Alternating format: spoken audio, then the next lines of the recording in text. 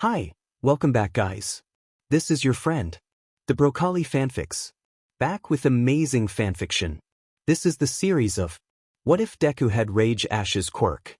Now before starting, please give this video a like and subscribe to the channel if you want more videos like this. Now let's get into the fanfic. Logically, Akaguro Chizome had seen enough as the vigilante Stendhal to expect both anything and nothing at the same time. Hell, he'd gone off the rails at age 15 when he found out that heroes weren't all they were cracked up to be, and vigilantism was the next step, naturally. When he got his nose bashed in by that other vigilante knuckle-duster, at age 20 and cut the thing off soon after, he became intensely resolved to take down the fake heroes he despised. Now he was 22, almost 23, and he'd spent the last 2 years preparing to kill fakes. Kaiso might even say he was good at what he did. At the time he lost his nose, maybe not, but after that hellish 2 years of training he could say otherwise. He'd left behind the name Stendhal, and he knew what he wanted. He wanted the world to see what was wrong at its core, the innate danger in the society heroics had built up. He wanted to show everybody just what somebody with conviction and a message could do. But he caught the attention of the wrong person at the wrong time, just before he could make his first kill. He needed money and weapons, better than what he could get his hands on at the time. So he scrounged up what he had and tried to strike gold. Instead, he got a heaping helping of sheet. Somehow, he'd set off some blue-haired brat while trying to make a deal and ended up in whatever godforsaken hellhole he was in now. He didn't know what the name of the place really was, but everybody else in the building just called it the facility. At first, he fought like his life depended on it to get out, to take down the people who ran this place, but the first 2 weeks of living there, if you could really call it living, beat that out of him quickly. In the facility, there were only 2 options: be useful or die. The doctor didn't allow for anything else. You were either useful or you weren't, and if you weren't, then death was a welcome reprieve for what the doctor had in store for you. However you could be useful was subject to the doctor's whims and desires. Sometimes being useful meant being strapped to an operating table, and sometimes it was fighting for sport. Nobody knew the doctor's real name, just that he showed up there every evening to conduct his tests for the day and then leave. The other hours were spent in a tiny, padded room with a bed and an even tinier bathroom, and 2 meals a day if you were lucky and behaved yourself. There were no official rules, but that didn't mean there were no rules at all. If you wanted to survive, there were definitely rules. One of the few people who made it past their first week in the facility taught Chizome the ropes, and he hung on to them for dear life. He was going to get out of here one day, when the opportunity presented itself. So he recited the rules like a prayer when the doctor became a little more cruel and bided his time. Rule 1. Don't ever disobey. Listen to the doctor and be useful. And if that blue-haired brat ever showed up, you treated his words like law too. Chizome learned that one when he mouthed off to the doctor during one of his tests, and that brat got to use his quirk on him. He had 2 child-size handprint scars splayed across his shoulder blades like forbidden wings to mark that lesson as officially learned. Rule 2. Don't ever want. Keep your desires to yourself and don't hope for anything, because anything positive would eventually be crushed under the doctor's heel. Better to have no expectations than to have them destroyed at every turn. You took what you got and kept your mouth shut, and if you didn't like it, then 2DM in bad. Better to not want than to starve or freeze.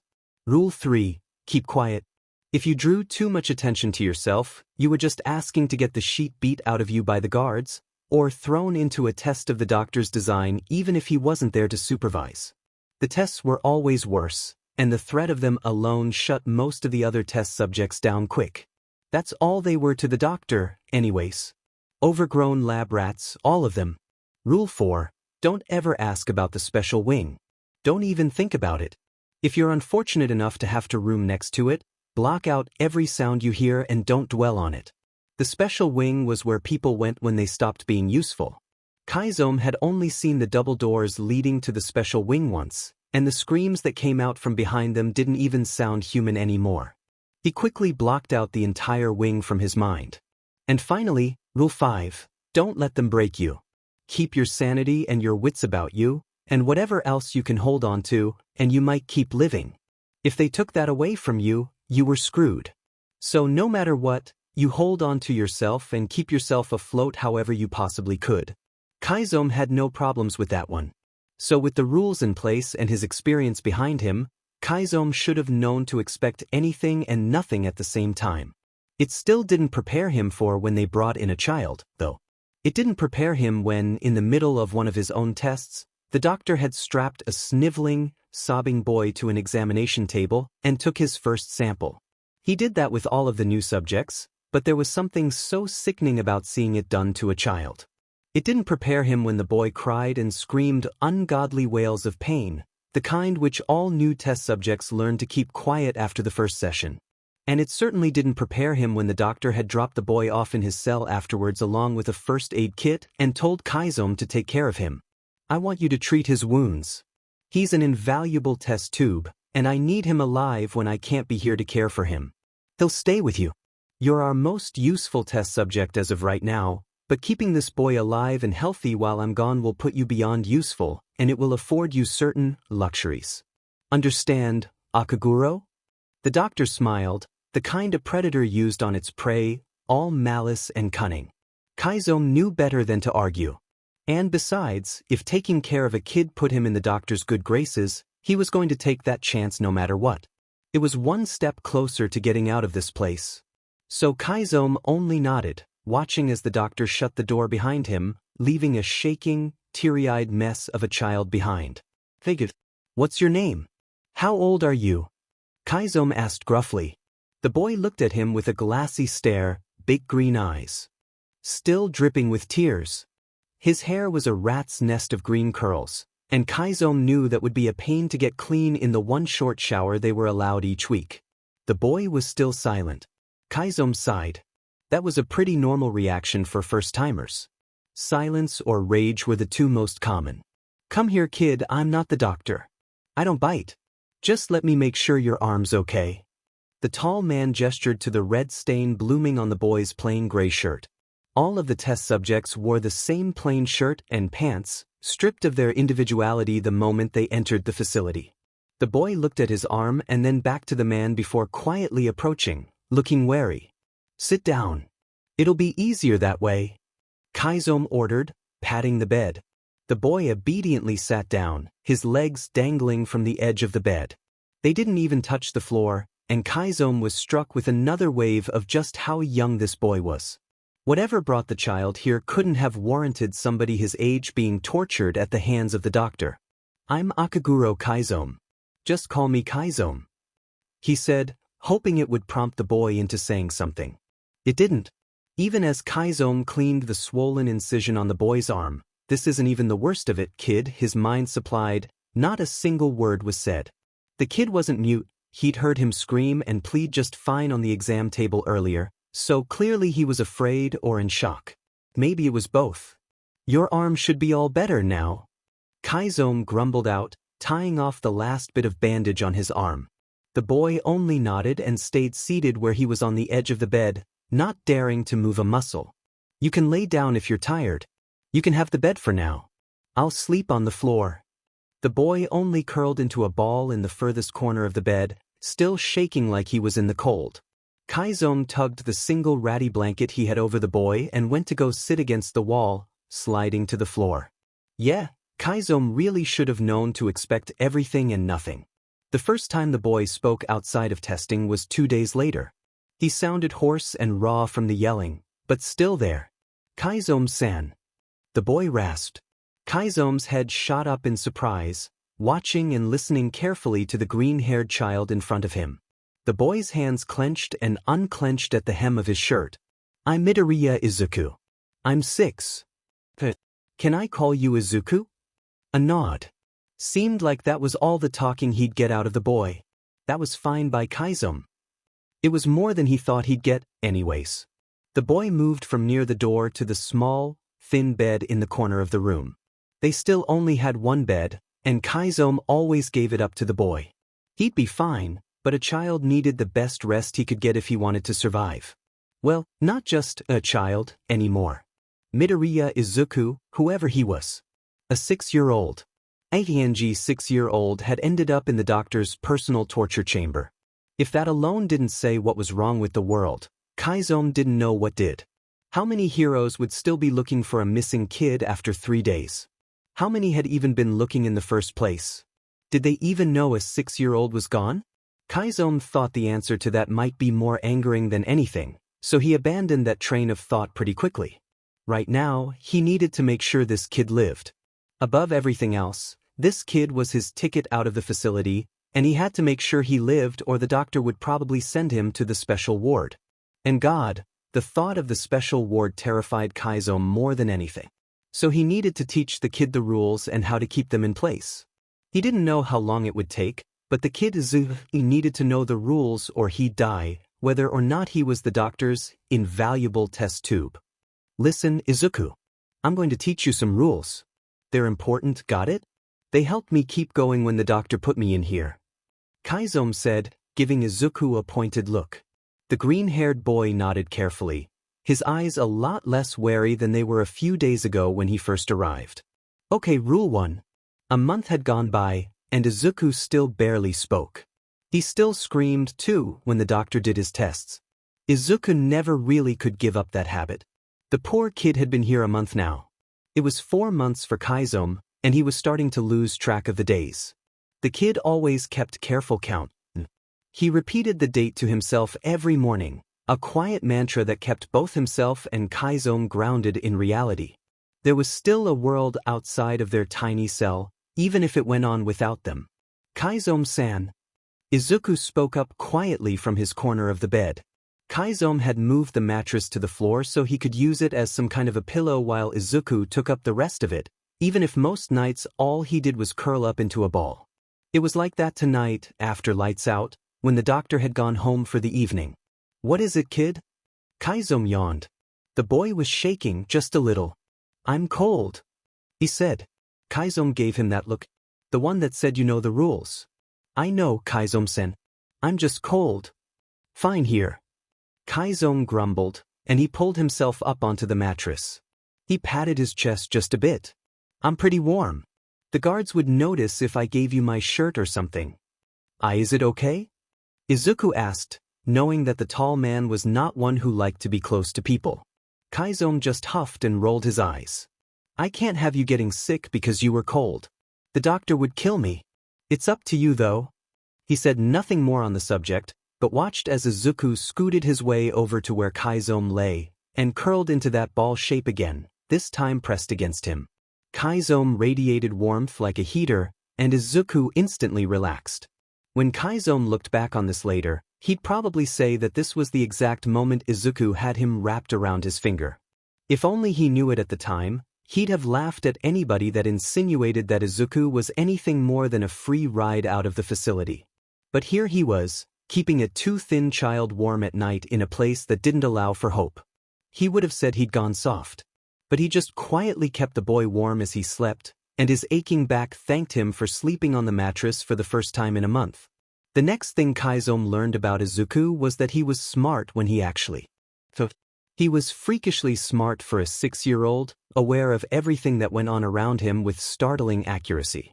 Most of the time, Kaiso spent his free hours working out and practicing his punches on the padded walls when he could get away with it.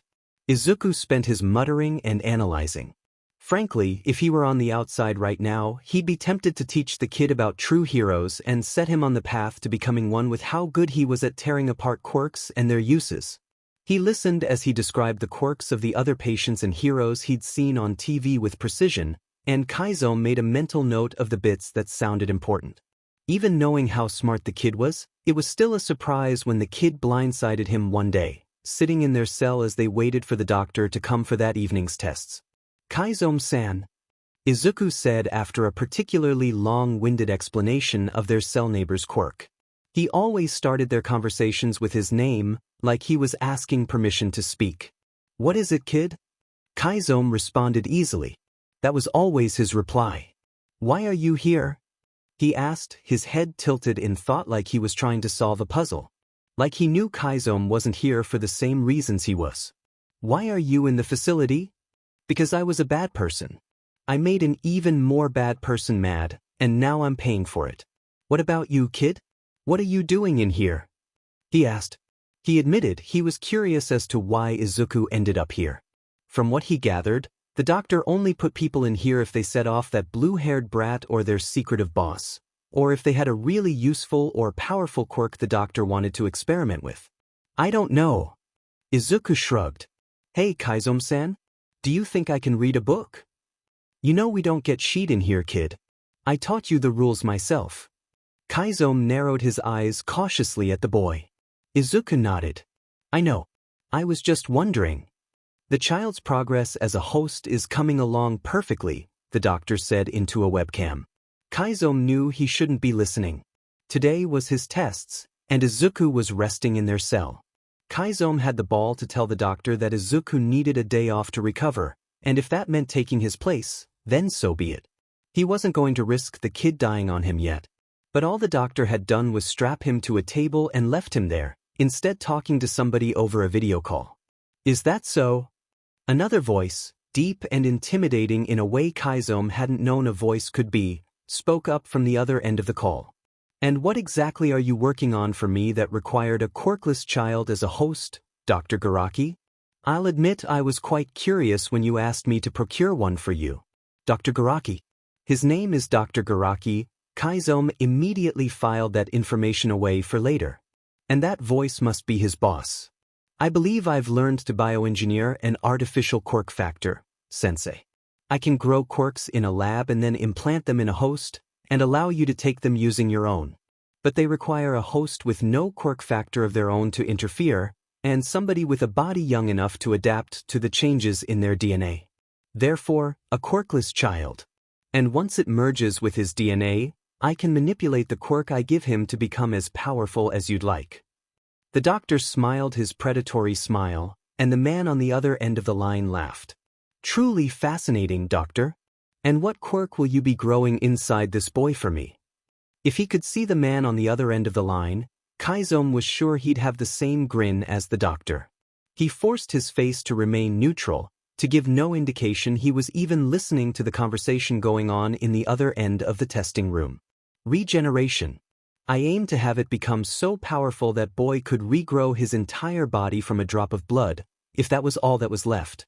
And once you take it for yourself, you'll never have to worry about dying again, sensei. The doctor announced proudly, and Kizome's blood ran cold. He knew enough about the doctor's boss for him to be bad news. That blue-haired brat and some of the other test subjects in the facility gave him enough information to know that if you heard the name, sensei, you ran as fast as possible. The man was a villain who never aged, if you believe the rumors, capable of going toe-to-toe with All Might himself. And if the doctor was telling the truth, and he was able to grow a quirk like that inside Izuku, then the world was well and truly F-ed. They'd have an immortal supervillain on par with All Might, and nobody would be able to stop him. Suddenly, Izuku was so much more than his ticket out of the facility. Izuku was the key to the world not being taken over. Kizome feared for the boy he'd come to care about. He had to get Izuku out of this place, no matter what it took. But as the doctor finished up the conversation with Sensei, and turned his attention back to the man strapped to the table, Kizome turned his expression back to carefully neutral. He couldn't let the doctor know the thought of Izuku being used like that set him off. So, now you see why the child is so valuable. Don't think I don't know you were listening. I made sure you heard that, Akaguro. The child is worth more than all of my other patients combined. Getting him was expensive and risky. If you let him die when I'm away, you'll wish you were sent to the special wing. Understand? The doctor sneered. Kizome swallowed the lump in his throat. He remembered Rule 5. Never let them break you. Izuku could break if he didn't get what a child needed. Got it? That include his head too? Kid keeps asking for books. He needs something to do besides sit in a cell all day or he'll drive himself crazy. Kizome grunted as a needle pierced the crook of his elbow. The doctor made a thoughtful sort of noise as he drew blood. Books could be arranged. If he wants to read, you'll be teaching him. Fine. And what about another bed? Kizome asked, and the doctor shook his head. Don't push your luck, Akaguro. It had been months now, and Kizome finally managed to get the rules to stick in Izuku's brain. He was more and more talkative these days, but only around Kizome.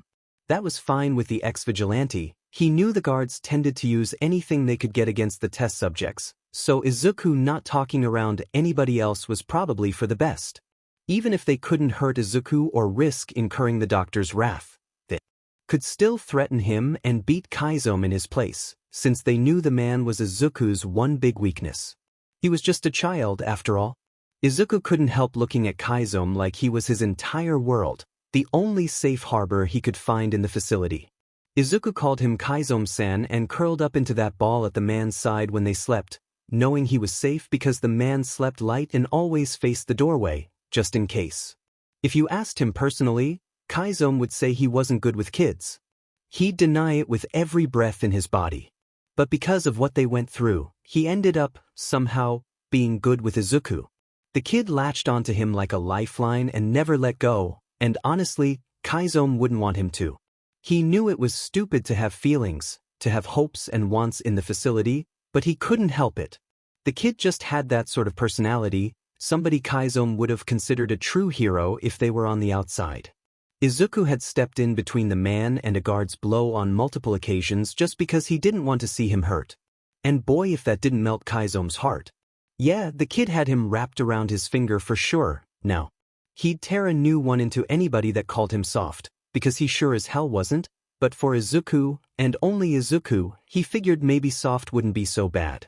The thought of getting the boy out of this place one day was what kept him going when it seemed impossible. He wouldn't let the doctor get his hands on Izuku or the quirk they wanted to implant him with no matter what. He just had to wait for the right opportunity. Before Izuku had shown up, Chizome had debated on going out in a blaze of glory, taking down as many of the sick FS that ran this place before he was eventually killed. He knew he wasn't going to take down all of the guards in this place by himself, after all. But Izuku made him want to live. He wanted to show Izuku the outside again, he wanted to teach the boy about real heroes versus the fakes, he wanted him to be good. He wanted to take care of him. Izuku was his responsibility now, and Chizome would be dead if he let the boy down. Izuku was a smart kid. His mom always told him so. Even if he was quirkless, she told him once, he'd still be something special when he grew up. So when he and his mom were kidnapped, he remembered from the stranger danger lesson in school, he knew it wasn't good. He was only 6, but he knew better than to think that anything that was happening could be good. He watched, screaming and crying, as his mother was dragged behind 2 double doors marked, Special Ward. He was strapped to a table by a man who just called himself, the doctor, and cut into like a frog on a tray. He didn't think he had any more screams left in him by the time the doctor was done. And then he was thrown into a tiny room with a man he didn't know. "Hey kid, what's your name? How old are you?" The man asked, but Izuku didn't say anything. He was terrified, and his throat hurt, and he didn't know the man speaking to him. His mom always taught him never to talk to strangers. The man didn't seem surprised by his silence, though. He looked like he understood. The man was tall, so tall, with tense muscles and an almost scary-looking face. The man didn't look like he would hurt him, though. He had long, messy black hair and red eyes that were intense and angry, but not at him. They weren't quite the same as Kaken's red eyes, the ones that simmered in anger and smugness when he pushed him down on the playground. The most striking feature on the man, of course, was his lack of a nose. It was scarred and warped, just the blunt end of his nasal passages visible. "Come here, kid. I'm not the doctor. I don't bite. Just let me make sure your arm's okay," he said, and Izuku looked to where the man was pointing. Sure enough, his arm was bleeding. And the man did have a first aid kit like his mom's. He supposed it would be okay. He cautiously approached the man, and sat down when he was told. Izuku noticed that the man's hands were big and rough, but he always moved carefully. He never tugged too hard on the bandages or pressed too hard when he cleaned the cut on his arm. "I'm Akaguro Chizome. Just call me Chizome," the man said. He knew his name. Were they still strangers? Izuku wondered. He didn't know. "Your arm should be fine now." Izuku nodded. He wasn't quite sure what to do. He just sat there, hoping that somebody would tell him what was going on eventually. Why he was here, where his mom was, when he could go home. The man watched him for a few more moments before he spoke up again, sighing. You can lay down if you're tired. You can have the bed for now. I'll sleep on the floor. Chizome said. Izuku had nothing better to do, so he supposed a nap might make him feel better. Maybe this was all just a bad dream, anyways, and he'd wake up soon. So Izuku curled himself up as small as possible to give the man some room to sit to. Chizome was nice enough to fix up his arm, so it was the least he could do. Chizome didn't sit on the bed, though. Izuku was cold in his thin gray shirt and pants, so Chizome took the only blanket on the bed and put it over him before going to sit on the floor. It almost reminded him of his mom tucking him in at night, and Izuku sniffled quietly and tried not to cry again. He was glad Chizome was nice, if nothing else. It took a while, but Izuku finally worked up the courage to speak to Chizome. The man was quiet and serious most of the time, but always surprisingly gentle when it came to him. It was after a particularly bad day of tests, the doctor called them. He was tired of being referred to as the child, or the subject, or whatever other generic term somebody could use. He wanted to hear his mom call him Izuku in that gentle, fond tone, but Chizome was all he had for now. Chizome-sen, he'd said, trying his best to make his voice not crack. This seemed to surprise the man, after days of silence in their room, and he looked up from where he was sitting. Nervously, Izuku fidgeted with his shirt. He hoped Chizome still wanted to know his name. It was all he could think of to say, anyways. I'm Midoriya Izuku. I'm 6. Can I call you Izuku? Chizome asked, and Izuku nodded quickly. Yes, he thought, please call me Izuku. The man was quiet for a while longer. He looked like he was thinking really hard about something, and then he looked at Izuku seriously. It was the look his mom gave him when she wanted to talk about something serious. Listen, Izuku. I'm going to teach you some rules. Izuku listened to the rules carefully. He could tell Kaiso meant them. But when he heard the rule about the special ward, he wanted to cry and scream all over again. That's where his mom went. Kaiso said nobody ever came back from the special ward. You died if you went there. Izuku knew what dying meant. His class pet rabbit had passed away a few months before he came here to the facility, and his mom had told him what it was. And if his mom went to the special ward, she was dead. She was gone, and Izuku was alone. He didn't have any more family. He didn't have a dad or grandparents like other kids, just his mom and Auntie Mitsuki, but they weren't really close to the Bakugas since the day he was quirkless. Izuku broke down crying, and Kaiso didn't look like he knew what he should do in that situation. The man just put a hand on his head and told him to try not to cry, because he'd make the guards mad, and that was part of the rules, too. Rule 3, keep quiet. But Izuku couldn't help it, and he couldn't tell Kaiso why he was crying either. Saying out loud that his mother was dead was just confirming his worst nightmare. The facility was horrible. He missed his home. He missed his mom.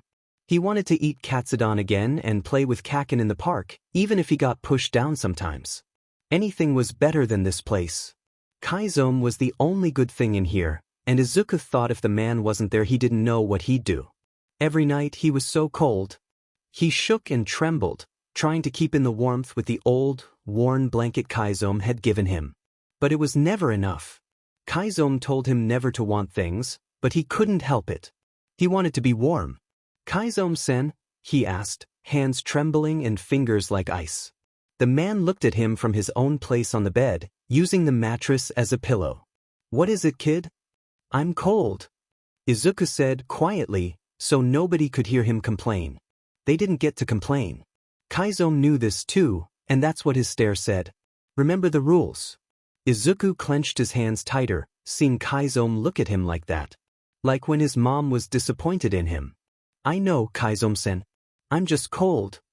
And instead of saying nothing, like he expected, Kaiso offered to let Izuku curl up against him for more warmth.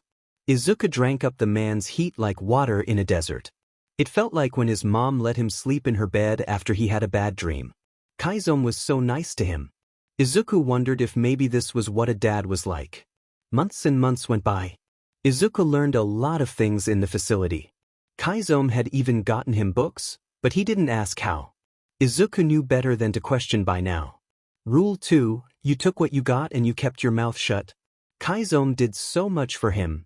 The least Izuku could do was follow the rules and keep him from getting in trouble. Chizome taught him how to work out too. Although the older man wouldn't let him work out too much, since he was still young and frequently recovering from the injuries he sustained. Izuku was almost 7 now, and he loved learning from Kaiso more than anything. The man was always so patient and kind to him. There were lessons he wasn't so keen to learn. Like the blue-haired boy that showed up as the doctor's guest sometimes, Izuku had to learn that that boy meant pain. If he was there, Izuku was going to hurt more often than not. Even the doctor couldn't stop the boy from hurting Izuku, no matter how valuable the doctor said he was. The boy was a few years older than him, probably early teens, and he had a cracked, haggard sort of appearance. His eyes were piercingly red, like he could see through Izuku's wall he'd carefully built with Kaizome's help. Whoever this boy was, he scared Izuku more than anything else. He'd do whatever it took to make sure Chizome never had to meet him. Izuku was so grateful Chizome wasn't in the testing room with him today, otherwise Izuku wouldn't be able to stop himself from speaking if the boy went after his only comfort. "Ah, Tomura, good to see you. Why are you visiting today?" The doctor asked, looking over the young teen carefully. Apparently, his name was Tomura. Izuku made a mental note to tell Chizome that later. Chizome always said any information about the facility is important. The boy scratched absent-mindedly at his neck, multiple hands covering his face and body. "Sensei sent me. He wants to know how your research is going." The boy said, his voice scratchy and raw. Izuku's breath hitched in his throat. Anytime Sensei was brought up, he knew things would get bad for him. He only wished he knew how bad. "Ah, sending his star pupil here to me, A rather trivial task for his successor. What is it I can do for you, Tomura?" The doctor asked from his desk, not even sparing a glance to Izuku who was strapped down to the metal operating table. It was like this day in and day out. Wake up, eat if you're lucky, get strapped to a table and wait for the doctor to do his work. If he was feeling particularly sadistic, maybe the doctor would force Izuku to do something ridiculously painful or horrible. The only thing he'd never been forced to do was kill, and for that, Izuku was silently thankful. He couldn't stomach having to do that, he'd probably just die before that happened. Chizome always said he wouldn't allow Izuku to go down the path of killing. "I want to see how strong my quirk has gotten, Dr. Garaki."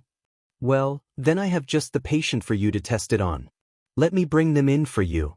The doctor wrung his hands, and Tomura's eyes drifted to the green-haired boy strapped to the doctor's table, glinting with amusement and malice. "I want to use it on that one." Tomura pointed, and the doctor said nothing for several moments. Izuku squirmed just barely. He hated when other people used their quirks on him. He never knew what to expect next. But he knew better than to want it to be non-painful. Izuku didn't get to want. Izuku listened and obeyed. Now, Izuku, don't move too much. If you don't behave for our guest, you'll get sent to the special wing," the doctor said finally, his mouth twisting into that predatory smile of his. Izuku stilled immediately. Even if he knew the doctor would never allow him to die, he was beyond terrified of the special wing. He didn't want to know what could possibly make people scream like that, if it even was people that made those noises at. "This NPC has a listening problem, huh?" Tomura muttered, removing gloves from his hands. Izuku held his breath and tried not to flinch as the blue-haired boy put his hand over Izuku's ribcage and leg. The second all 5 fingers came into contact with his shirt and pants, it began to disintegrate and wither to ashes, crumbling apart. Then his fingers hit skin, and Izuku screamed. "Oh, so that's the kind of pain that made the people in the special wing scream like that. It hurt so much." His skin broke and crumbled, and soon enough even the muscle beneath gave way. Tomura pulled his hands off, and Izuku sobbed and shook, wailing in pain. He knew he shouldn't have, but he couldn't help it. It was so much worse than anything the doctor had ever done to him before. "Did you at least learn anything, Tomura?" The doctor sighed and began absent-mindedly tending to the wounds. "I need to call one of my assistants with a healing quirk for this. Yeah. Decay can go down 2 layers now. Skin and muscle." Tomura stared down at Izuku as he scratched his neck again, careful not to use all of his fingers. "Anyways, I'll take that report now, doctor." Maybe I'll come back and see your NPCs again sometime. Well, at least you got something out of this. The child will have to skip tests for the rest of the day now. Here, I'll get those papers together for you. The doctor turned back to his desk, pressing a button to buzz in an assistant along the way. Two of them came in, waiting patiently. One of you use your healing quirk to close the wounds and then send him back to Akaguro. He can take care of the rest. Yes, sir. One of the assistants said quietly. All of the facility assistants were completely nondescript and indistinguishable from each other, and none of them really had any names. The doctor only called them his assistants. The one on Izuku's left dug her fingers into the wounds on his ribcage and leg, and Izuku fought down the urge to scream again. The assistant's hand glowed red and the wounds throbbed painfully as it stitched itself back together. When the assistant pulled her fingers out, the wounds were raw and still not fully healed, but the muscle and skin were back to being intact, at the very least. As Tomura and the doctor left the testing room, the only evidence the blue-haired boy had ever been there were the still-fresh handprint-shaped scars on his ribcage and calf. Izuku learned his lesson that day. Whoever Tomura was, he was to be feared. Izuku had been there an entire year, now. He was 7.5, and Chizome said he was Chizome always told him that remembering things about yourself kept the doctor from breaking you. Rule 5. So when the doctor tried to break him, he always reminded himself about him and Chizome in his head. I'm Midoriya Izuku. I'm 7.5. I have green hair and green eyes. I'm quirkless. I like heroes. I stay with Chizome Akaguro. He has black hair and red eyes. His quirk is called Blood Curdle. He used to be a bad guy. He's not bad anymore because he's nice to me. Today, both he and Chizome had been brought in for testing. Chizome was being examined by one of the doctor's assistants, skin sliced and different things applied to see the reactions. Chizome never even let his face twitch once, despite probably being in a lot of pain. Ever since Izuku got those handprint scars, Chizome became even more stoic around the doctor. He'd shown Izuku the ones on his shoulder blades, and Izuku understood. He'd been through that pain too. He was angry at the doctor for letting it happen to Izuku. All right, child, we're going to try something new today. The doctor grinned and focused on his own work, and Chizome stilled from across the room. Something new was never good. You've got your very own quirk factor now. After a year of implantation and fusing, it's finally merged with your DNA well enough for you to be able to use it. Now, we've just got to activate it. Chizome bit the inside of his cheek and fought down the "leave him alone" building in the back of his throat. He knew what came when the doctor wanted to test out quirks. A quirk could have any matter of activation requirements, and he was going to use them all on Izuku to see if the regeneration quirk he'd implanted was usable. Bring in the newest test subject, please, would you? The doctor waved another assistant off to retrieve somebody. When they came back, there was a young woman with long, black hair and a full figure following behind. She had scars like lightning down every inch of visible skin, and her face was contorted in a horrible snarl, muzzle and all. She was chained up like a dog on a leash, and it took 3 guards to restrain her. Hello, dear. The doctor sneered at the woman. Your quirk, it's producing lightning, is it not? Please shock him. You won't get in trouble for using your quirk today. If you kill him, though, I'm afraid you'll be going to the special wing. The special wing. The woman clearly knew what that meant, as she stopped her snarling and stilled herself. Chizome strained against the leather cuffs of his own table, wishing nothing more than to be able to take whatever hellish treatment Izuku was about to receive. The woman's quirk-suppressant cuffs were removed, but she wasn't stupid enough to try killing the doctor. She had seen what happened to those who did. Everybody in the facility knew not to attack if you valued your life at all. So the woman pointed a finger like a gun and aimed it at Izuku's shoulder, and the boy's eyes widened just a hair. His gaze went to Chizome, and the older man never looked away for a second. I'm right here. It's going to hurt, but I won't let them kill you, his look said. Even as a bolt of red lightning shot from the tip of the woman's finger and into Izuku's right arm, even as it glowed red in scarring Lichtenberg figures across the boy's skin, their eyes never left each other. Even as Izuku let out a gut-wrenching howl of pain, Chizome never took his eyes off of him. The woman lowered her hands, and her quirk suppressant cuffs were quickly put back on and she was ushered out of the room. Izuku quietly sobbed, writhing against the metal table he was strapped to. His arms still glowed a faint red where the fresh marks were, sizzling just under the burnt skin. Good, that should have been all the jumpstart the quirk factor needed. Now, we just have to find what activates it for you. Do you know what quirk I'm growing inside your body? The doctor looked down at Izuku. I'm growing. The most perfect regeneration quirk ever to exist. It's going to be fantastic, child. You'll be Sensei's key to immortality.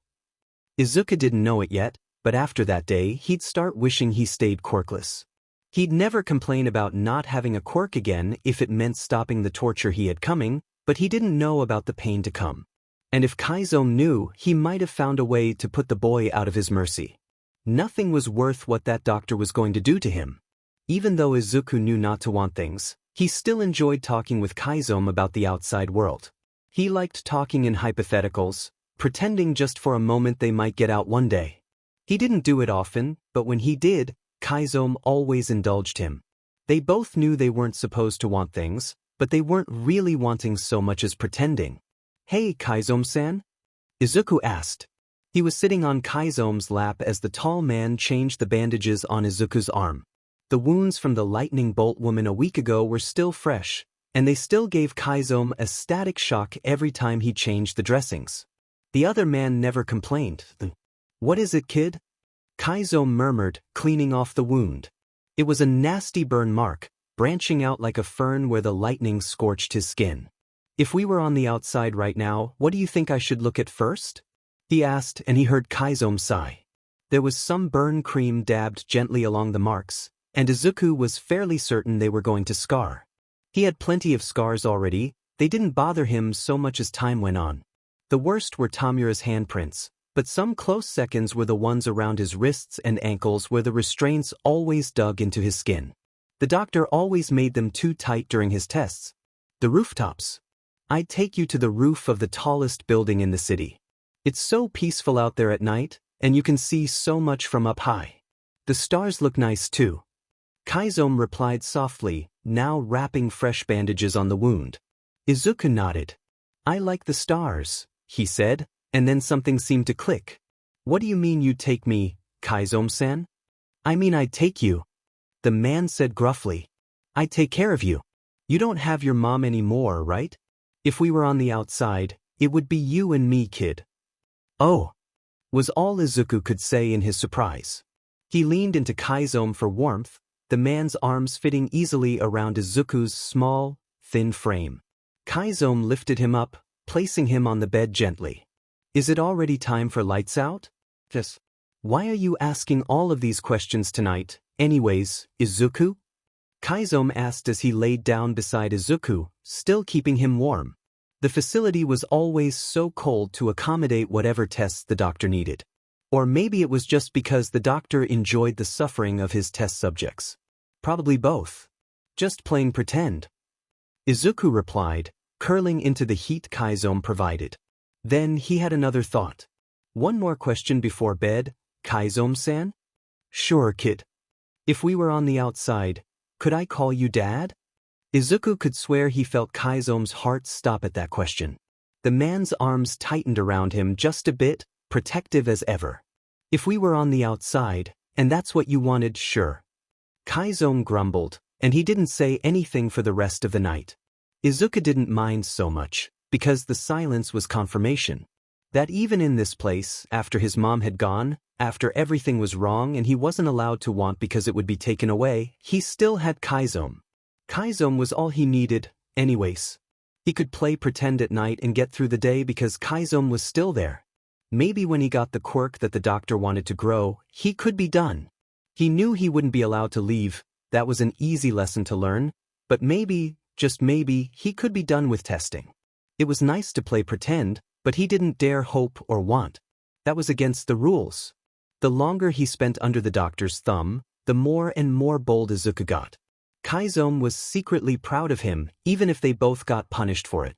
It meant Izuku was surviving, rebelling in his own way. Kaiso had taught him that humor and sarcasm could be used as tools to work through pain, if he wanted. It was easier to deal with it when you were annoying the shit out of whoever hurt you, anyways.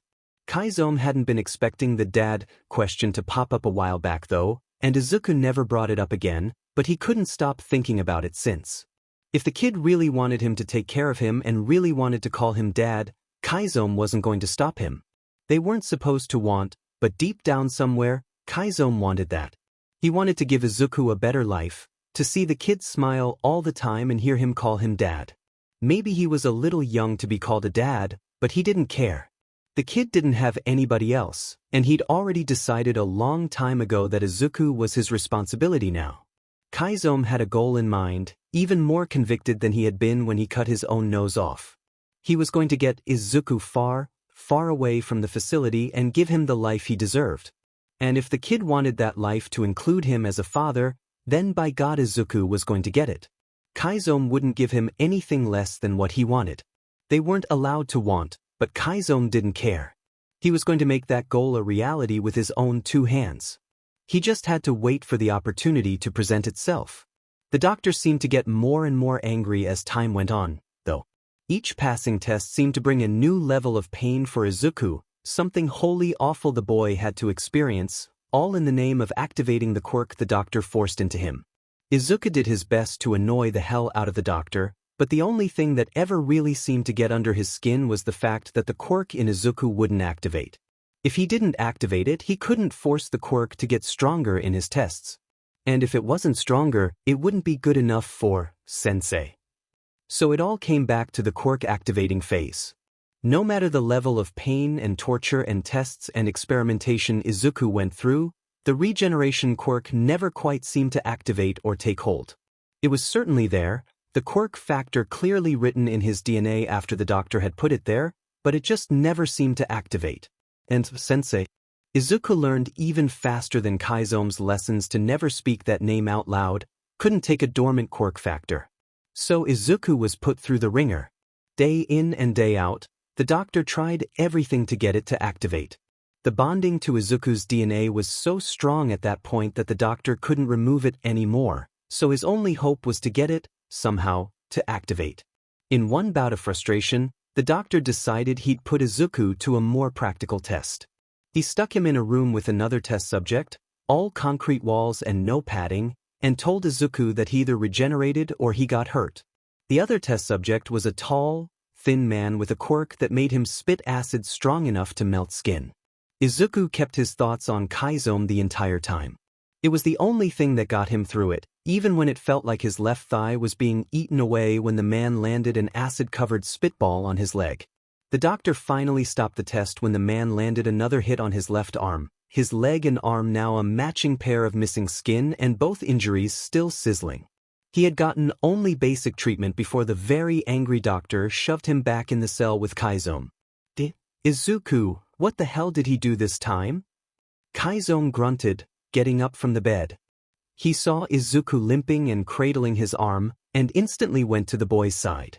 He laid Izuku down on the bed, and pulled out the massive first aid kit they'd accumulated over their time in the facility. They hoarded every scrap of bandage or antiseptic they could get their hands on when they were given it or could sneakily take it from the operating room. Doctor was mad my quirk wasn't working. He wanted to make it work in a fight. The new patient, he can spit acid. Izuku mumbled, dizzy from whatever toxins were swimming in his bloodstream from the acid. That BS'd put you in a fight? Chizome growled angrily. Izuku nodded gently. He kind of enjoyed when Chizome was protective like this. It made him feel so safe. The other man treated and bandaged the wounds as best as he could. Sorry kid, these are gonna scar. I can keep it from getting worse, though.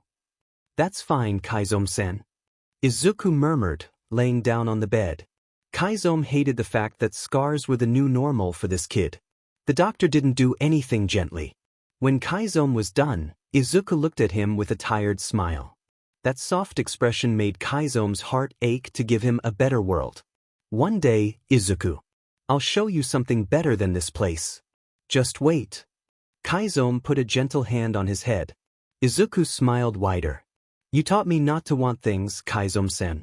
It's the rules, he said, just a bit of sadness in his eyes. But that's nice of you to say. Meant it, Izuku, I'm serious. I want you to see everything, the good and the bad. I want to show you about those rotten heroes who can just leave you here, and those disgusting villains who think these things are okay. I'll show you everything. You can do so much good, Izuku. You are worthy of being called a true hero. One day I'll prove it to you. Kaiso gently scratched the boy's scalp, helping him relax into sleep. Thank you, Kaiso-sen. The day finally came when the quirk forced into Izuku's DNA finally activated. Izuku was now proudly 8 years old, and Kaiso 25. Kaiso felt old if he was being honest, having spent 2 years in the facility with Izuku. Nobody ever lasted as long as they did. Most never made it past the first week, but Kaiso and Izuku were practically permanent residents at this point. The doctor wasn't happy about it. And after one meeting with Sensei, the doctor decided it was now or never. He put both Kaiso and Izuku in the same concrete room where the fight with the acid man took place, gave Kaiso a knife, and then left. Over a small speaker in the corner of the room, the doctor's voice crackled to life.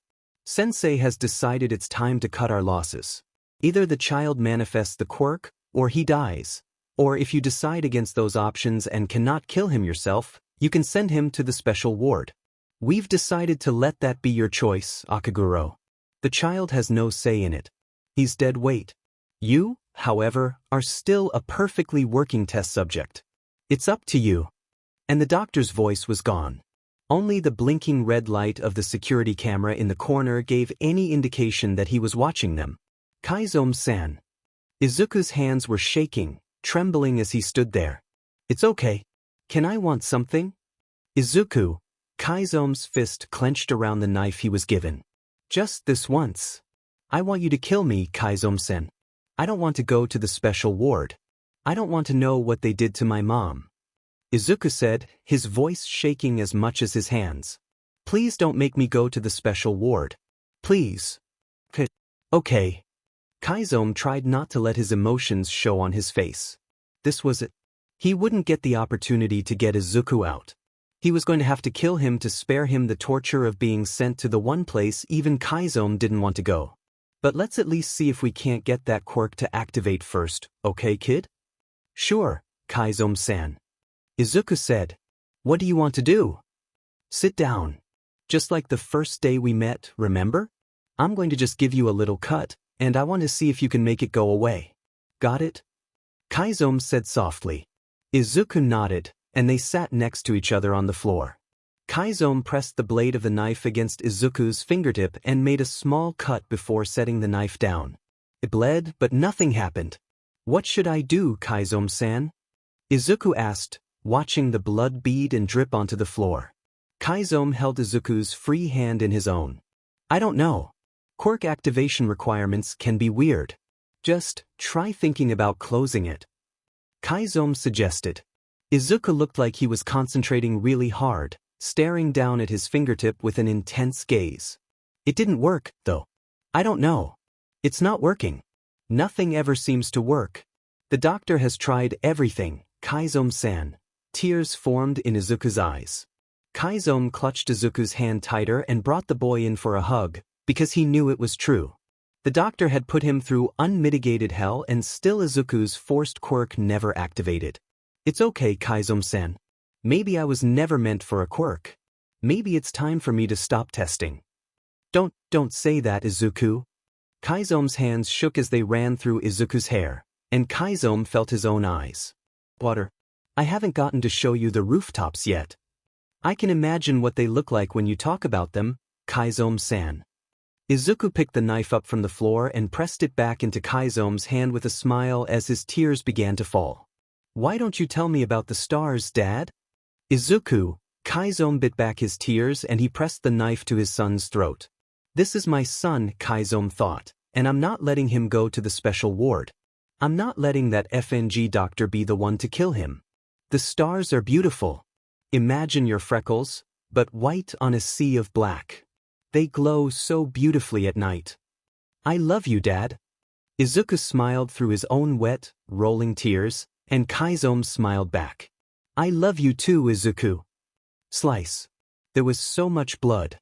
Still, even as the color drained from Izuku's face, the smile never left him. Chizome trembled and cried silently, clutching his son in his arms and swearing to everything that he was going to make the entire facility pay. Even if he had to die too, that doctor was going to regret ever taking Izuku in the first place. The knife vanished. Probably somebody's quirk, but Chizome didn't pay attention and didn't care. The doctor came in, accompanied by several guards, and they ripped Izuku's body from Chizome's arms. Chizome lunged for the doctor in his rage, but the guards stopped him. They slapped Quirk's suppressant cuffs on him and they pulled him out after. Such a shame. 2 years wasted. The doctor muttered, looking at the corpse of Izuku as it was dragged off to the doctor's exam table. At least I'll get a decent autopsy out of it. Perhaps see if the quirk changed anything on the inside. Maybe his body will be useful for that Nomu project I've been working on. Izuku was cold. So cold. Everything was dark and he couldn't feel anything except the freezing, ice-like numbness that settled around him. He wasn't even sure he could feel his own body. The last thing he remembered was Chizome telling him he loved him, and then the knife. He supposed he was dead. Then, was this the afterlife? And then, even if he couldn't see or feel anything, pain like a fire bloomed where he thought his neck might be if he still had a tangible body. It hurt even worse than the cut itself, and soon the fire spread to where his chest would be. It felt like all of his internal organs were being squeezed one by one, and his ribcage was being cracked open. If he could scream, Izuku figured he would be doing just that right now. But he couldn't. At 8 years old, Midoriya Izuku was experiencing pain worse than death. He wanted to go back to his room with Chizome and pretend like he did every night, but everything hurt and burned. And then his eyes opened. Izuku felt his mind and body reconnect, and suddenly he saw everything again. He had a body, he had a throat, he made sound. And the pain was still there. When he finally registered what was going on, he cried out in agony. The doctor had cut into his body, a Y-shaped incision splaying his chest and ribcage open to show off his organs. The doctor, however, was cackling with glee, watching with visible excitement as Izuku's body stitched itself back together. It seems death was the activation requirement. How fascinating, he said, animatedly taking samples and recording his observations. It took forever as each bone and organ mended itself one by one into place and regrew what was lost. Finally, new skin and muscle slithered their way across the bones, forming and healing perfectly. The only indication that Izuku had ever died in the first place were 2 new scars, one a deep, fresh red across his neck, and the other the Y-shaped autopsy scar. Izuku! An enraged roar came from down the hallway of the facility, and several other test subjects burst into the doctor's exam area. Chizome was one of them. What the hell are you all doing out of your cells? The doctor stood, buzzing for the guards. Nobody came for him. Your newest test subject broke their cuffs, Doc. You got sloppy, and you said me and the other test subjects off enough for one day. Chizome growled, then his attention turned to the green-haired boy. I heard you, Izuku. I heard you yell and I never thought. You lived. Akaguro. One of the other test subjects yelled. We don't have time. Grab your kid and let's go before reinforcements get here. There's only so many of us. Right. Izuku, look away. Close your eyes. I'm sorry, but I have to be a bad guy again. Chizome grabbed one of the scalpels laying on the exam tables in the room. The doctor backed up slowly, watching in horror as Izuku closed his eyes. Chizome pounced, finally the predator instead of the prey. The doctor, without his guards, was nothing in the face of rage and the skills to use it. Doctor Garaki was dead before he had the chance to think about it, and Chizome felt the last 2 years spill out onto the floor with the old man's blood. It was finally over. He scooped Izuku up and off of the table and ran for dear life. Their breakout would only last for so long, and they needed to get out of there fast. At least he knew the doctor could never hurt Izuku ever again. Izuku didn't process much after he was promptly picked up and carried like a sack of potatoes. He died and then come back to life in what was apparently only half a day, only to have Chizome and the other test subjects carry out an impromptu prison break because one of them with a massive strength quirk got their quirk suppressant cuffs off and proceeded to bash open every cell door in the building. Izuku didn't really know what to think, but when he felt the cold, icy air of a place that wasn't the facility for the first time in over 2 years, he thought that maybe thinking was overrated anyways. He much preferred the air to conscious thought. He could smell and taste something new, something entirely different. And when he looked up, he could see the stars dotting the night sky just like Chizome said they did. Snow drifted down from the sky, and Izuku realized it was winter. He could see the seasons again. Izuku clenched a fist into Chizome's plain gray shirt and cried. He sobbed and wailed and shook, but this time, it wasn't in pain. It was in joy, in sheer relief and happiness and the single taste of freedom he'd gotten. Chizome let him cry as much as he wanted. There were no more rules to follow. There was no more doctor. There was no more facility, no more Tomura, no more scars and pain and suffering and agony and torture. There was just Izuku, Chizome, and the night sky above them. And when they ran through the streets of the city, Izuku had never felt more alive. And for Chizome, the man seethed. The facility had been out in the open, the blood and death of so many just sitting there for anybody to see. But nobody ever did, not the heroes, not the civilians, and not even any other villains. Not one other person besides the people that kept them there even knew they existed at this point. Chizome was okay with that, though. He didn't want a single other person to lay their hands on his son. My son, Chizome repeated to himself, over and over, Izuku is my son now. He's my son. I promised him I'd show him the rooftops. He called me Dad. Well, first things first. They needed to get somewhere safe, far away from the facility. They were somewhere in Shizuoka, far from where either of them had been taken, but Chizome had contacts here. He and Izuku could at least catch their breath for a while before they got the hell out of Dodge. He didn't know if Sensei knew about the quirk activating yet, and he didn't want to stick around if he found out. The doctor was dead, at least, and Chizome hoped that meant the research couldn't be replicated. And if not, then he needed to hide Izuku until Sensei was dead or didn't care about his quirk anymore, whichever came first. So he held his son in his arms and sprinted like his life depended on it, weaving through buildings and praying that his contacts wouldn't just deny him outright.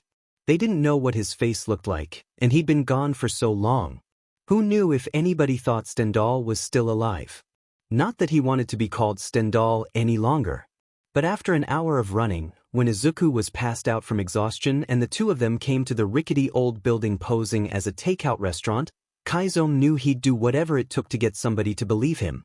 They couldn't go to a hospital, it was too public. Sensei and that blue-haired brat would find them if he was stupid enough to go to one. His old safe house was the only realistic option. He knocked loudly on the back door marked, "Private," and waited, hoping for the best. It sure felt weird to hope after 2 years of not wanting anything.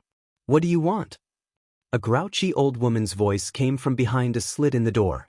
Chizome prayed the password was still the same. 2 specials to go on a rush order. Customer satisfaction guarantee. He breathed out, and the door opened with a creak. The elderly woman on the inside gave him a glare but let him in. He sent thanks to the sky that it still worked. "You've been gone a while," was all the woman said as she led him down a dark hallway.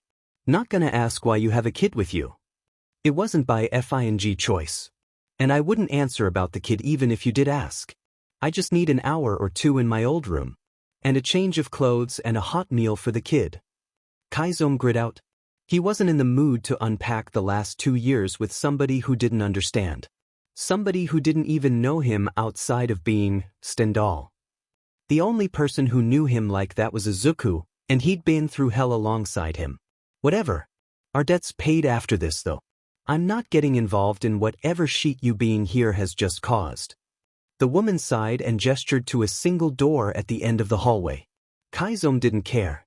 He couldn't give 2 sheets about a years-old debt when Izuku was all that mattered now. The old woman left him alone and went to go do something else. Chizome entered the room and was surprised at how little it changed. It had a bed, a desk, and a nightstand. Not much else, but he was more interested in what was in the closet. He set Izuku down on the bed and got to digging. He pulled out some of his old clothes and immediately shed the disgusting bloody gray ones he wore. Never in his life had changing clothes felt so gratifying. He never had to wear those god-awful gray clothes again in his life, and neither would Izuku. The poor boy wasn't even wearing a shirt, now that Chizome stopped to think about it. The doctor had been in the middle of autopsying him when his quirk finally activated. Of course he didn't have a shirt. Chizome didn't even want to stop and think about how horrifying that must have been, to die and wake up in the middle of something like that, not to mention how painful. He was even wary to consider asking Izuku if he'd seen any kind of an afterlife. No, that would have been way too insensitive and traumatic. Better to lay off of any of those kinds of questions until he's had the chance to give Izuku a hell of a lot of therapy. And a lot of school. He wanted to send the kid to school. He was smart and he liked books. He'd do great with other kids his age and a place to learn. Chizome sure had a hell of a lot of favors to call in. A few days and several angry calls at phone booths later, Chizome had managed to wrangle a few months' stay at a shitty, cheap apartment complex that didn't ask questions. Izuku didn't talk the entire time between the safe house and their temporary apartment, but Chizome figured that was an appropriate reaction to literally everything.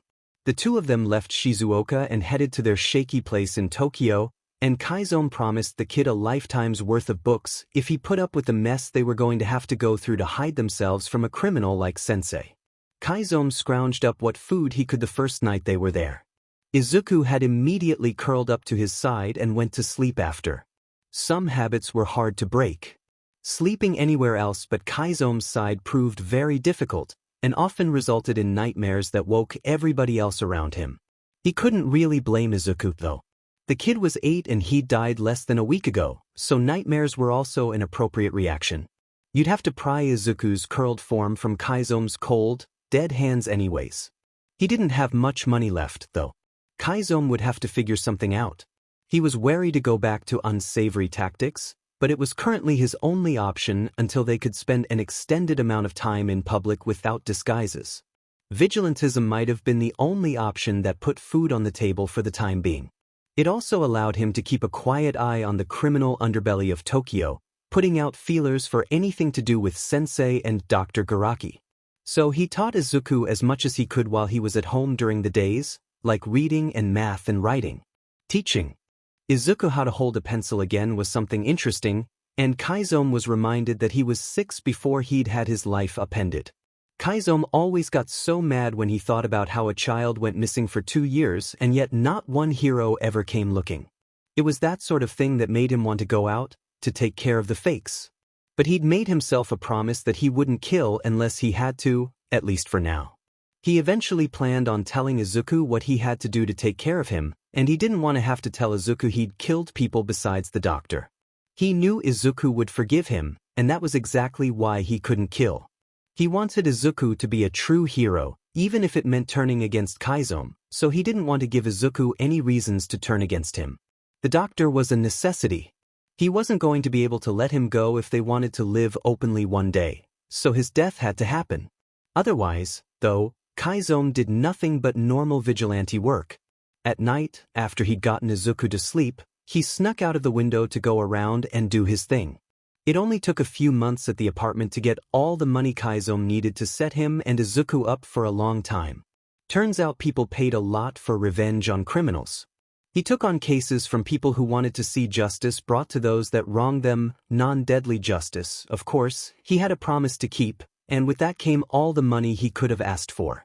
People were willing to pay anything for a little peace of mind.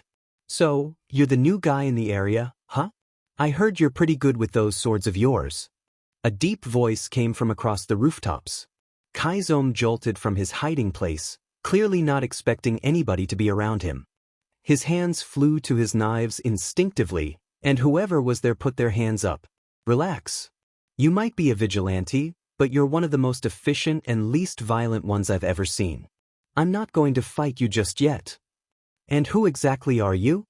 Chizome growled, his face covered by a red scarf. He wore a dark outfit and thin body armor, strapped to the nines with knives and 2 swords on his back. The person who'd snuck up on him stepped out of the shadows he was hiding in. It was a lean, muscular man in an equally dark outfit, his own silver scarf wrapped around his neck. He had long, dark hair and an exhausted sort of appearance. Kaiso knew him. Knuckleduster fought him once, back when they were still dealing with the whole trigger situation. A hero. You know me? The man rose an eyebrow, stuffing his hands in his pockets. I just want to talk. I'm not here to bring you in, at least not yet. Yeah, I know you, Eraserhead. Kaiso huffed. You're a vigilante's worst nightmare, according to the police. You've apprehended tons of them. Can I ask what it is you want to talk about? I'm about to be busy. I figured. I just want to know why you're resorting to vigilantism. Clearly you know what you're doing, and well enough to not cause anything more than a scratch or two on those you go after. Why'd you end up going this route? Eraserhead asked. Kaiso rolled his eyes. If only he knew. He wasn't nearly as careful during his days as Stendhal, but he more than paid for those crimes in the facility. Now he had two big, green eyes on him all the time, and he wasn't going to be the one to make them cry. That's a question with a long-winded answer. Long story short, I'm not staying a vigilante forever. I'm in hiding, and this is the only way to earn money when I can't show my face. As soon as it's safe you won't see hide or hair of me. Chizome explained gruffly, turning back towards the alleyway he'd been observing. So, you gonna arrest me now, or what? I told you I wasn't. I was just curious as to your motives. You don't seem like the type that cares about money, though, in hiding or otherwise. And you're clearly strong enough to take care of yourself, so mind telling me the truth? I might not be on your case for now, but I'm sure I'll get assigned to it eventually. It'll make it easier on you in the long run. Eraserhead explained, approaching him and observing the alleyway alongside him. It's for my son. Chizome said softly. He had no idea why he was talking to a hero about this, of all things, but by all accounts Eraserhead was one of the good ones. A few minutes talking in the underground made that painfully obvious. He cared about people and wasn't afraid to put his own life on the line just because it was the right thing to do. So, screw it, Kaiso might have felt a bit more lax around him. Maybe Izuku really was turning him soft. He and I escaped a villain together. The villain killed his biological family just to use him in some sick experiments. I took him in after we broke out. I'm all he has now. We're hiding because the villain still wants him, and we can't come out until the villain is dead or doesn't give a shit anymore. You could have come to the heroes for help, you know. We protect people for a living. Eraserhead raised a questioning eyebrow at him. Chizome scoffed and shook his head. I don't trust heroes. You have a good reputation, which is the only reason I'm even talking to you about this in the first place. If it weren't for my kid, I would have been a much worse person by now. He's the only reason I manage to keep myself so collected when I go out looking for scum like this. Villains and heroes alike make me sick. And besides, even if I did trust heroes, none of you would be able to stop the villain who's after my kid. He spat, and Eraserhead narrowed his eyes carefully, as if appraising Chizome. I think we should be the ones to judge our own abilities. Who's after you? You wouldn't believe me if I told you. I don't even know if the daytime heroes know he exists, let alone want to catch him. Besides All Might, anyways. That blue-haired brat was always going on about All Might, Kaiso muttered, eyebrows scrunching in annoyance as he remembered all the times Tomura had come into the facility, whining about the number one. Try me. I hear a lot as an underground hero. When we were held captive, I only ever heard him called Sensei. But after I dug around for a while, I learned something. He's the most wanted villain in the world, but he's kept entirely secret. Off the radar. He goes by All for One. Chizome gave him a look, and Eraserhead froze. You're shitting me. You were held captive by All for One and you escaped him. That's valuable information. Should have gone to the heroes immediately. Eraserhead said, grabbing Chizome by the scarf. Do you know how many people he's killed? Of course I do, you a-hole. My son was almost one of them. Chizome snarled, swatting his arm away. We weren't held by All for One himself. We were held by his FANG doctor. Sick BS already used us as lab rats. Look, Eraserhead, I respect you. You're one of the few heroes who actually do their jobs and doesn't ask for shit in return. It's how heroes should be. None of the shit about fame or fortune. Heroes should just do the right thing without being asked. I tell you what. I'll strike a deal with you. A deal? Eraserhead calmed himself, watching Chizome with renewed interest. What exactly did you have in mind? I'll tell you, and only you, what I know about All for One. In return, I want my son and I to be left alone after to live our lives in peace. And if you catch or kill All for One, I want to be the first to know about it so I can have my kid living a normal life again. And don't get in the way of my vigilante work. I'll keep doing it cleanly as long as I have my son, and if we're able to live free again, then I'll stop entirely. Chizome offered. Eraserhead thought about it for a few moments. And I suppose you're not going to reveal the identity of you or your son? Eraserhead grumbled. We can't put you into witness protection or anything like that? No. Absolutely not. I'm only trusting you because I know your reputation well enough to know you wouldn't be the type to be a double agent for him. Chizome explained, and Eraserhead sighed deeply, pinching his nose like he was going to get a headache. Fine. But you'll need to talk with the detective assigned to his case, too. He has a lie detection quirk. He'll be able to tell us if you're being honest about what you know. Eraserhead gave him a pointed look that said he wasn't going to take any arguments. If you can say for sure that he can be trusted, then that's fine.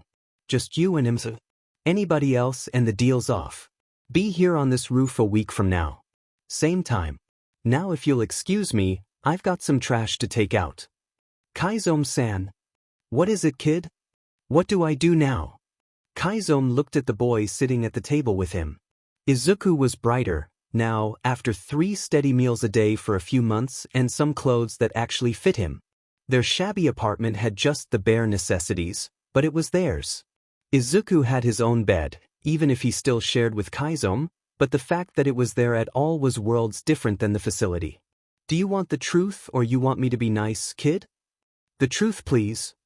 Izuku poked at the food on his plate before taking a tentative bite. Chizome wasn't the best cook, but it was edible and it kept them full and neither of them complained anyways. The rules were kind of second nature at that point, even if they didn't have to be followed anymore. Old habits die hard, after all. Well, Izuku, I looked into your life for you. Your mom is gone. She was reported missing after you guys got taken to the facility. Nobody ever reported a son, even though the few remaining records did point out that she had one. The doctor probably had somebody with a memory quirk make them forget you. And you don't have any family besides her. Chizome explained softly, taking his own bite of the mushy omuris in front of him. I know. I guessed. Was Izuku's equally soft reply. His eyes didn't leave his plate. Talking about this was clearly hard for him. But I have you, right? Chizome-san. Yeah, good. I told you I'd take care of you. I have a deal in the works. It might keep us safe soon. And I have somebody who can get us the papers we need. Do you know what adoption is, Izuku? I could adopt you if you wanted. We'd have to change our names for a while though. Or we can wait until it's safer and then we can use our real names. Chizome offered. Izuku seemed to think about it for a second. I heard my mom tell me what adoption was before. She said it's when a parent picks a child that they didn't have. I like that. Would you adopt me, Chizome-san? I want to use my real name, though. Izuku fidgeted nervously in his seat. It was still uncomfortable for him to talk about wanting things. That's fine, we'll just have to wait a while then. And we'll get you plenty smart to go to school next year in the meantime. Do you want to go to school? Chizome asked, and Izuku nodded faster than he'd ever seen before. He almost chuckled at the sheer enthusiasm. Right, that answers that question. Figured you'd be a school kinda kid. Wasn't really my cup of tea, but I know enough to get you into 4th grade at least. We'll go buy you some books and some other stuff another time, okay? Okay. Thanks, Dad. Izuku smiled and proceeded to shovel the rest of his food into his mouth. Chizome snorted at the sight but didn't say anything. Izuku's my son now, Chizome repeated to himself in his head. I have a son. Eraserhead. Chizome acknowledged the hero slouched against the doorway to the roof of the building they'd met on. The underground hero stood straight and moved forward to meet his contact. You're alone. I thought you were bringing a detective. Yeah. He's downstairs right now. I gave him the wrong meeting time because I made a mistake and I want to be honest with you before we go forward. I'm not jeopardizing our only possible source of information on All for One because of my own mistake. Eraserhead grumbled, glaring daggers at the ground. And what mistake would that be? Chizome asked, muscles tense and ready to flee if necessary. He was already starting to regret making this deal. Heroes always were tricky, even the good ones. There was just too much that could go wrong at any given time. I told you it would just be me and the detective. Well, apparently that detective has a personal connection to All Might and he neglected to tell me about it. Now All Might wants to be involved in the meeting. I'm asking you first before I end up losing this opportunity. Do you want All Might here? If not, I'll call it off. No questions. We'll meet up another time. Eraserhead offered. Chizome sighed. Eraserhead really was a good hero. He was willing to ask after the personal comfort of a vigilante just to get information that would help others. All Might is one of the only other good heroes out there. And I know for a fact he's not working for All for One. Everyone who works for that fucker hates him. But I expect him to keep his distance. I still have a son to get home to. You keep him from doing anything stupid, use your quirk on him if you have to, and I'll allow it. Chizome grumbled. Eraserhead nodded, and he pulled out his phone to make a call. A few hushed words later, and there were two other figures on the roof alongside them. One was a plain-looking man in a trench coat with close-cropped black hair, and the other was, well, All Might himself. He wasn't in his hero costume, but he was still just as intimidating and frankly even larger than he appeared on TV. Chizome was sure that if Izuku was here, he'd be losing his mind right now. The kid always did love All Might, even when the doctor tried to beat it out of him on multiple occasions. This is the one with information, Eraser? The man in the trench coat asked. Eraserhead nodded. My name is Detective Tsukachi Naomasa. I hear you're our newest vigilante in town. Care to give me a name? Just something to call you, even if it's just an alias. Tish, Chizome started, cutting off Stendhal before it left his lips. He'd left that name behind a long time ago. Stendhal hurt people, killed villains. He wasn't Stendhal anymore, not while Izuku was around. Stain. You can call me Stain. Alright then, Stain. Eraserhead here tells me you have some valuable information for us. Tsukachi asked, his face carefully neutral. All Might simply stood back and listened just as carefully, watching Chizome with what seemed to be wariness. Yeah. And I hear you have a lie detection quirk, so listen carefully. I'm laying out my terms and my reasons before I tell you jack sheet, got it? And you'll know I'm telling the truth. Chizome said, and the detective simply gestured for him to continue. I already told Eraserhead, but I want to make myself clear. If I tell you anything, even one scrap of information, these terms have to be followed. I'm allowed to leave here, without being followed, and both myself and my son are to be left alone afterwards. If we talk again, it will be on my terms. If you catch or kill All for One, I want to be the first person to know about it so I don't have to hide anymore and my son can live a normal life. And finally, I don't want to be pursued for my vigilantism. It's how I put food on the table with All for One breathing down my neck. As soon as that a-hole's out of the picture, I'm quitting, so you don't have to worry about it. If I ever go beyond the force I use now, that's a different matter. I made a promise for my son I intend to keep, so I won't use anything more than what's absolutely necessary to catch villains and criminals. Everything coming up good so far, Detective? Yes. I haven't found a single lie. Although Eraserhead wasn't specific on the details. What does your son have to do with the information you have regarding All for One? Tsukachi asked, a bit confused. Chizome gave Eraserhead a look that was somewhat grateful. He was glad to be able to explain it on his own terms. My son's a big part of the information. So, you agree to those terms? Or are we done here? Chizome asked, and All Might finally made some sort of expression. He looked angry. Chizome had never seen that sort of look on the normally smiling hero's face. The number one stood a bit straighter and looked down to Chizome. If you cared about the good of others, you wouldn't be making us agree to terms for information on a villain like All for One. The hero ground out. Chizome's eyes narrowed. The only person I give a shit about is my son. He's the only reason I'm even talking to you right now. Everything I do from here on out is for his benefit. This is so he can live a normal life, so he can be a true hero when he grows up. If you don't like it, then too bad. I don't FNG care. You either agree to my terms or I go home to my son. Chizome said, and the detective put an arm in front of the hero as a placating gesture. All might, he's telling the truth. He was also telling the truth about barely hurting the villains he brings in too. The most injured we've ever gotten one from him is a few cuts. I take the terms. We shouldn't push our luck. He said softly. I know how you feel about All for One, but you need to see things from other people's points of view. Fine. We accept your terms then. All Might said, finally relaxing his stance. Chizome nodded, and gestured for them to join him in sitting down on a piece of the scaffolding from the air conditioning units. It's a long story. You might want to sit down. Chizome said, and they did. Eraserhead sat between him and the other two, a buffer that made Chizome feel infinitely better. He knew Eraserhead wouldn't go back on his word. Go ahead then. Start from the beginning. The beginning, huh? That'll be, God, nearly 3 years ago. Hard to believe we've been out of that place for 3.5 months now.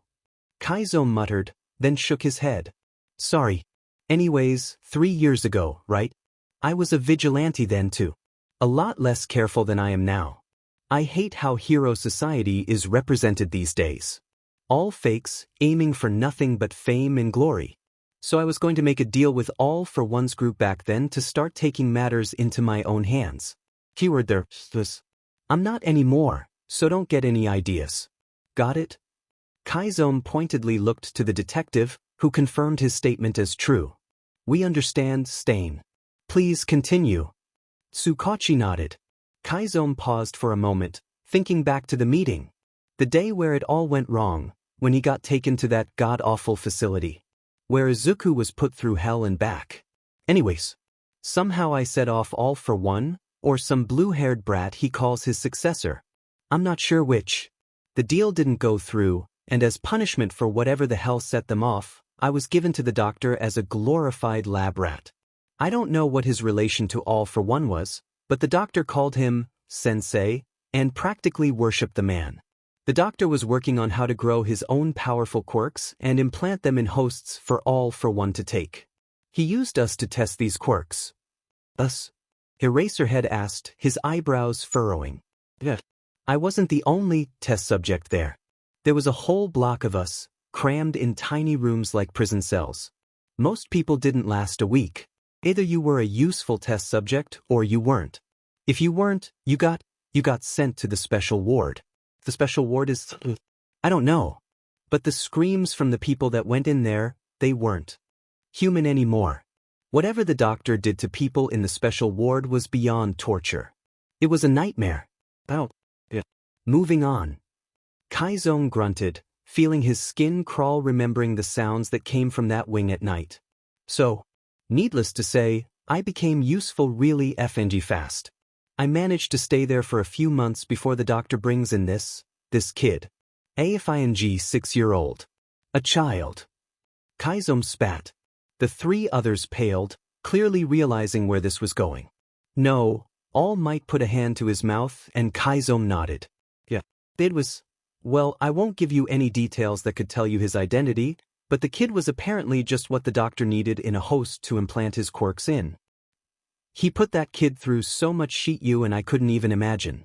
Then he drops the kid off in my cell and tells me to take care of him while he was away.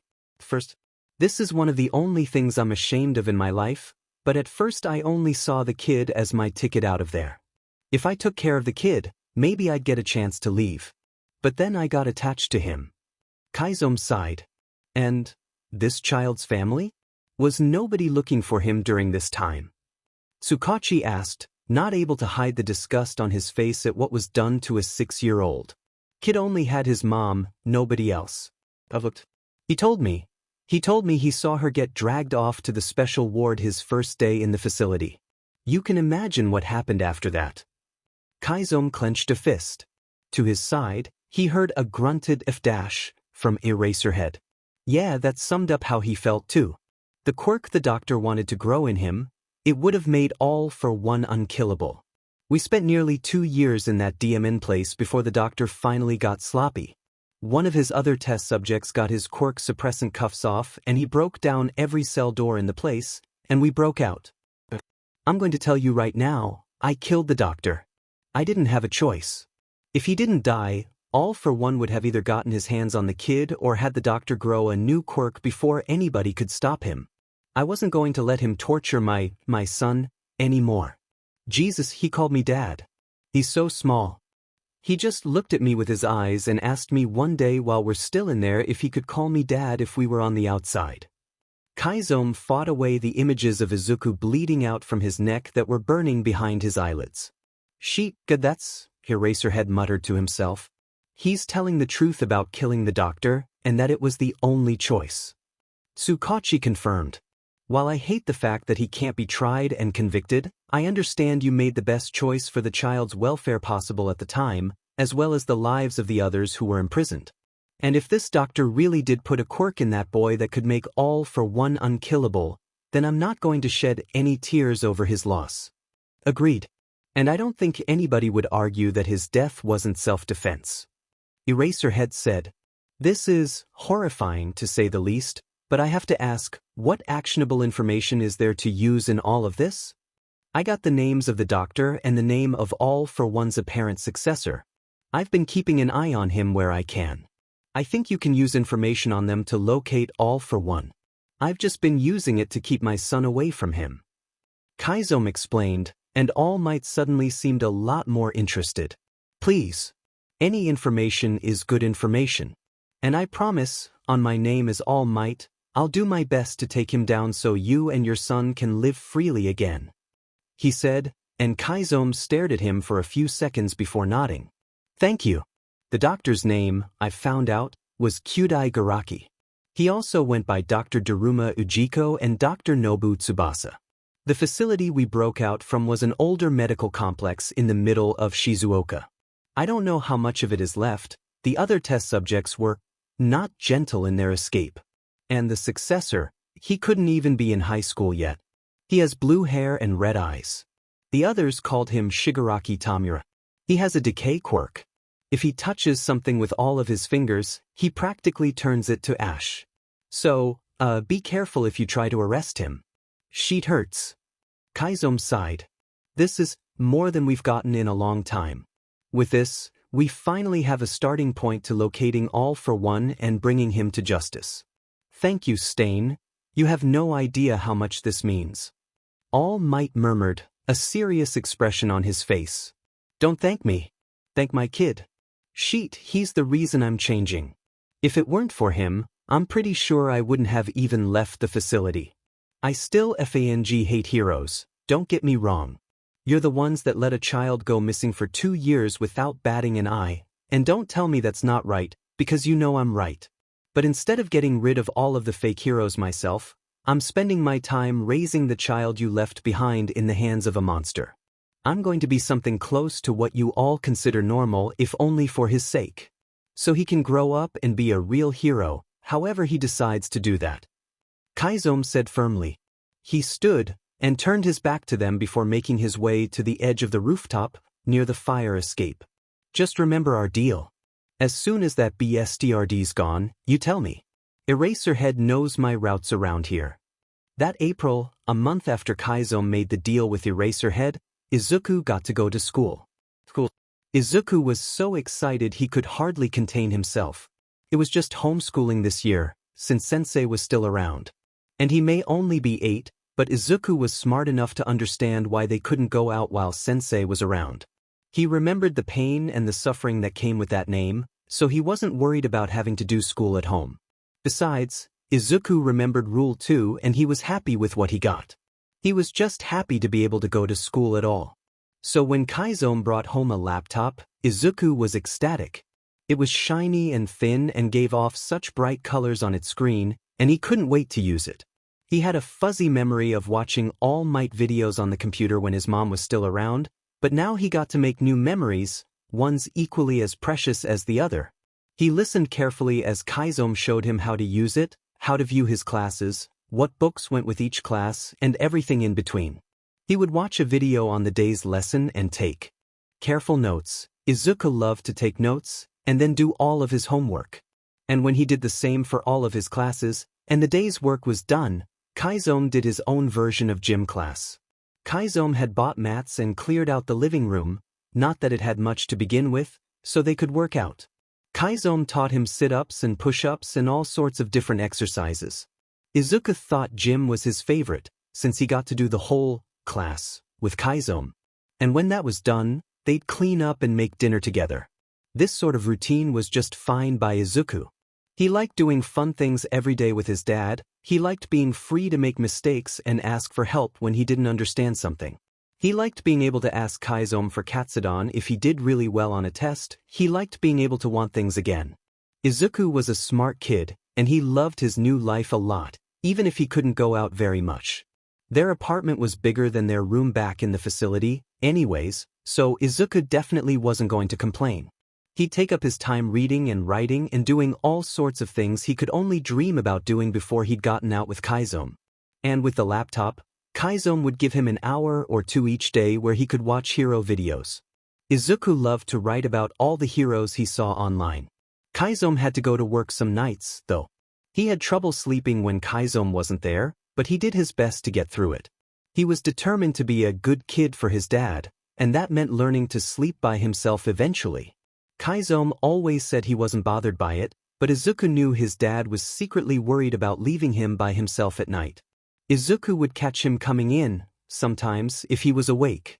Chizome wore a bunch of knives and he even had 2 big swords on his back. Izuku thought he looked like a hero. Chizome-san. Izuku yawned, early one such morning when he saw Chizome sneaking in through the window while it was still dark out. The man was clearly startled by his son seeing him, and he sighed, unwrapping the red scarf from his head. "What are you doing up, kid? It's too early for you. You need your sleep." Chizome chided, unloading his gear onto their old wooden table in the kitchen. Izuku looked at the knives and heavy armor Chizome wore with a curious expression. "I wanted to say welcome home. I couldn't sleep. I'm sorry." Izuku murmured, fingers nervously ghosting along the edge of the table. "I promise I'm trying. It's just, I keep thinking the doctor is going to come in the door." "I know you're trying your hardest, kid. It's not something you just get over. There's no shame in it. But still, you should at least be trying to get back to sleep." Chizome ruffled his hair. "I'll make you a snack and we'll get to bed." "Chizome-san? Are you a hero?" Izuku asked suddenly, gently reaching out to touch the handle of one of the knives. He knew not to pull it out or mess with it. Chizome was very serious about him not using knives until he was ready, but he wanted to feel it, anyways. "A hero? No, kid, you know I don't like heroes. Do you know what a vigilante is?" he asked, and Izuku shook his head. Chizome was always honest with him, and if Izuku asked, he was going to tell him the truth. A vigilante is somebody who catches bad guys and villains like a hero, but without permission. I give bad guys to the police, even if they don't want my help. What I'm doing is against the law, but I do it anyway. "But, you're doing a good thing. Why is it against the law?" Izuku asked, clearly confused. Chizome laughed a little. "That's exactly what I want to know, kid. The police will say it's because taking the law into your own hands is a slippery slope. If you start being a vigilante, maybe you'll become a villain. I say that's not true. If you know right from wrong, if you act like a true hero, it doesn't matter. A true hero does the right thing and helps others no matter what, and asks for nothing in return." Chizome explained. "Like you," Izuku said excitedly. "You help me, Chizome-san. You're a hero too." "Not me, kid. I told you before, I was a bad guy and I made some people mad, and I got put in the facility for it. I'm doing my best to make up for it, but I'm not a hero." Chizome ruffled his hair. Izuku pouted and rounded the corner of the table to trap Chizome in a hug. "You're my hero, Dad." 2.5 weeks into Izuku's schooling, Chizome met Eraserhead again. He'd just finished dropping off the latest group of criminals at Tsukachi's precinct, and was going to go back to his client to get his payment, when the underground hero cornered him in an alleyway. Chizome watched him carefully for a moment before approaching him. "If you're talking to me, I expect good news, Eraserhead. Kaiso murmured. Do you know what All for One looks like? Did you ever see his face? Eraserhead asked quietly, and Kaiso tensed. Once. On a screen. Why? He asked warily, and Eraserhead pulled a manila folder from his scarf. He passed it to the vigilante with a careful sort of look. So you know what's in here is the truth. A mission report. We located All for One and All Might fought him. It was a rough battle. But he did it. All for One is dead. Without Doctor Garaki, he had no chance at recovering from his injuries. He said, and Kaizo's eyes widened before he snatched the folder and opened it. Inside was indeed a mission report and photographs to go with it.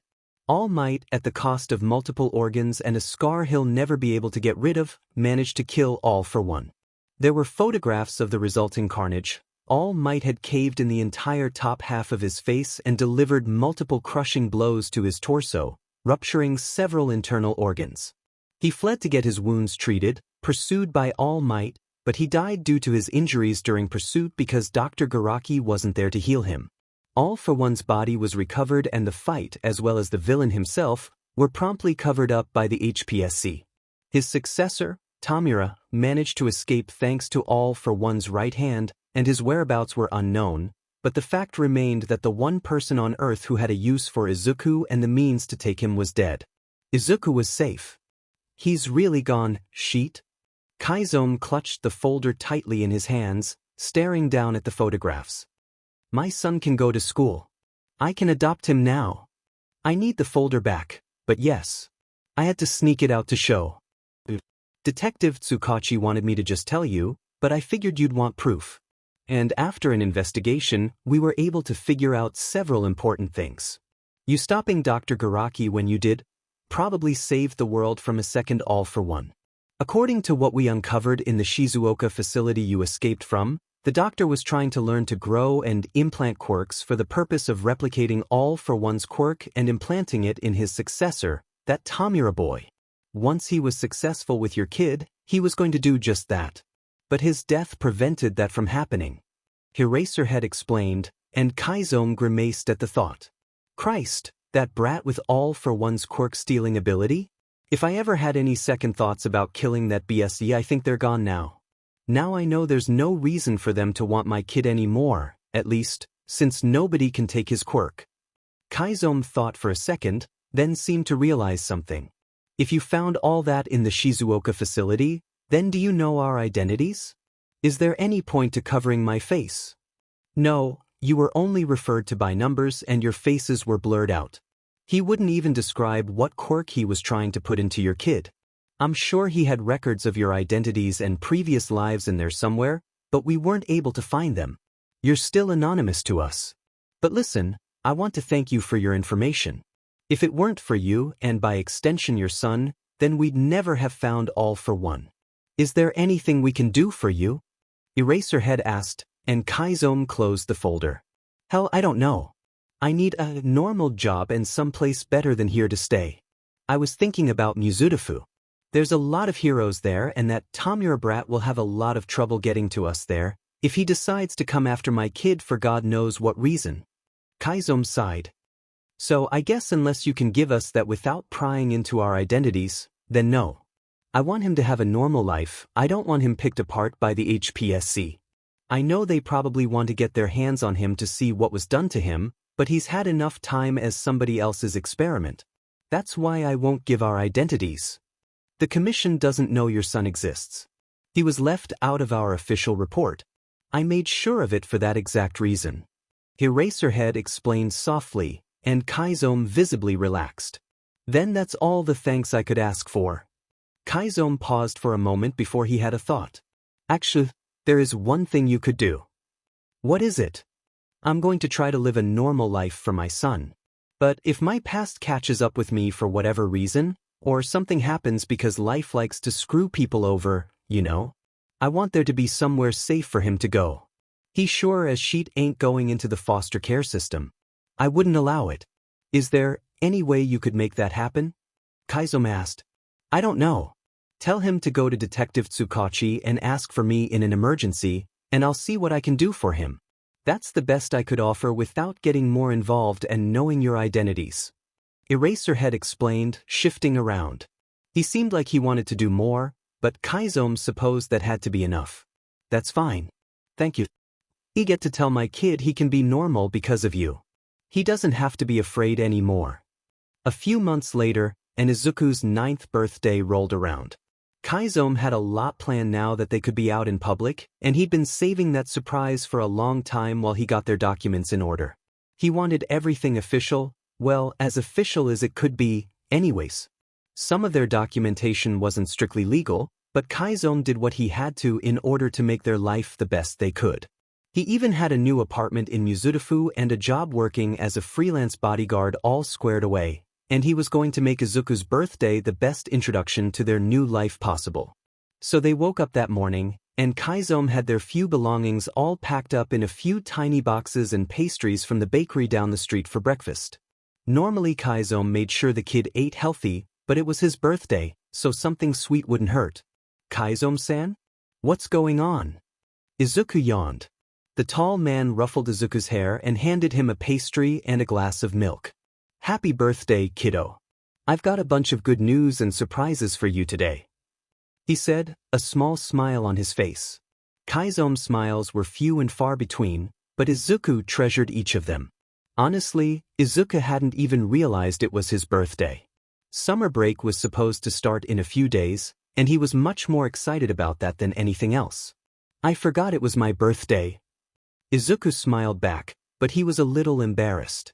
What good news do you have, Chizome-san? Well, first things first. Sensei is dead. All Might defeated him, he said plainly, and Izuku physically recoiled in shock. He went white as a sheet before tears came to his eyes, and he ran to Chizome to squeeze him in a tight hug. See, Chizome-san. He's really dead. Izuku sobbed, and Chizome hugged his kid back with a nod. Yeah, he's really gone. He has been for a while, but I wanted to make sure it was safe before I told you, Kaiso murmured, patting Izuku's curls. The kid was still so small, even if he'd put on weight and was looking healthier. Izuku barely came up to his chest. So there's surprise number one. We don't have to hide any more. That's such good news. Oh, this is the best birthday ever. Izuku gushed, still clinging to his dad. Chizome snorted and picked Izuku up with ease. Wait till you hear about the other stuff, kiddo. He smiled, and Izuku curled up against the man. Izuku was a very physically affectionate kid, and even if Chizome wasn't the same, he wasn't going to deny him stuff like hugs or ruffled hair. There's more? Izuku asked with wide eyes that were sparkling in excitement. Chizome nodded, the small smile returning to his face. Yeah, if anybody from his days as Stendhal saw him like this, they'd say he'd gone soft. He couldn't care less though. Chizome was going to make sure that Izuku grew up to be the one to show society how they'd failed. He was going to teach him about true heroes, about everything, and he was going to give Izuku the best life possible. Yeah, there's more. We're moving. I found us a better place. This apartment is kind of a dump, to be honest. The fact that Chizome only got it because the landlord didn't ask questions was left unsaid. But now that Sensei's gone, we can have a nicer one. We're going to be moving to Mizudafu. There's plenty of good schools there, if you want to go to a real one now.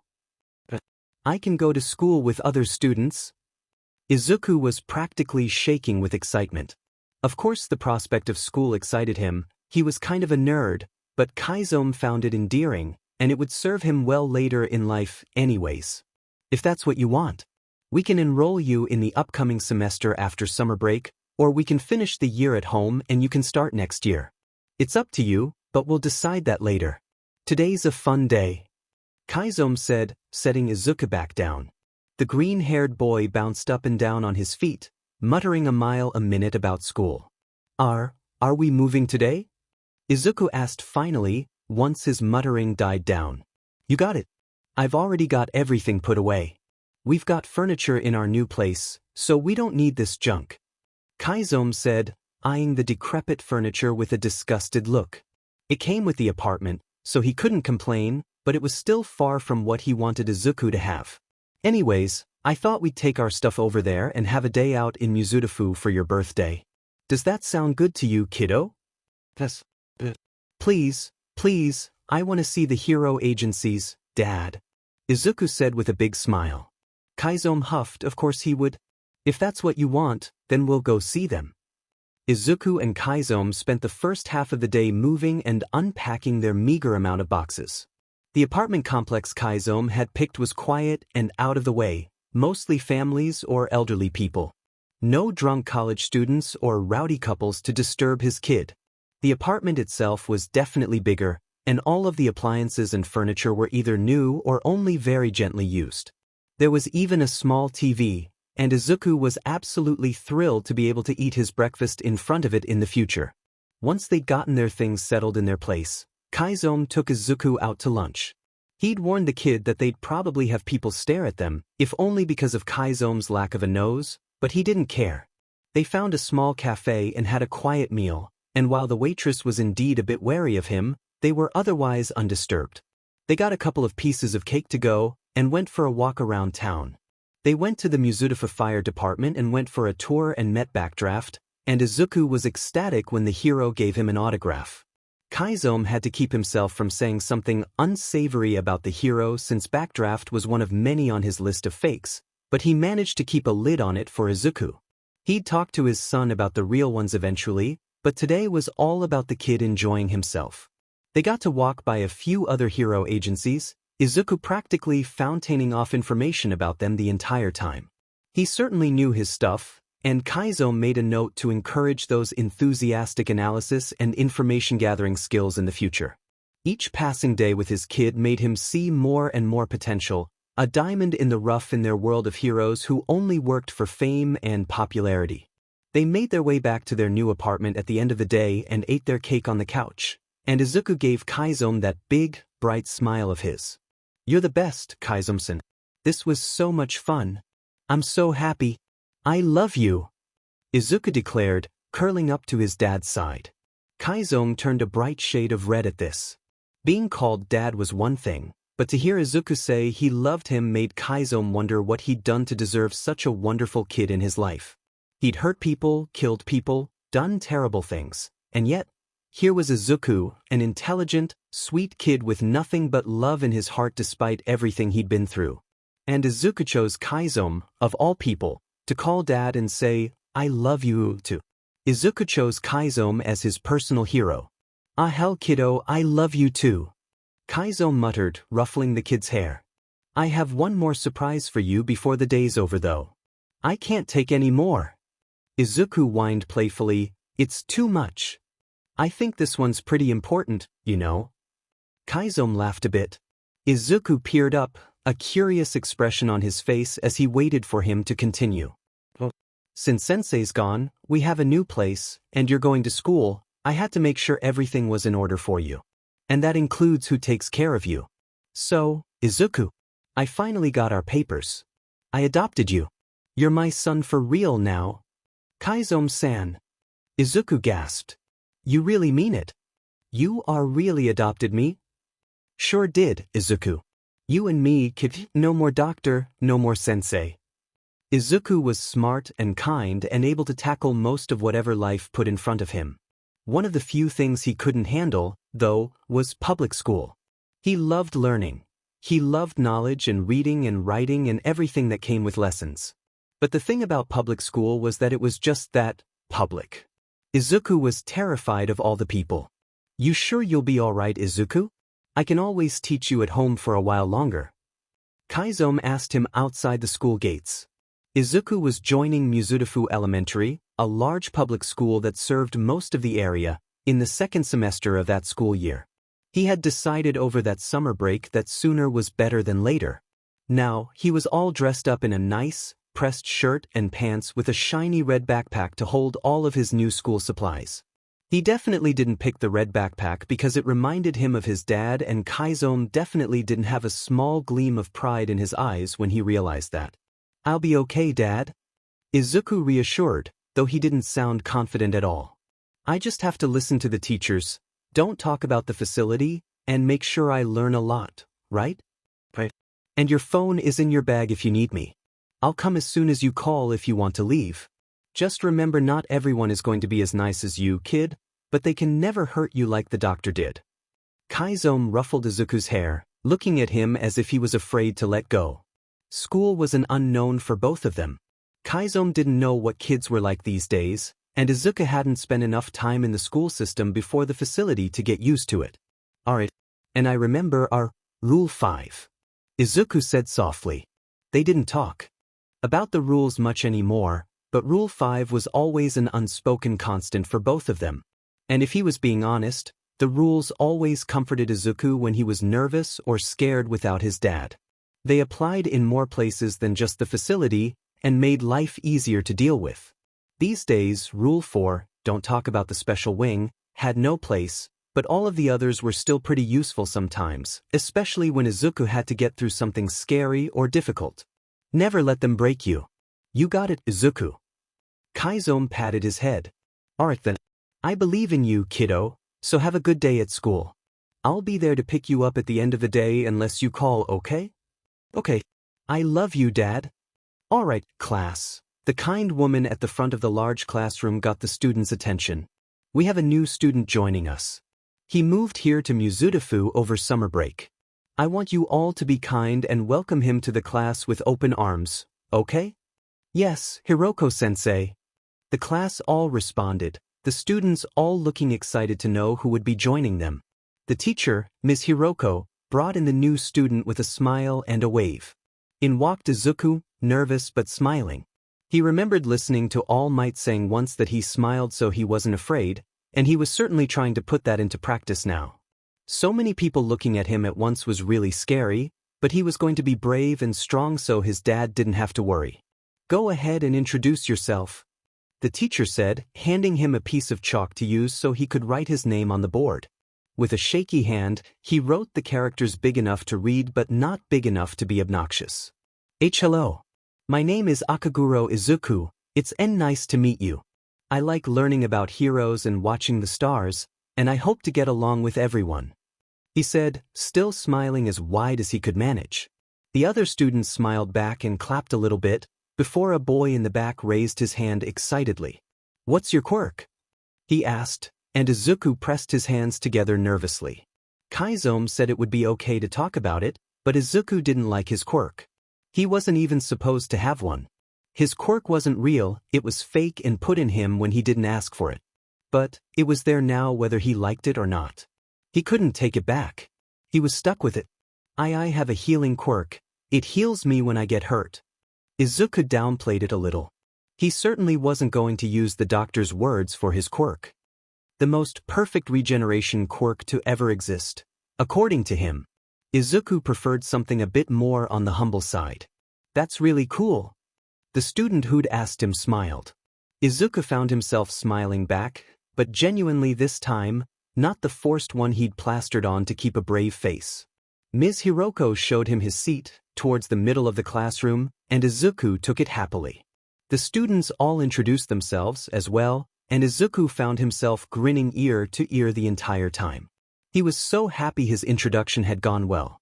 The lessons went in a similar fashion, Izuku taking faithful notes on what he learned and excitedly absorbing as much information as possible.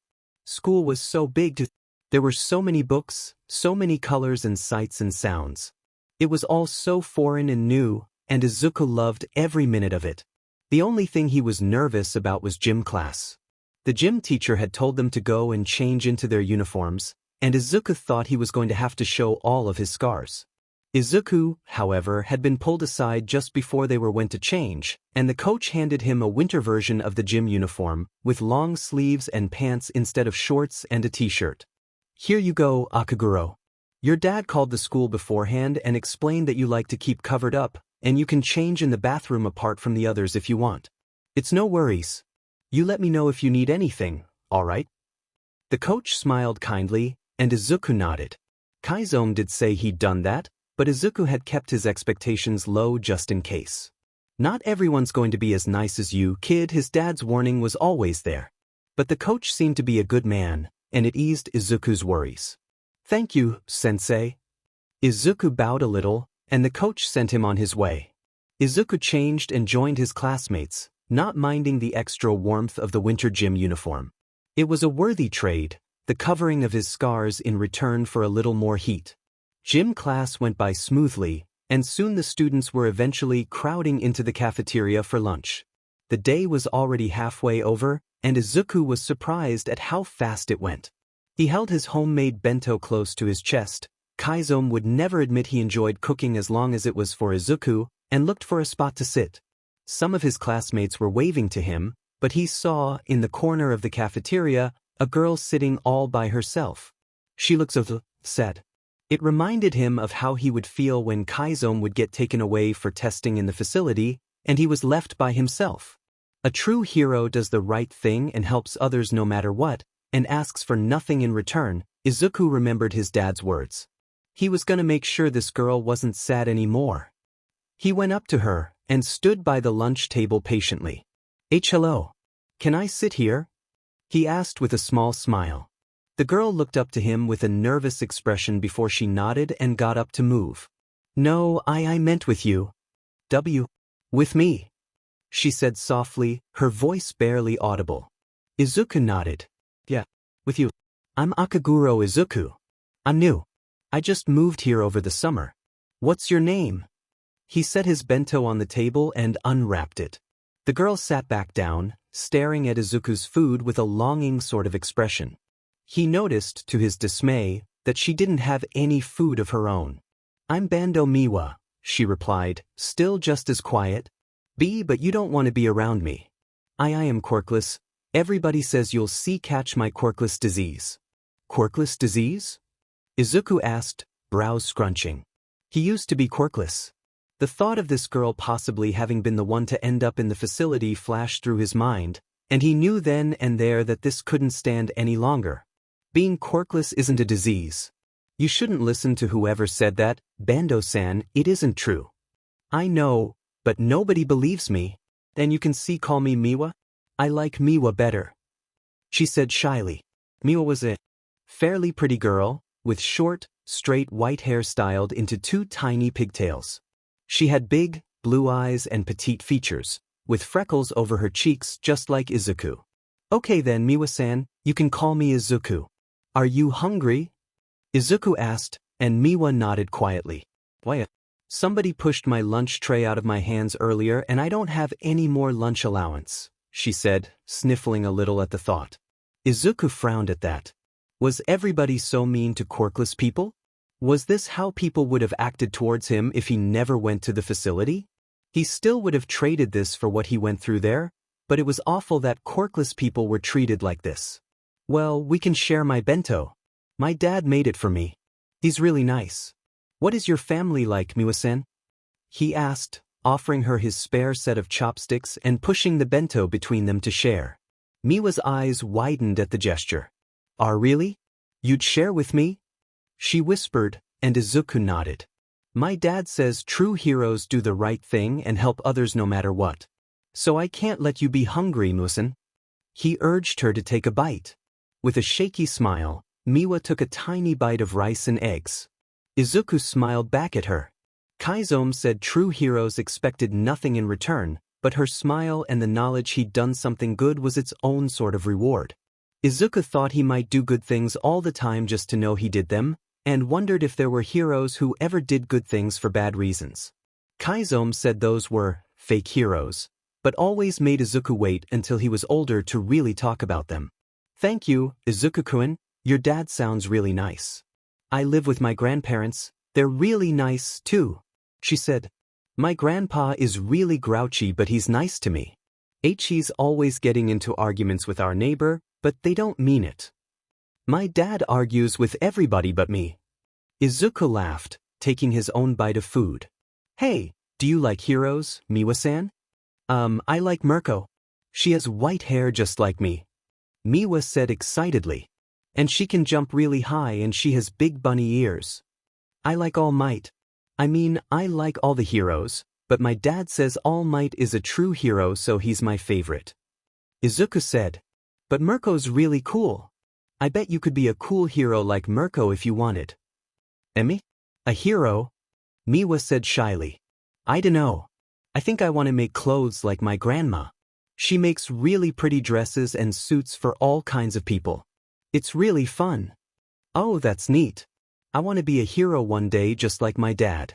He says he's not a hero, but he's my hero. So I want everyone to feel safe and protected like my dad makes me. Izuku said proudly, grinning from ear to ear. I want to save people and make sure nobody has to get hurt or be scared, no matter what. Even quirkless people? Miwa asked, eyes wide with hope and awe. Of course. A true hero does the right thing and saves everyone, no matter what. Quirks don't matter, only your heart.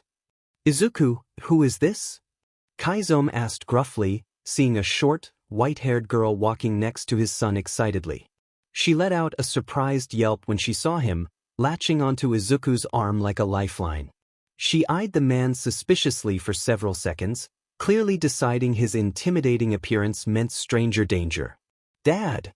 Izuku smiled widely, and the girl's eyes were wide. This is Bando Miwa. We met in school today. She's my friend now. Oh. Chizome replied simply, face relaxing. He knew his kid had a way with people, but this was something else. The girl looked as scared as Izuku had when they'd first met, and that was saying something. And Izuku had just managed to befriend her in a single day like that? Yeah, he really was a diamond in the rough. Dad? Miwa asked, looking between the two. He's your dad, Izuku-kun? You two using first names already? He asked with a raised eyebrow. Izuku nodded quickly, pulling Miwa along with him as he ran up to his dad. This is my dad, Miwa-san, and yes, we're using first names. She said she likes her first name better, so I thought it was only fair if she used mine too. Anyways, Dad, you didn't tell me schools were so big. And there are so many people. And we do so much in a day. Izuku began to ramble and mutter about school, and Miwa just kept looking between the two with a confused expression on her face. Wondering why we don't look alike? Chizome grunted, and Miwa nodded shyly. I'm adopted. Izuku interjected proudly. Chizome-san picked me to be his son. He takes care of me and I love him, so he's my dad. Geez, Izuku, enough with the mushiness in front of your friend. Kaiso mumbled, ruffling his son's hair before turning to Miwa. You need somebody to walk you home, kid? Oh no, sir. My grandma doesn't think walking home is very safe, so I take the T-train home. She insisted, and Kaiso looked at her for a second before letting out an annoyed huff. The train is just as bad, Kaiso muttered before pointing a ways down the road. What direction do you live in? Do you know your way home from school? Izuku and I are walking this way. I live the same way, and I know the directions. We'll walk you home then. Come on. Kaiso gestured with his head, and Miwa just followed the both of them quietly. She stared at Kaizo's missing nose openly, and the man felt himself growing annoyed. He really was no good with kids. Izuku was the one exception. All of the others he just tended to find annoying and lacking potential. You got a question, kid? Miwa startled, moving closer to Izuku again out of surprise. She hadn't expected him to say something to her, and then she seemed to realize she'd been staring. Why your nose? What happened to it, Mr. Akaguro? Izuku didn't say anything. Chizome had never even told him what had happened to his nose, but Izuku had never asked either. His dad was quiet for several moments before he spoke. Nothing much. I wasn't careful. Just an accident. Okay. Does it hurt? Miwa asked next, peering up at him with her big, blue eyes. Chizome had to resist the urge to say something sarcastic and reminded himself that this was a 9-year-old, the same age as Izuku. No. I don't feel it. Why don't you talk to Izuku? He gestured, grumbling something to himself. Miwa nodded, pulling Izuku with her to walk just behind Chizome. Izuku gave her an apologetic sort of smile. Sorry about my dad. He doesn't like other people besides me very much. But he's really nice once you talk to him more. Like you told me about your grandpa. Izuku said softly.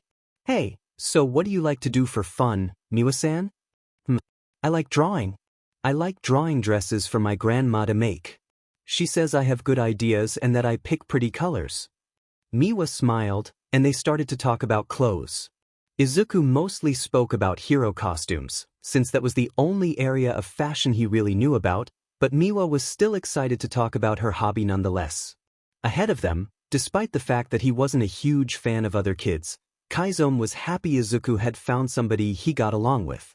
He was listening in on their conversation with something akin to fatherly pride. He heard the girl talk about being quirkless, and felt anger rise in his chest when he heard how she was treated. He wondered how society could just let quirkless people slip through the cracks like they did. Society was, might makes right, DMN the consequences to those they left behind. Quirkless people could be beaten down by their peers until they had no self-worth left like Miwa, or they could be kidnapped and used as a test tube like Izuku. Either way, nobody bothered enough to care. No heroes, or heroes to be, ever lifted so much as a finger for them. And that, Kaiso thought, was the problem. It was why he'd intended to kill fakes before Izuku, why he originally wanted to prove to the world the hard way why they were wrong. But Kaiso had other responsibilities now. He only hoped he could impress on Izuku why society was wrong. He wasn't going to force the kid into the lifestyle he'd wanted to take on, but he wanted to be sure his son knew enough to make a difference later in life. However that difference took hold was Izuku's choice, in the end, but Kaiso wanted to rest easy knowing that he added one more true hero to the world when Izuku was older. "W were here." Miwa smiled and pointed to an apartment complex. Kaiso had been so lost in his thoughts that he hadn't even realized how long they'd been walking. And when he and Izuku turned to look at the place she was pointing to, they were surprised to see their own complex looking back at them. "You live here too, Miwa-san?" Izuku asked with a grin. "We live in the third building." "Really?" Miwa gasped, excitedly bouncing on her feet. "I live in the first building." "Oh, we can draw together after school. And we can watch hero fights together. If you want to, I wouldn't make you." "I'd love to, listen." Izuku took to school like a fish to water. Miwa ended up being his best friend for the rest of that school year and even well into the next when he'd turned 10. He always made sure to always say something whenever she was being bullied or when she said something bad about herself. Izuku wondered many times if he would have been a lot like her without Kaiso or the facility. The facility took away his quirklessness, yes, but Kaiso took away his shyer, more self-deprecating side. Kaiso always saw the best in him and made sure to tell him so when he got like that, so he wanted to do the same for Miwa. Miwa practically stuck to his side, and every day on the walk home she'd listen with rapt attention as Izuku talked about the latest hero fight. In turn, Izuku would listen to her describe the newest dress or suit her grandmother was working on.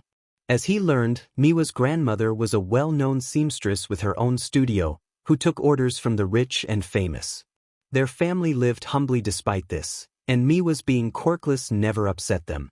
They were ecstatic to learn she'd made a friend, and Kaiso was equally as happy on Izuku's behalf. The other students didn't really talk to Izuku after he became Miwa's friend, even if they didn't actively pick on him like they did to her. He didn't care though. He was fine with just Kaiso and Miwa being in his life. It was more people who cared about him than he thought he'd have, anyways. The two of them were more than enough. Whenever Kaiso had to work late or take an odd shift, Miwa's grandparents were more than happy to watch Izuku in his stead. It took Kaiso and Miwa's grandparents a while to warm up to each other.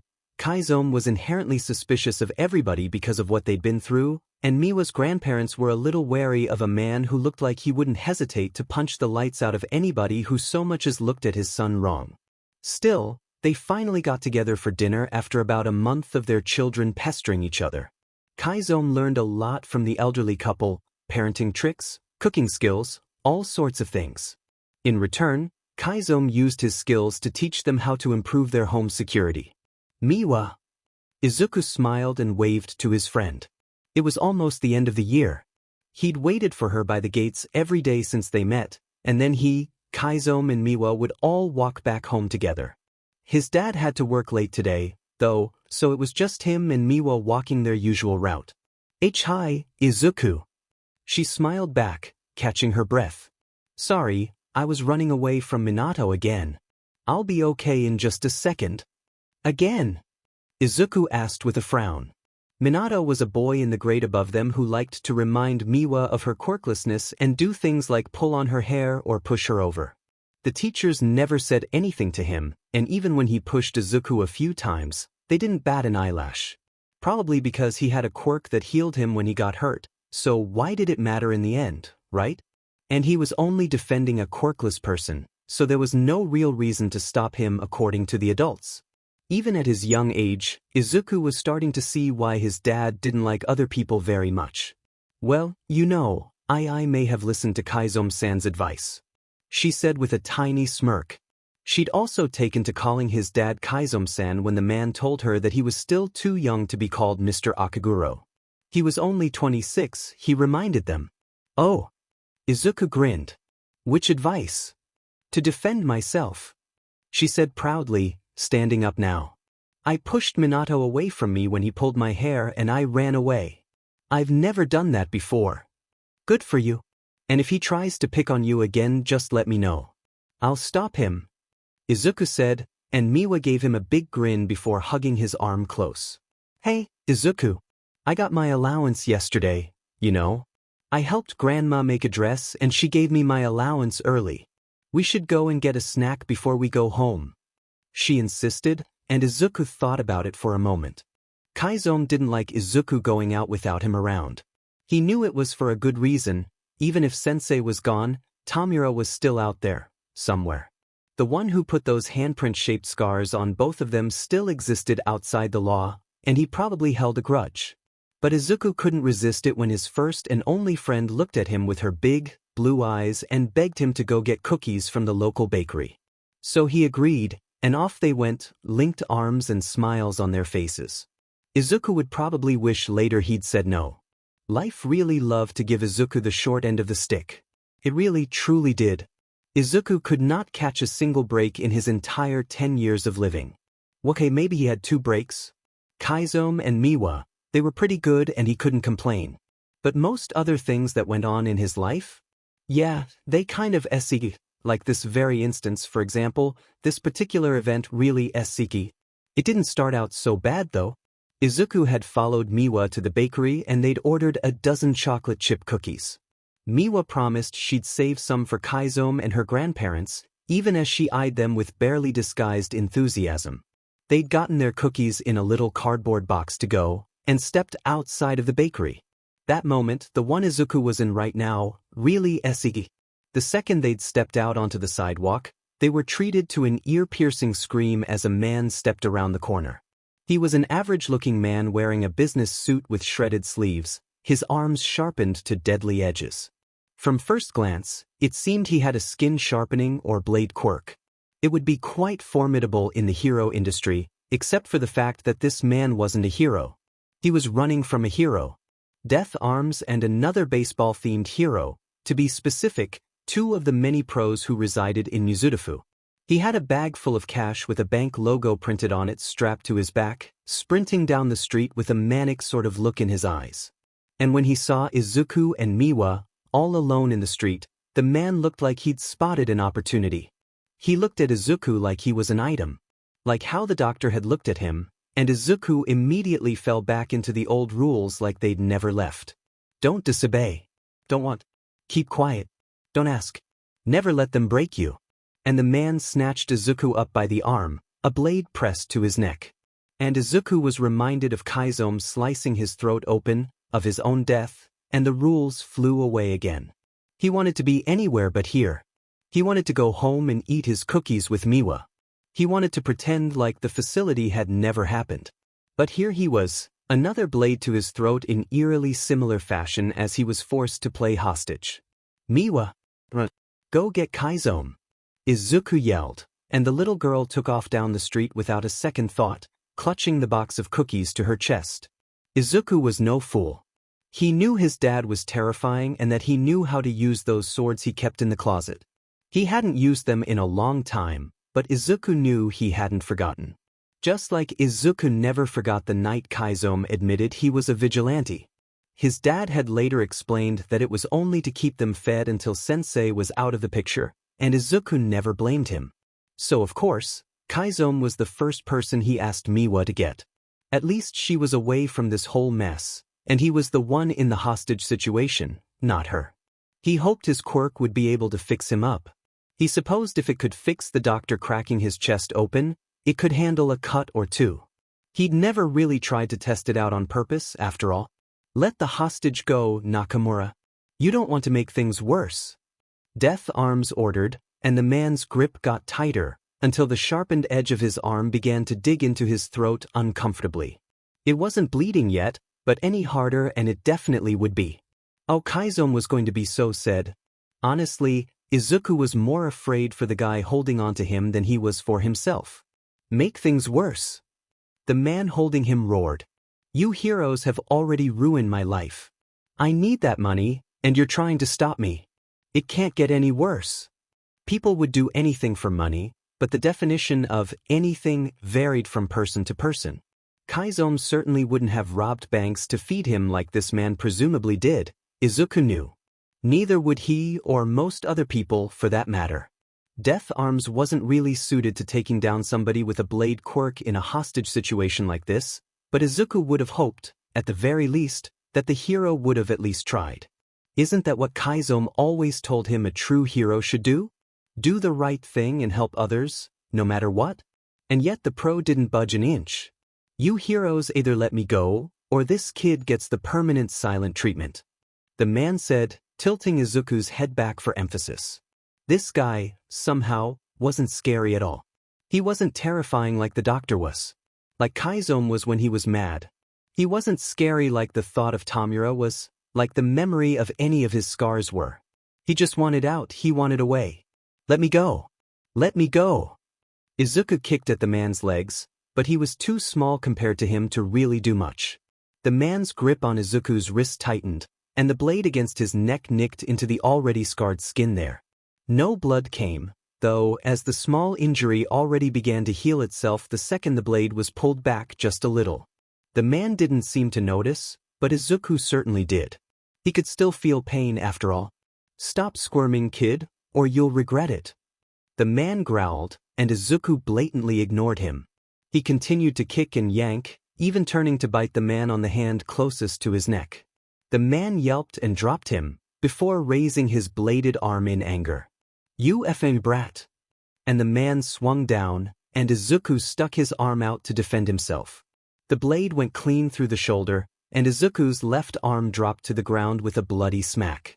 Both the man and Death Arms watched in abject horror as blood fell from the arm like a river, splattering across the ground. Instantly, however, the wound slowly began to close and heal.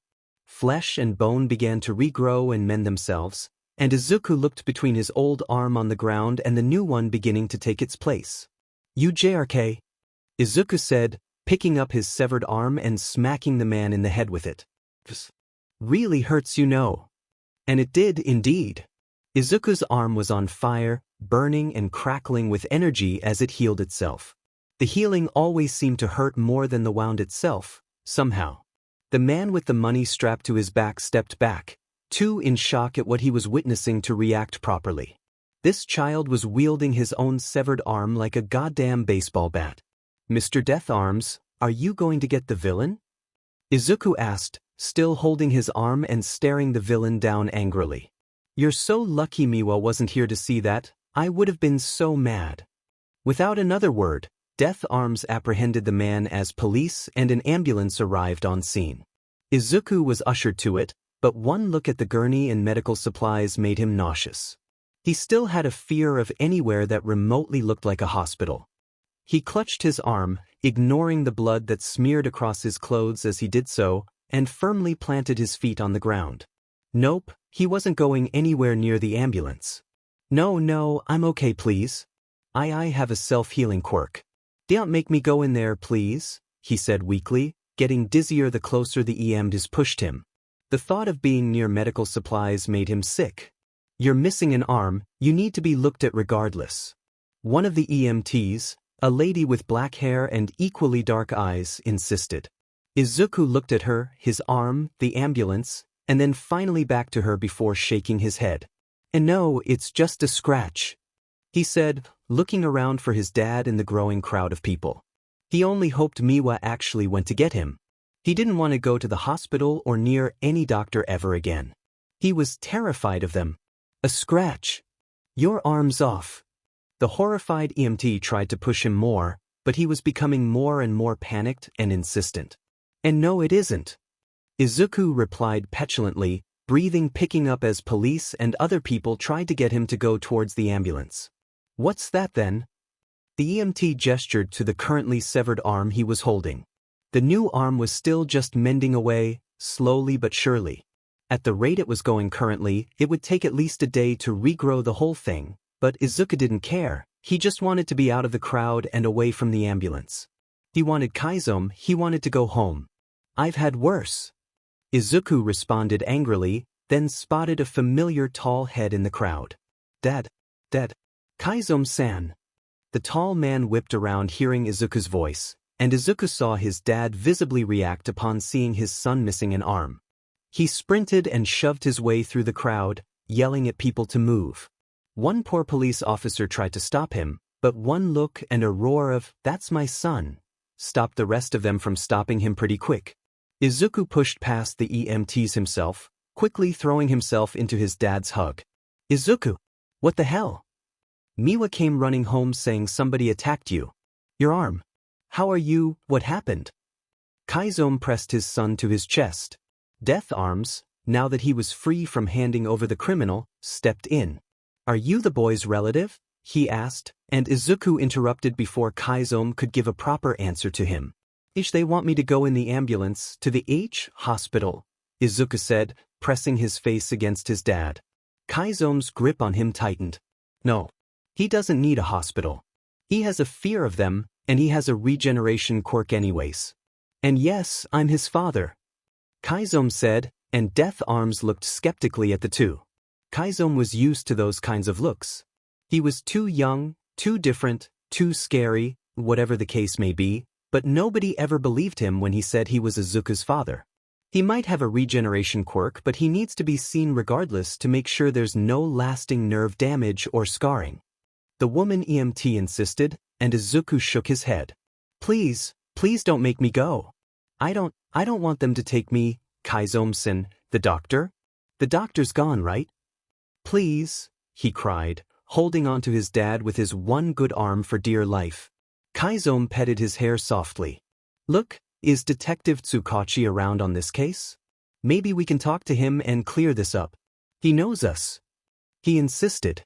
Kaiso really didn't want to reveal his identity and use his favor with the detective like this, but if it kept Izuku out of the hospital he'd do whatever it took. The kid would probably have a breakdown if he went near a doctor again, but they weren't just going to let him go so easily after a villain attack like that. What does the detective have to do with a kid receiving treatment? Death Arms asked, getting annoyed. Kaiso shot him a glare. I'm here. A frazzled Detective Tsukachi approached the arguing group. Sorry, we were investigating this case before our suspect lost control. I have to agree with Death Arms. What does your son's treatment have to do with me? He was very brave, but he should be taken care of. He was just in a hostage situation. Tsukachi, Kaiso said softly, leaning into the detective's ear so only he could hear. Do you remember the terms of our deal last year? Me and my son were supposed to be left alone. He's terrified of hospitals and for good reason. Your dash. Tsukachi cut himself short, his eyes wide as he realized who was standing in front of him. He recognized the voice now that he paid attention, and the man's statements came up as true in his quirk. This was Stain, the man who'd helped them catch all for one, in his civilian identity. He hadn't done any vigilantism in the last year, not since he and his son were safe. And knowing what he did about what his son went through, it was no wonder he didn't want him in a hospital. I understand, but we're legally obligated to have your son checked on by a medical professional. Is there any way we can compromise? Sheet, I don't know if he'll be comfortable with anybody. Only adults he really trusts are me and some pro-heroes. Kaiso stroked Izuku's hair, trying to keep him calm. The boy was shaking, tears in his eyes at the very thought of going near an ambulance, let alone a hospital. Kaiso didn't know what might happen if he was forced to go. Pro-heroes, huh? What about Recovery Girl? She's licensed. I can call in a favor and have him examined at your house. Tsukachi suggested, and Kaiso nodded. If that's as good as we're going to get, then fine. You can bring her to our apartment. But please, don't make him go in the ambulance. He's already struggling as it is. Detective. Tsukachi made a few phone calls and drove the two home personally. Death Arms and the EMTs were quite angry that they'd been allowed to leave without being taken to a hospital, but Tsukachi had assured them he was going to be looked at. He'd said there were special circumstances, and boy was that putting it lightly. The whole of Japan owed Stain a thanks for giving them the ability to locate all for one, and if making sure his son was comfortable while he got checked up was how it was repaid, Tsukachi was more than happy to. He watched with morbid curiosity as the boy's arm regrew itself. It was a regeneration quirk, then, but Tsukachi wasn't sure how that exactly would have made All for One unkillable. All Might had beaten those with Regan quirks before, but perhaps this boy's quirk was just a little different. He was curious, but with how clearly set off Stain was at the moment, he still didn't know the man's name, but he wasn't going to insist on it, he figured it better not to ask. Then finally, a knocking at their apartment door brought the detective out of his thoughts. He went to open the door for Stain, since he was busy holding his son in a hug and reassuring him that he wasn't going to see the doctor. Tsukachi could only assume which doctor they meant, and the thought that a dead man could still terrify the boy to this extent made him sick to his stomach. All right, mind telling me why I'm at an apartment in the middle of the afternoon, detective? I don't normally make house calls. An old woman grumbled impatiently, walking inside without a care in the world once the door was opened. She had her gray hair up in a tight bun, wearing plain clothes with a lab coat over the top. In one hand was a large medical bag, and in the other was a cane. Kaiso glared at her for a second. Take off the coat. It'll freak him out. He ordered, and with a sigh the old woman did as she was told. She folded it over her arm and handed it to Tsukachi. I was told I was checking on a young man with a fear of hospitals and medical professionals, yes? Some details would have been nice, detective. The old woman smacked the back of Tsukachi's leg with her cane. I'm recovery girl, by the way. Nurse for you. A high school. This piqued Izuku's attention, who looked up to see that it was, indeed, recovery girl in his living room. He loosened his grip on his dad, trying to put on a brave face for the elderly hero. The last thing Izuku wanted to do was offend her by looking afraid of her. Recovery girl helped people. She was a hero. So he sat up straight and tried his best to stay calm. Well, I can see the problem now. Recovery girl murmured, her eyebrows raised at the sight of the boy's missing arm. I'll need some more details before I can begin, if you don't mind. Their names and identities are to remain entirely anonymous, I'm afraid. They were previously part of an important investigation and their anonymity was a requirement for their cooperation. I wasn't supposed to even see their faces, but they were involved in an unrelated incident and his son got hurt, so we're returning the favor he extended to us by allowing his son to be checked up on outside of a hospital. Tsukachi explained. Whatever they did must have been pretty important for you to be willing to do them a favor so easily, but very well. Is there anything I can call you and your son for now, since your names are off the table? Recovery girl asked, turning her attention to Kaiso. My name's not important. Just call my son Kid. We use it all the time at home. Kaiso offered, and recovery girl nodded. She approached them both gently, holding out a small bag of gummy bears she'd pulled out of her coat pocket. Here you go, Kid. Some vitamin gummies for you. They'll help you get your energy back, and they taste just fine. She smiled and Izuku took them. He quietly, slowly put one in his mouth, and when he realized they were okay, he quickly ate the entire package. Kaiso laughed a little at his enthusiasm, and recovery girl smiled at the sight. Can I look at your arm, dearie? I won't touch it if you don't want me to. I just want to look, okay? She asked.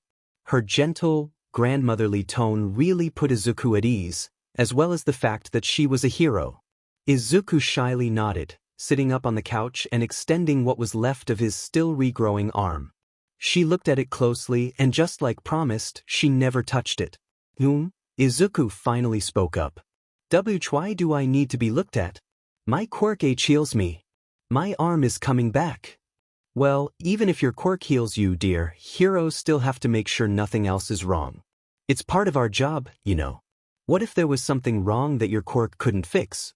It would be a shame if you got sick or hurt because we didn't do our jobs. She explained with a small smile, and this made Izuku smile back. My dad says that true heroes do the right thing and help others no matter what. He said proudly, saying it like the words themselves were a badge of pride. Well, I'd say your dad is right about that. Now, is it alright if I do a full checkup? Recovery Girl was gentle and kind during the checkup, and at the end, she told both Izuku and Chizome that he was in perfect shape other than his arm, and his quirk was taking care of that.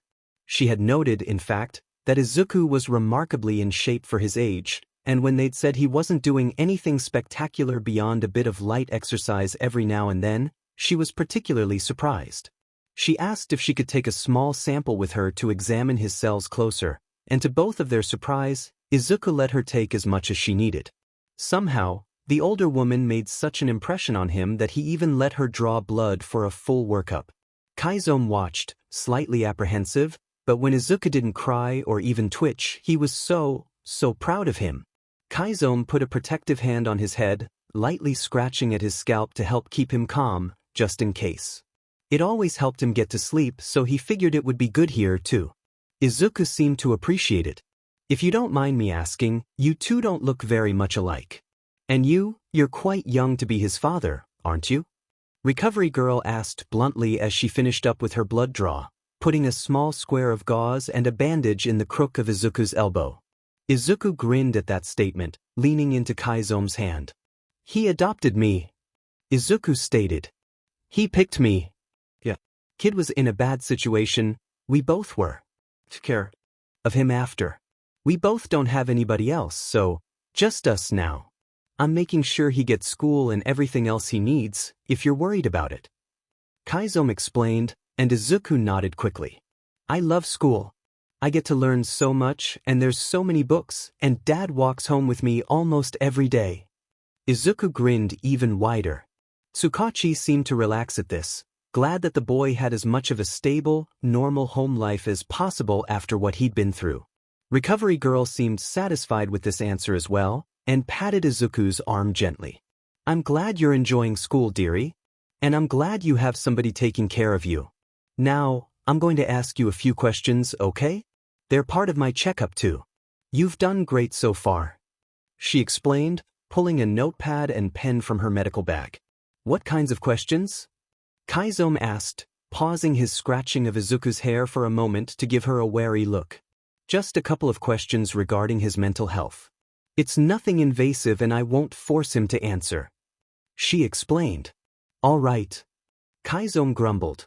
He knew Izuku probably needed therapy and a lot of it, but he seemed to be adjusting well to life outside the facility, and talking about what they went through just gave more ways for Tomura to find them later if he wanted to. That brat was still out there, somewhere, and he was still sad about All for One's death. Okay then, kid. Just some questions. She smiled, and Izuku nodded back with a smile. Do you feel sad a lot? How much is a lot? I get sad sometimes when something bad happens at school. Is that bad? I'm happy a lot though. Dad is so nice, so I'm always happy when he's around. Izuku said, and Chizome turned his head away, a bit embarrassed to hear the praise from Izuku around others. He was used to the kid being affectionate, but he was still getting used to accepting it around other people. That's normal, dear, don't worry. Do you have trouble sleeping? Or do you sleep too much?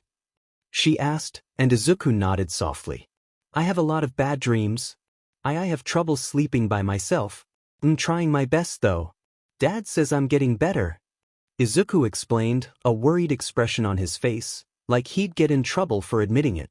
Sleeping by yourself? Recovery Girl asked, looking between him and his dad.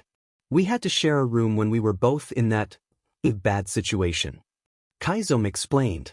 He has trouble sleeping when he can't see me because of that, so sometimes we'll move his bed into my room. He's able to sleep by himself most nights these days, though he does still have a lot of nightmares. Okay, I understand. She nodded. Another question then.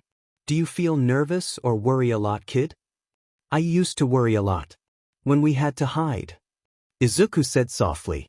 I got scared that the doctor would come back, but not anymore. We don't have to hide. You can't ask about what he means. Tsukachi spoke softly, just to Recovery Girl. I know it's concerning, but what he's talking about is part of the case they helped with. You'll have to get his dad's permission if you want to ask more about it. Alright. Last questions. The doctor, is that why you're afraid of hospitals? And are your bad dreams about the doctor? Weiss, Izuku turned his head away. I like you, though, Recovery Girl. You're nice and not scary. And you're a hero. Thank you for trusting me, dearie, you did wonderful. We're all done now. Can I talk to your dad for a little while? She asked with a smile, and Izuku nodded. Go ahead and go to your room for a little while, okay? We won't be long. Kaiso ruffled his hair, and Izuku did as he was asked with no complaints. He quietly shuffled out of the room, leaving only the adults. I'm going to be frank, if the boy's having nightmares and he's afraid of hospitals and doctors to such a degree, he needs to be in therapy. It's possible he's suffering from lingering PTSD. I don't know what situation you were in and I won't ask, but if you're going to be a responsible parent for him, he needs to speak to somebody.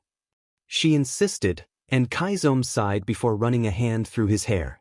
I know. I learned to deal with my sheet early on. We went through everything together. I had to. Kaiso trailed off, remembering the day Izuku developed his quirk. The blood, the body, the autopsy, the escape. He closed his eyes and put his head in his hands. He didn't want to think about it. It doesn't matter. I can't trust a therapist to be safe enough to keep his identity and information under wraps. Even if it's safer now, there's still somebody out there that hates our guts enough to use the information against us. Then what about another pro? Hound Dog is a pro hero who also works as our guidance counselor. This apartment isn't that far from UA. If we really owe you as big of a favor as Tsukachi implied, then I'm sure we can work something out with Principal Nedzu. Recovery Girl offered. It would also allow me to keep an eye on his health, since he doesn't like doctors. You don't owe us anything. I did what I did so he could have a normal life. If you want to set the kid up with Hound Dog out of the goodness of your heart or some sheet, that's different, but don't just do it because you feel like you owe us something. God, heroes are so fake sometimes, he muttered angrily. Recovery Girl gave him a pointed look before smacking his leg with her cane. He's a child who deserves the same treatment as everybody else. I'm only saying that if we want to get Principal Nedzu to allow off-campus visitors, we have to have a reason. And if Tsukachi can vouch for you both, then he'll say yes. I'll think about it. Kaiso sighed. It's gonna be the kid's decision in the end. If he says he's uncomfortable with it, then we aren't going. But if he says yes, I know where to find Tsukachi and we can work something out. Understood. Tsukachi nodded and tipped his hat. I'll be at the precinct most days if you need me. I got your statements on the way here, so I don't think I need anything else. Is there anything else you'd like to ask before we go? Yeah. I wanted to ask, how are, the other two who were at our meeting back then? Especially the big guy? He took a hell of a beating from what I understand. Kaiso asked, and Tsukachi pursed his lips into a thin line. He's recovering. He won't ever be the same, but he's doing his best. He doesn't regret it, though. It was necessary. And the other one's doing fine. Actually, he's a teacher at UDA now. Maybe you can say hi when you're there, not that he'd know who you are. I'm the only one that knows your face. But I'm glad to see your son's doing well. After what you told me, I was afraid. I thought he'd never be the same. But he's a smart and resilient kid. Takes what life throws at him. He'll be one of the true heroes one day, just you wait. It's all he ever talks about. Kaiso gave the tiniest of smiles. I'm glad he lets me take care of him. If you told me before everything happened I'd be taking care of a kid and playing house, I'd probably have laughed right in your face. But he's something special. He can bring out the good in anybody, I think. The next day, Izuku skipped school to let his arm fully heal. Kaiso insisted on it, and by the end, nearly his entire arm had grown back. He was just missing the tips of his fingers, the bones and flesh still mending together. Miwa insisted on coming over as soon as school was over, upset and wanting to make sure her best friend was all right. As it was explained to him, Miwa apparently had sprinted at full speed back to their apartment complex, where Chizome was just getting home from work. She'd yelled about Izuku being caught by a villain in front of the neighborhood bakery, and Chizome had dropped everything to go get him. He sent her home to her grandparents with a promise that he'd make sure Izuku was okay.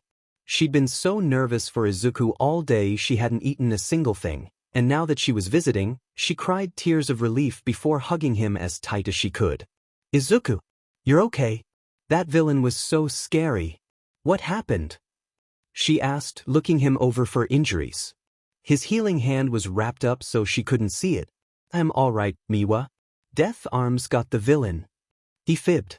He wasn't sure Miwa would appreciate being told that his arm had been cut off and he hit the villain with it. The slice had been clean and swift so it didn't hurt as much as it could have, but the healing process hurts so much more. He'd learned to keep quiet about pain, though, so he was usually able to push through the physical side of things. "Oh, I'm so glad. I was so scared for you. I brought you some notes from school today, and I brought you some of the cookies since we couldn't eat them yesterday. I can't stay. Grandma needs help with a dress, but I just had to see you," she said and gave him another hug. Izuku hugged back and accepted the notes and cookies gratefully. He walked her back to her apartment and went back home to study the notes he was given, but Chizome had other plans. "Izuku," he said firmly when he walked in the door, "I think we should talk. You're not in trouble, I've just been thinking." "Oh, okay." Izuku took his place next to his dad on the couch and waited quietly, looking up at Chizome with his big green eyes. "Your quirk, we don't know a lot about it. And you still want to be a hero, don't you, kid?" Chizome asked him softly, and Izuku nodded quickly. "Yeah. I want to be like you. I know you said you're not a hero, Dad, but you're a hero to me.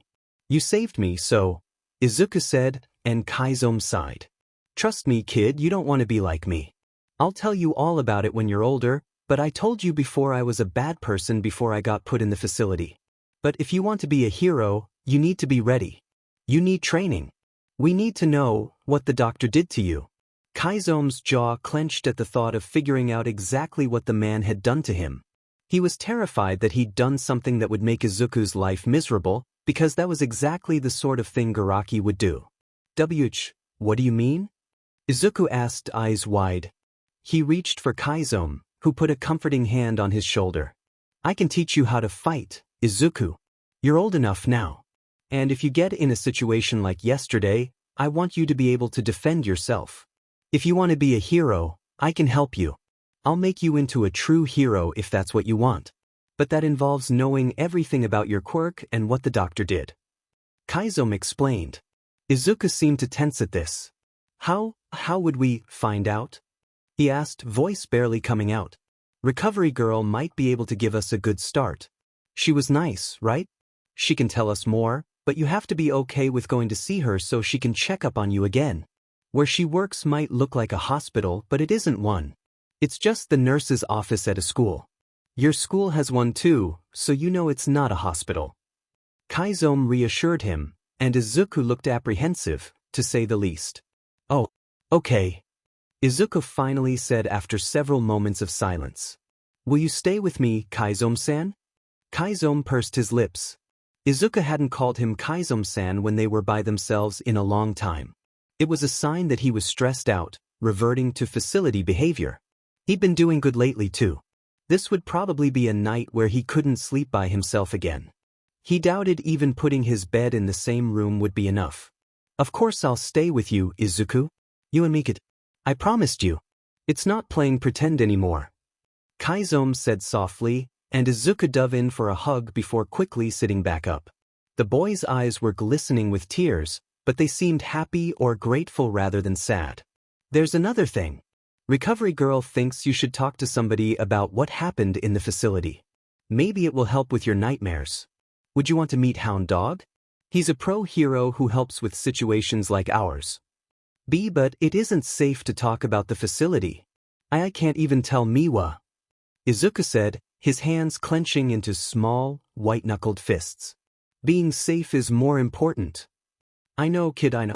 I'm not going to make you talk about it. But if you change your mind, you can always talk to Hound Dog. He's safe. Chizome said, even though everything in his head told him hell no, you already involved Recovery Girl, you don't need another pro in the mix. But if it benefited his kid, he'd do it anyways. As much as he hated the pros, his kid loved them, and they were the only ones that could help him like this. When Izuku was a little older, perhaps just before high school, he'd talk to him about his ideals, his vision of hero society. He wanted him to be able to come to his own conclusions first. Maybe another time. Izuku said softly, and Chizome could tell just from his voice that he had no intentions of talking about it. He didn't blame him at all. What else would I need to do to be a hero? Never let it be said that Akaguro Izuku wasn't a force to be reckoned with.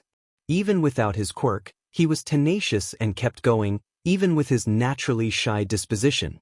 When he was comfortable around somebody, he was outgoing and a little sassy, and Chizome was so proud of him for opening up. He was truly coming into his own, and he knew that one day Izuku would be one of the best heroes the world would see. A true hero, his diamond in the rough in the world of fakes and limelight chasers. He could see it when they trained. He could see Izuku's kindness and pure heart when he would do little things every day like help somebody up who fell, just because he could. He could see his tenacity when he taught him the basics of self-defense and how to hold a weapon the right way. And he could see his intelligent, analytic mind when he muttered up a storm and flew through his homework like a man on a mission. Izuku was spectacular already, and Chizome hated to think how heroes would probably have just let him go in another life because of his lack of a quirk. The day Chizome truly realized the potential of Izuku, however, was after school and before his training. The school year was coming to a close, and Izuku would turn 11 that summer during the next. It was a humid, warm day when Izuku was walking home. Miwa had already gone ahead to help her grandmother with a job, and Izuku was going to take the long way home with Chizome. Walking and going for runs were some of Izuku's favorite parts of a workout. They passed by a quiet, out-of-the-way alley when it happened. They heard quiet sobbing and the taunts of what sounded like boys his age. Izuku peered into the alley, Chizome right behind him, to see a group of older kids surrounding another student around Izuku's age with wild, purple hair. They were pushing him and kicking him, and one of the older students was trying to put a muzzle on him. What? You aren't gonna say anything, villain? Come on, use your quirk, I dare you. We'll shut you up for good. The apparent leader of the group sneered down at him. Izuku saw flashes of the facility behind his eyes when he heard them, and instantly he was throwing himself into the situation without a second thought. Chizome watched carefully, wanting to see what his son would do, but also ready to step in if he was needed. Leave him alone! Izuku yelled, putting himself between the purple-haired boy and his tormentors. The leader boy laughed sharply. Huh? What are you, stupid? This guy's a villain. He'll brainwash you. We're just showing him his place. That doesn't mean it's okay for you to hurt him. Izuku scowled, using his own body like a shield over the purple-haired boy. You're a bully and a villain too if you think it's okay for you to hurt other people. That's my boy, Chizome thought. You're turning into a true hero already. You've got this. He kept watching from the entrance of the alleyway. Izuku had trained enough in self-defense by now to handle a few older brats who thought they were self-righteous, but he'd be there in case anything went wrong. Oh, and you think you're some kind of hero? Sticking up for a villain? Maybe we should teach you a lesson too. One of the others in the group yelled. Just try it. Izuku glared, and the group froze under the intense look. Izuku was still learning, but an intimidating presence was something Chizome was also teaching him. It wouldn't do much against anybody with a smidge of experience just yet, but against kids that had never been in a real fight before, it was pretty effective. I'll call the police. And my dad is right there. He's a witness. If you leave now, I'll consider not reporting this. Whatever. The leader scoffed. You aren't worth it anyways. Come on, guys. Izuku watched with wary eyes as the group left, exiting the other end of the alley. The purple-haired boy was shaking, sniffling angrily and wiping at his eyes. Izuku's expression softened and he turned to him with a hand to help him up, smiling gently. Are you okay? Izuku asked, and the boy just kept quietly wiping at his eyes, looking at him fearfully. Izuku was reminded of his meeting with Chizome, where he was so scared of a stranger he couldn't even talk. What did Chizome say back then? "I'm Akaguro Izuku. You can just call me Izuku. You scraped your knee and your elbow and your eye looks bruised. Do you want me to take care of it? I have a first aid kit at home. What do you want?" The boy croaked out. He looked angry and scared, and Izuku wished he could make him feel better. "I just want to help you. You're hurt." Izuku continued to offer him his hand. Nobody ever helps unless they want something. The boy scowled as much as Izuku had earlier. "Am I Quirk is evil?" "No quirk is evil unless you use it for evil. If you're nice then your quirk doesn't matter." Izuku reassured him. The boy seemed to pause at this and watched him carefully. "Even if I could brainwash you?" He sniffed, and Izuku nodded. "Even if you could brainwash me, would you make me do anything bad? If you wouldn't then you're okay. It only matters what you do with your quirk." Izuku smiled. "All I want to do is help. I promise." "Oh, okay," the boy said softly. "I'm Shinso. Shinso Hitoshi. Nice to meet you, Shinso. Come on, my dad and I will get you feeling better. I'll even share some of my cookies with you if you want. And then I can walk you home." Izuku said, his smile brighter, "Now." Shinso took his outstretched hand, wincing slightly as he stood. He leaned on the shorter boy for support, and then looked to the man waiting at the end of the alleyway. "That's your dad?" Shinso asked, eyes narrowing. Izuku snorted and laughed a little. "Everybody always reacts like that. Yeah, he's my dad. I'm adopted." Izuku rolled his eyes. Shinso's face relaxed and he nodded.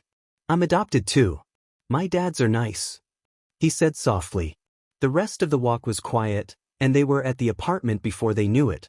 Kaiso let the boys in, and went to get the first aid kit while Izuku sat Shinso down on the couch. He ran to grab some cookies and an ice pack for his eye from the kitchen, and when he brought them back, Shinso just blinked in surprise. "Oh, I didn't think you were serious about the cookies. Cookies are so good though. I wouldn't lie about them." Izuku pouted playfully. He handed Shinso a few alongside the ice pack, who took them gratefully. The ice felt cool and soothing against his bruised eye, and he let out a relieved sigh. Chizome came back with the first aid kit and handed it to Izuku. The green-haired boy took it and immediately got to work fixing up Shinso's injuries. "Izuku." Chizome spoke up. He responded, still trying to concentrate on applying ointment and cleaning Shinso's knee. Chizome leaned against the wall of the living room, watching carefully. He figured the other boy would probably feel a little uncomfortable with an adult he didn't know being so close, so he was letting Izuku take care of him. "You did well. I'm proud of you, standing up for somebody. And you did it without violence, even better. You really are one of the true ones, you know." Chizome gave a small smile, and Izuku beamed, as bright as the sun. "Thanks, Dad," he said, pressing a bandage to Shinso's knee. Next came the skinned elbow, and Izuku's face fell to a calm expression. "Hey, Shinso? Do they pick on you a lot?" "I guess." Shinso shrugged. "They don't like my quirk. If I use my quirk, I can make other people do what I say. It's called brainwashing." "What? But that's such a cool quirk," Izuku exclaimed, startling the other boy a bit. "You could use it to do so much. You could defuse hostage situations, or keep civilians safe, or get another hero to cooperate with you in a crisis. It has so much potential." "Nobody else thinks so." Shinso's eyebrows furrowed. "The kids at school say it's a villain's quirk. That I could make people do really bad things. Even if I'm quiet, they still hurt you, huh?" Izuku said softly. "My best friend is quirkless. Even if she tries to tell people she can do anything they can, they're still mean. I think only the person matters. You can have the coolest quirk ever and still be a terrible person. You can have no quirk at all and be the nicest. But people see quirks before the person. Don't believe those guys, Shinso. You're only a villain if you do something bad, you know?" You think so? You sound like my dad's," Shinso sighed. "Izuku's always been a smart kid. And trust me, he's not wrong. Quirks make people do all sorts of things. Chizome interjected, expression stony like he was trying not to remember something bad. They're just brats who worship the hero system. People like that are what makes society awful. But overcoming that? Doing what's right just because it's the right thing are what makes real heroes. Fame, money, power. None of those things make a real hero. It's a desire to do good even with no reward, service for the benefit of others. That's what makes a true hero. Anything else and they're just a fake. So that's why you just helped me? Because it was the right thing to do. Shinso looked to Izuku with wide eyes, and he nodded. Izuku finished up with his elbow and grinned. All better. We should get you home now. Don't want your dads to worry. Izuku extended a hand to him again, and Shinso took it gratefully. Thank you, Izuku. Izuku walked Shinso home with a smile, rambling the entire time about how much he loved heroes. He talked about All Might the most, of course, and about Mirko because she was Miwa's favorite, and about Present Mike because he listened to his radio show every day with his dad. Shinso seemed to really like Present Mike too. When they got to a small apartment complex, Shinso pointed out which one was his and Izuku walked him to the door. Bye, Izuku, thanks for helping me. I hope we can talk again sometime. Shinso said softly, opening his door. Then he called into the apartment, I'm home. Where have you been? A tired voice grumbled from inside. You're home almost an hour late. And who's with you? The door opened wider to reveal a tall man with long, dark hair and exhausted eyes. He was a little scruffy and dressed in comfortable-looking dark clothes. Shinso sighed and looked down to the ground, clearly embarrassed at being scolded in front of somebody else. As soon as the man saw Shinso, though, with his bruised eye and bandages, his face immediately dropped to concern. Hitoshi, what happened? He asked, kneeling down to examine Shinso's face. Some guys at school don't like me very much. He grumbled, but then turned to Izuku. He saw them and made them leave me alone, and then he helped fix me up, and then he walked me home. That's all that happened. We'll talk about this more inside. The man ushered him inside, and gave Izuku a look. Thank you for helping my son. Do you need somebody to walk you home as well? Nope. I'll be okay. My dad taught me how to defend myself if I need to. Izuku grinned cheekily. I'm just glad Shinso is okay. Will you please tell him if he ever needs help again, he can come visit me? Just in case. And tell him to remember what I said about being a villain. Okay, bye. What dash? The man tried to call out to Izuku, but he was already bounding away down the stairs and waving frantically. What a weird kid. A few weeks after the incident with Shinso, Izuku hadn't seen the boy again. He only hoped it was because he wasn't having any more trouble, and regretted not sharing his home phone number so he could at least talk to the other boy after school. But right now, he had something a lot more difficult to focus on, Udata High School.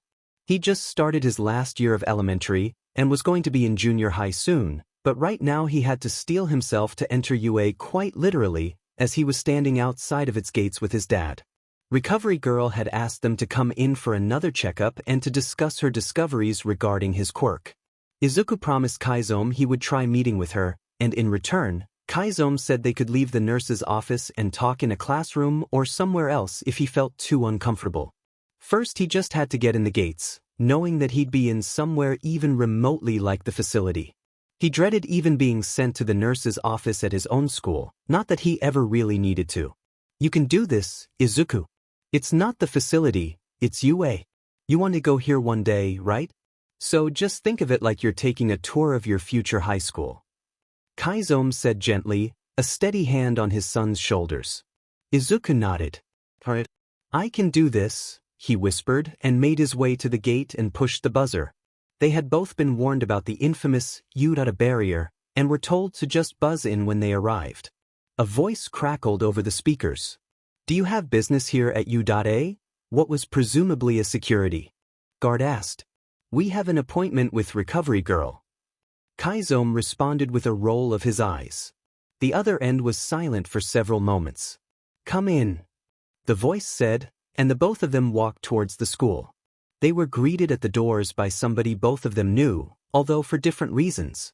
You must be the ones here for Recovery Girl. The man sighed, and Izuku perked up. It was the scruffy guy from Shinso's apartment. "Hey, you're Shinso's dad," he said with a smile, and the man startled at that, before realizing who he was speaking to. "How, it's you. What are you doing here meeting with Recovery Girl for, kid?" the man asked with a raised eyebrow. Next to him, Chizome was tense and made sure not to speak. This was Eraserhead. Eraserhead was one of the most careful and intelligent underground heroes in the business. There was no doubt in his mind that the pro would remember his voice and put two and two together. "I don't like doctors or hospitals, and Recovery Girl was very nice and said I could come see her. She's helping me figure out my quirk," Izuku explained, and the man looked a little wary, but nodded anyways. "How's Shinso? Is he doing okay?" "He's doing fine, thanks to you patching him up. He talks about you and your dad there a lot," Eraserhead explained. "Said you two gave him some good advice. He hasn't been nearly as upset since, so I guess I have you to thank for that." "Oh, that's so good. I'm glad he's doing better. Anyways, sir, would you mind showing us to Recovery Girl's office? I just want to be done with my appointment." Izuku gave a small frown, and Kaizome's hand was on his hair comfortingly. "Sure." Eraserhead gave a small nod and walked off into the school, the father-son duo trailing quietly behind. Chizome was on edge, trying to stay quiet around the other man. He didn't want Izuku treated any differently because of his past, and he certainly didn't want Eraserhead to say something to upset him. It wouldn't have been intentional, of course, but Izuku had been doing so well lately. If Izuku regressed to how they'd been when they first got out of the facility, barely able to sleep, terrified to leave Kaizome's side and near silent all the time, Chizome didn't know what he would do. It took all of those months before moving to Mizutafu just to work him up towards going to a public school, and even more to get Izuku to not be inherently distrustful of other adults. He didn't react with suspicion to every adult he came across now, but ones that reminded him of the doctor or some of the other test subjects would put him back in that facility mindset. He was honestly surprised Eraserhead didn't set him off, but he supposed being Shinso's dad made him a little easier to accept. Izuku wouldn't stop talking about that purple-haired boy since he'd met him, practically ecstatic that he'd met somebody else who was adopted. Chizome had to explain that most adoptions were not at all like theirs. Most adopted children didn't rely on, well, traumatic kidnappings and torture to bond with their parents, that was for sure.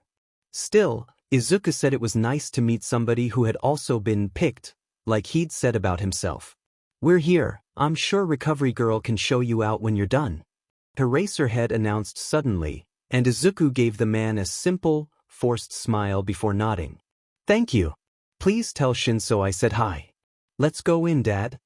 Izuku gripped Kaizome's hand tightly, and the man squeezed back. Eraserhead turned and left to go and do his own thing.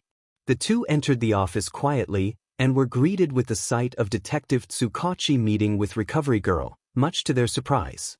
You're both here." Tsukachi smiled. "Hello again, Kid Stain."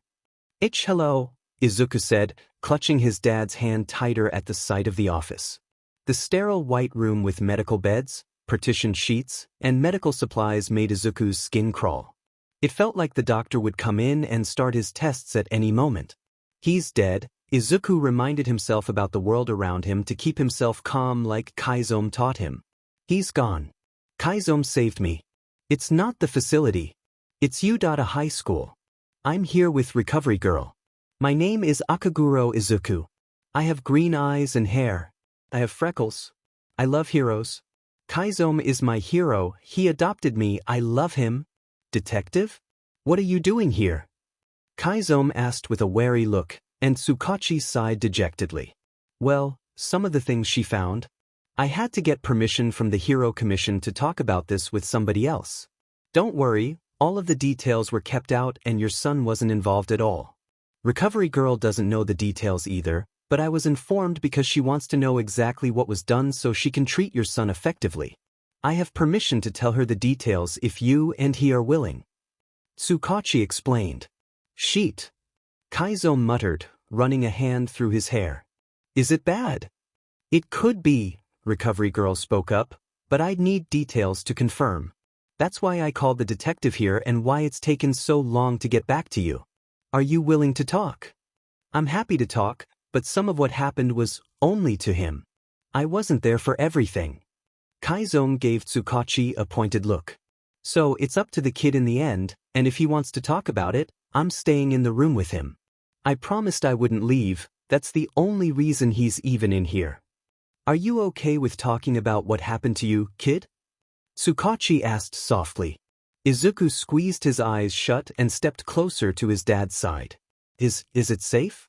Will Tomura find us if I talk about it? Izuku asked, voice cracking at the thought of seeing that blue-haired boy ever again. Tsukachi shook his head. No, he can't find you. Everything you say will stay in here, nobody will even write it down. He can't find you that way, okay? Tsukachi reassured him, crouching down to his height. He held out a pinky for the boy. Pinky promise. Okay. Izuku took the man's pinky with his own and shook it. Dad? Can Detective Tsukachi stay too? He's nice. Sure, kiddo, if you want him to stay. Kaiso ruffled his hair. You don't mind, do you, detective? It helps to have people he trusts around. Of course, I'd be happy to. All right, dearies, why don't you all take a seat then? I'd like to give your son a checkup and then we can talk about what I found regarding his quirk. Recovery girl offered them the chairs against the wall of the office. Tsukachi and Kaiso took them, and recovery girl held Izuku's hand gently as she got what she needed for the exam. Your dad and the detective are right there, okay? If you want to take a break, please just tell me. What do you need me to do? He asked, and recovery girl smiled. I'm just going to give you a basic checkup and ask you some questions, kind of like what we did before, only this time it might take a little longer. Okay, she asked, rolling one of the exam beds over for him to sit on. She patted it a couple of times. Come and sit. You should be more comfortable that way. Sike, Izuku swallowed the lump in his throat. He wasn't in the facility, he could ask for things. He could want. Can I stand? Of course you can, dear. Whatever you'd like. I'll let you know when I need you to lay down. She smiled, and Izuku just nodded. All right. First off, a question for your dad there. Is he on any medications or does he have any pre-existing health conditions you're aware of? No, none. Kid hasn't even gotten sick once since I started taking care of him, not even a migraine or headache, and he doesn't take medication. Kaiso said, and off to his side Tsukachi nodded a little. All right then. And what about you, dear? Recovery girl turned back to Izuku. Have you felt anything strange? Sick? Is there anything you're worried about for your health? Izuku gripped the hem of his shirt. My scars. My quirk heals me, but it's never, fixed my scars. Is it okay if I look at them, dear? I guess so. Izuku said softly. He lifted his shirt up, wavering for only a moment before he took the whole thing off. He'd never showed anybody besides Kaiso his scars before, not even Miwa. He always wore long sleeves, or something that covered his arms, as well as high collars so the one on his neck wouldn't show. When his shirt came off, though, there were very audible gasps from both Tsukachi and recovery girl. His skin was littered with proof of the doctor's existence, his torture. The Y-shaped autopsy scar stood out the most, gnarled and red as the day he'd received it. That was the very last one, though, before he stopped getting scars. That was the day his quirk had activated, the day he'd died and come back to life. Izuku didn't think about it very much, but he'd never once been mad at Kaiso for killing him. He asked for it, it was the only way to keep from going to the special ward. If he had a choice between dying and the special ward, he'd make the same choice again time and time again. It was as natural a choice as breathing. Is this? Tsukachi trailed off, his fists clenched and an expression of rage and guilt on his face. Kaiso nodded quietly. Yeah. It's what the doctor did to him. He said softly. Now you see why he's terrified of them. And that's just the ones that didn't heal properly. Son of a... God, I wish we'd found him sooner. I'm so sorry. Tsukachi put his head in his hands. If we'd worked harder. It's not your fault. Kaiso said, and Izuku nodded. What Dad said? He said quickly. He always tells me it's not anybody's fault but the doctor's. Please don't be upset, detective. Sorry kid. I just wish we could have helped you sooner. It's our job and we didn't do it. Tsukachi sighed. He was the kind of man to take everything on his own shoulders. Being friends with All Might tended to rub those kinds of traits off on him. No, you didn't, but it's in the past now. We're not in there anymore, so there's no use in blaming yourself about it. Kaiso grumbled. Besides, the kid trusts you, so that's as much of a redemption as you could ask for. He doesn't like most adults. That you're right, sorry. Please continue, Shizenji-san. Tsukachi's shoulders slumped back in his chair as he tried to relax, even seeing the proof in front of him of how much a 6-year-old suffered, completely unknown to him. You can't save everyone, but seeing Izuku in front of him, Tsukachi wished he could. Now, did you get these scars before or after your quirk came in? Recovery Girl asked. Before. Then that's normal with regeneration quirks, dear. It puts your body back to the state it was in prior to the injury, so if you got them before your quirk activated for the first time, the quirk would register this as your normal state. She said softly, staring at the seemingly fresh autopsy scar on his chest. Now, any more questions? No, ma'am. Izuku said softly, pulling his shirt back on over his head. It was a soft sweater Chizome had gotten him before school had started that year, and he liked it a lot. The sleeves were just a bit too long, so just his fingers poked out, but he liked it that way. He could hold onto the sleeves like a sort of stress ball. Okay, so then we'll get to my questions regarding your quirk. There are no cameras in this office, and it's been soundproofed for privacy. Is this a natural quirk? I dread to think of the consequences, but from what I've seen, the quirk factor looks brute-forced into his DNA. Recovery Girl pursed her lips as she waited for Kaizome's answer. No, it's not a natural quirk. Kaiso scowled. What happened to him? I need as many full details as you can give, and apparently I needed government permission to hear about it. That's why Tsukachi is here, as I understand. An unnatural quirk forced into a body could have backlash, and I need to be able to treat it. Recovery Girl said seriously, and Kaiso cursed the doctor under his breath. That man was still hurting Izuku even now, after he was dead. It's a long story, and our earlier agreement still stands, Detective. If he's willing, I'll let Izuku come for regular checkups with Recovery Girl, but otherwise, I want him to have a normal life. I want us to be left alone afterwards. He's had enough being poked and prodded at. He wants to go to U.A one day, you know. If he's a student, you treat him like any other student, and what's said never leaves this room, understand? Kaiso said, looking between the two. I understand. I wouldn't be able to talk about it, anyways, given how many hoops I had to jump through just to allow Recovery Girl to ask about this. Tsukachi nodded. Kaiso trusted Tsukachi for the most part. Anyways, the man had been nothing but honest and kept his word ever since they met. And I'm sworn by confidentiality. Even if I wasn't, I care too much about my patients to betray their trust like that. Recovery Girl said seriously. Tsukachi confirmed she wasn't lying, and Kaiso sighed. Here, kiddo. I'm gonna talk about what happened in the facility. You want to sit with me while I talk about it? Kaiso asked softly, and Izuku nodded quickly. He took the empty seat next to Kaiso and latched onto the man's arm, holding his hand tightly in his own. All right, where do I start? The important information regarding his quirk. You don't have to tell me everything, just what's relevant, if it's easier for you that way. Recovery Girl suggested. Right? Relevant information. Several years ago, the kid and I were kidnapped, for lack of a better word. We were taken by a man who was just called the doctor to us. He was experimenting on people in order to learn to create and implant artificial quirks. From what I understand, he could do it to corpses, but not to living, breathing people, and his boss, the person he was making them for, couldn't take from corpses. His boss was a supervillain capable of giving and taking quirks at will, and the doctor wanted to create a regeneration quirk for him to have. But there are plenty of regeneration quirks out there. I know it sounds horrible, but why would he have needed to create one when he could have taken another person's? Tsukachi asked, face scrunched in confusion. Because the quirk he was growing was on another level entirely. According to him, he wanted the quirk to be able to regrow the user's body from even a single drop of blood, if that's all that was left. Even a single cell would be enough to make sure the user survived. Chizome put his head in his hands. It would be the single most powerful Regan quirk in existence, if it was true. And he needed the kid here because, he was born quirkless.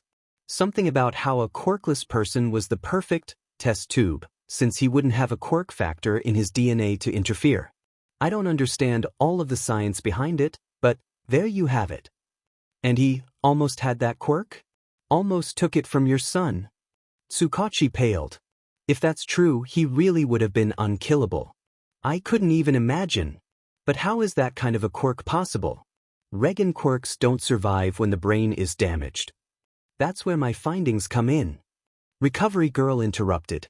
That's because this quirk is actually a fusion of several others. There were different aspects of other quirks cherry-picked to put into one artificial quirk factor. The quirk in your boy is unlike anything I've ever seen. His cells themselves have been modified to essentially act as data storage. So if the brain is damaged or gone, the cells themselves will store all important information like memories and such in them until the brain is regrown or repaired. Not only that, Recovery Girl continued, but of course, there's the rapid cellular regeneration aspect which heals all of his injuries, no matter how severe. And as a side effect, I've discovered that's why he hasn't gotten sick. I don't think he can get sick. His cells simply regenerate too fast and kill off any diseases or sicknesses before he can get them. And another side effect of the regeneration is his unusual fitness. I was curious why he appeared to be so fit for his age, and now that I've studied the quirk, I've determined that the rapid regeneration puts him in peak human condition for his age at all times. He's functionally the healthiest human being alive. You're kidding. That's a good thing though, right? Chizome asked with a raised eyebrow, but Recovery Girl only shrugged. If you wish to view it that way. Your son is functionally immortal. The only thing that can kill him would be aging naturally, short of destroying every cell in his body. And the more injuries he heals, the faster his regeneration will become. The cells become experienced and learn how to regenerate at better speeds the more they're used. Ding, Chizome sighed. That's a lot to take in. Alright, thank you. But what's the downside? You mentioned at the start of the visit that something you found could be bad. Yes, judging by the results I found, it's highly likely that the process of merging and activating the quirk in his body was highly traumatic. It could have side effects for his quirk, so I was hoping you'd be able to tell me about both instances. How the quirk was put into him, and how it was activated. Recovery Girl explained. Izuku's hand tightened around Chizome's again. The merging? The doctor put it into his body somehow, I guess, I don't know exactly how. But there was one time he had another, test subject with a lightning quirk hit him with a bolt. It gave him the scar on his right shoulder. The doctor said something about that being the jumpstart the quirk needed. Chizome explained. I see. What about you, dear? Do you remember how the doctor got the quirk to merge with you? She asked gently, and Izuku shook his head. The D-doctor did a lot of things. I don't know what each test did, he said. Recovery Girl only sighed. Alright, what about activation? Most quirks have an activation requirement or something that causes them to activate the first time. I don't want to talk about that. Izuku said suddenly, squeezing his eyes shut. Well, you'll be mad at my dad, but it wasn't his fault. Kiddo, Kaiso murmured. He knew exactly what he was talking about. He gave Izuku's head a gentle pat and ruffled his hair. It was my fault. You may have asked me to, but I still did it. It was my choice. No. Anything was better than the special ward. I didn't want to go there. Please, don't tell them, Dad, please. Izuku had tears in his eyes, sniffling as he buried his head against Kaizome's shoulder. Tsukachi's face softened to a worried frown. Kid, remember our pinky promise? Everything you says stays in here. Your dad won't get in trouble, okay? Whatever happened was the doctor's fault, I'm sure. He said softly. Izuku sniffled and his hands were trembling just a little, but he nodded his head. Okay, as long as you promise. I don't want Dad to get in trouble. He's so nice to me, and He keeps me safe and he takes care of me, so please, don't be mad. He's not a bad guy anymore, Izuku said, almost too quiet to hear. I promise, Izuku. Go ahead and tell Recovery Girl what happened. Tsukachi said, gesturing to the woman. Izuku looked up from Kaizome's shoulder, eyes wide and tearful. He looked to Kaizome, who sighed and realized he was going to have to say it. Izuku didn't want to, not that he blamed him. The day Izuku's quirk activated, the doctor had gotten word from his boss that it was taking too long for it to activate, so he was dead weight. They were going to get somebody else to replace him, somebody who the quirk would work for. So they said either he dies, or he goes to the special ward. My choice. Kaizome put his head in his free hand and took a shaky breath. If you knew what it was like in that place, you would understand. I couldn't. I wasn't going to let that doctor be the one to. He'd been tortured enough. The screams that came from the special ward, if I heard my kid like that, I'd. Izuku interrupted, voice choked on tears. They put my mom in there. I couldn't bear to see what they did to her in there. The special ward is worse than anything the doctor did us before, so I couldn't. Shukaja, I got you. Kaiso murmured, gently scratching Izuku's scalp to calm him. It's okay. I told you you could want. I would never let you go to the special ward. I promised you. What did they do? Tsukachi asked, his expression darkening. Kaizome shot his own look back at the man, lips pursed into a fine line. I made my choice. I did what I had to do and let my boy die in peace instead of at the hands of that FNG monster. Kaizome growled out. He was dead for several hours. The doctor had started doing an autopsy on him when somebody else broke all the other test subjects out. His quirk must have activated during the autopsy because I heard him screaming and I'd never run so fast in my life. He was still alive somehow. It regenerated his chest and neck and everything else, and he was just alive again. We escaped. They killed him. Tsukachi hissed, his face pale and angry. Kaizome didn't say the full truth, that he'd been the one to personally slit Izuku's throat. He couldn't, they'd take him away, and he wouldn't ever let anybody take Izuku away from him again. Izuku clearly picked up on this too, and didn't mention it either. Please. You promised you wouldn't be mad, detective. He saved me. I'm not mad at him, please, you shouldn't be either. You said it wasn't his fault. Izuku cried, clutching onto Kaizome's arm like a lifeline. He's only ever been kind to me. Please, believe me, dying was so much better than going to the special ward. All of you relax. Recovery Girl tapped each of their legs with her cane. What's done is done. We didn't come here to interrogate him, and you're scaring the boy, Tsukachi. If they were forced into that kind of a situation, forced to make that choice, Stain clearly tried to make the easier one. That's all I needed to know. That explains why those scars seem more fresh than the others. I suspect that because it occurred as the quirk was activating, it couldn't differentiate between injury and his normal state. It's likely that those will always be as raw as the day as they were received, I'm afraid. But I think that's enough for both of you today. We can continue his exam another time when it's less stressful for him. Okay, thank you. Kaizome let out a shaky, angry breath as he stood up. Izuku immediately stuck to his side like glue.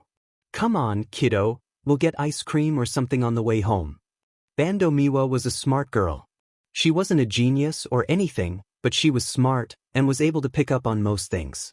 She also had an innate ability to tell when people were upset, especially her best friend Izuku. So of course, when he came home more shaken than she'd ever seen him just from a doctor's visit, the first thing she did was try to cheer him up. The day after Izuku's appointment was a Sunday, and Miwa gathered up all of her sketchbooks and other things and practically demanded to be let in when she got to his apartment. Kaizome let her in with a curious expression. He'd learned to tell when she wanted to cheer up his son, but he was wondering how she planned on doing that with art supplies. Miwa didn't say a word to him, only seeing Izuku curled up on the couch with a book. Miwa gently pulled the book from his hands and dropped her sketchbook in its place. Izuku looked a little startled, but when he looked down at the page, his expression softened and tears formed in his eyes. It was open to a specific page, a plain white sheet with Izuku's hero costume plan written at the top. The title was written in glitter pen with hearts around it, and there was a little doodle of Izuku in the corner. The page itself was blank other than those two things. "You're not gonna be sad anymore, Izuku, I won't allow it," she said with a huff, before promptly dumping her mountain of pens and markers and pencils onto his lap. "You want to be a hero, right? Well then we need to come up with a costume. And of course your best friend Miwa's gonna be on the case. My fashion skills and your hero knowledge will save the day." Thank you." Izuku gave her a watery smile, but it was more than he'd done in the past day, so Miwa counted it as a win. Kaiso watched the interaction with a faint smile, and decided then and there that perhaps not all kids were so annoying.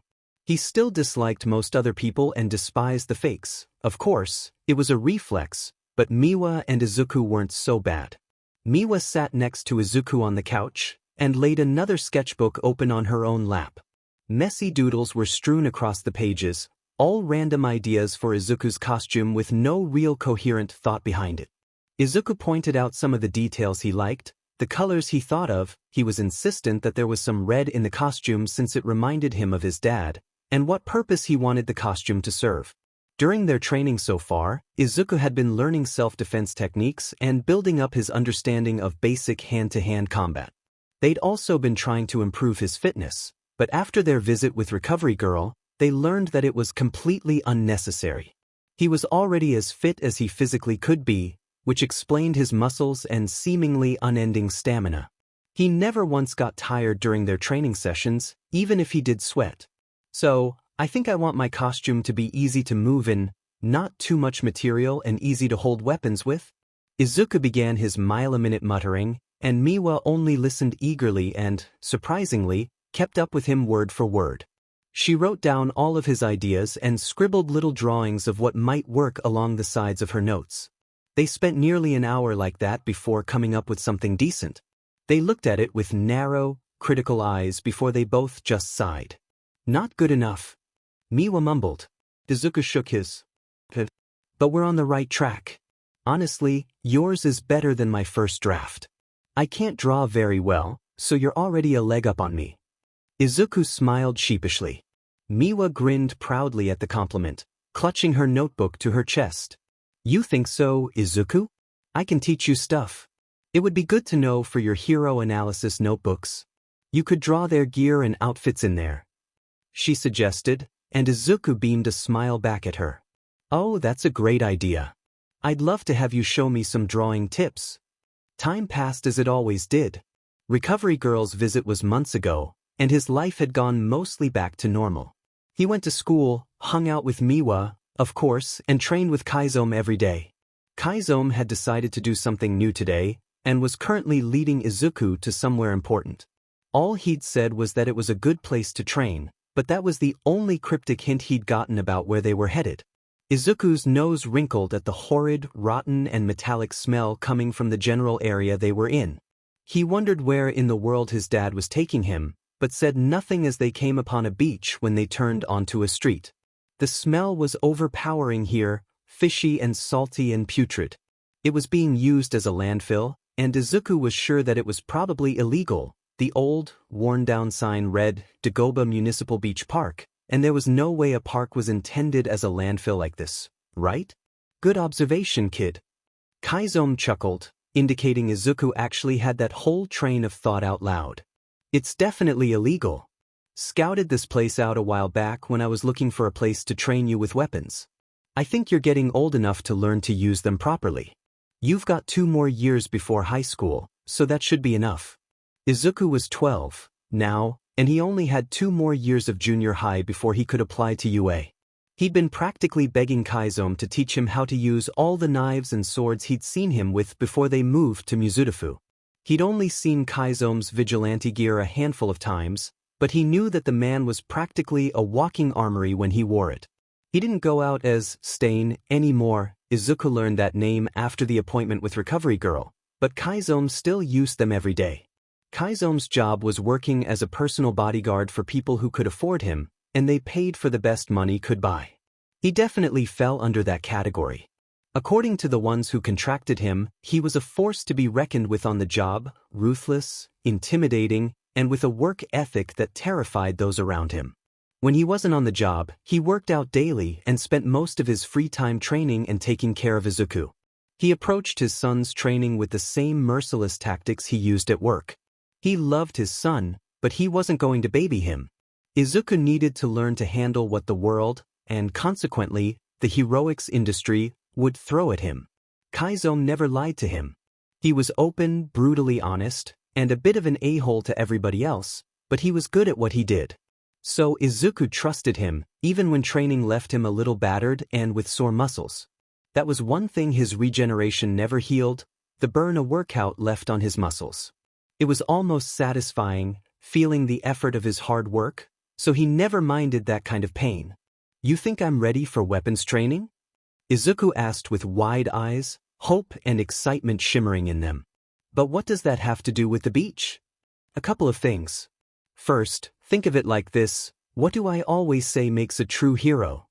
Chizome asked him, stuffing his hands in his pockets as he leaned against the brick wall that outlined the beach. Izuku smiled. That was an easy question. A true hero does the right thing and helps others no matter what, and expects nothing in return, he said proudly. Izuku burned those words to his mind like a mantra. He loved them, treasured them like a gift. He saw how other people acted, sometimes people who bullied Miwa for being quirkless and then turned around and flaunted their own powers like they were on TV, claiming they'd be heroes one day. He even saw how actual pros acted. Sometimes, he'd seen enough villain fights to know that some would back down if their own life was at stake, no matter how many others were on the line in return. Izuku, even at age 12, began to slowly understand why his dad hated the fake heroes that peppered the industry.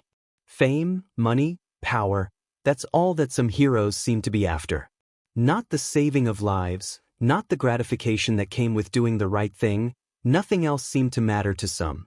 Might makes right in a world of quirks, and Izuku had learned that the day he became a test tube and was forgotten by everyone except Chizome. So those words Chizome taught him held a special place in his heart. The words guided him on his way towards becoming the best hero he could be. A hero that everybody could look up to, no matter who they were, and know that they were safe.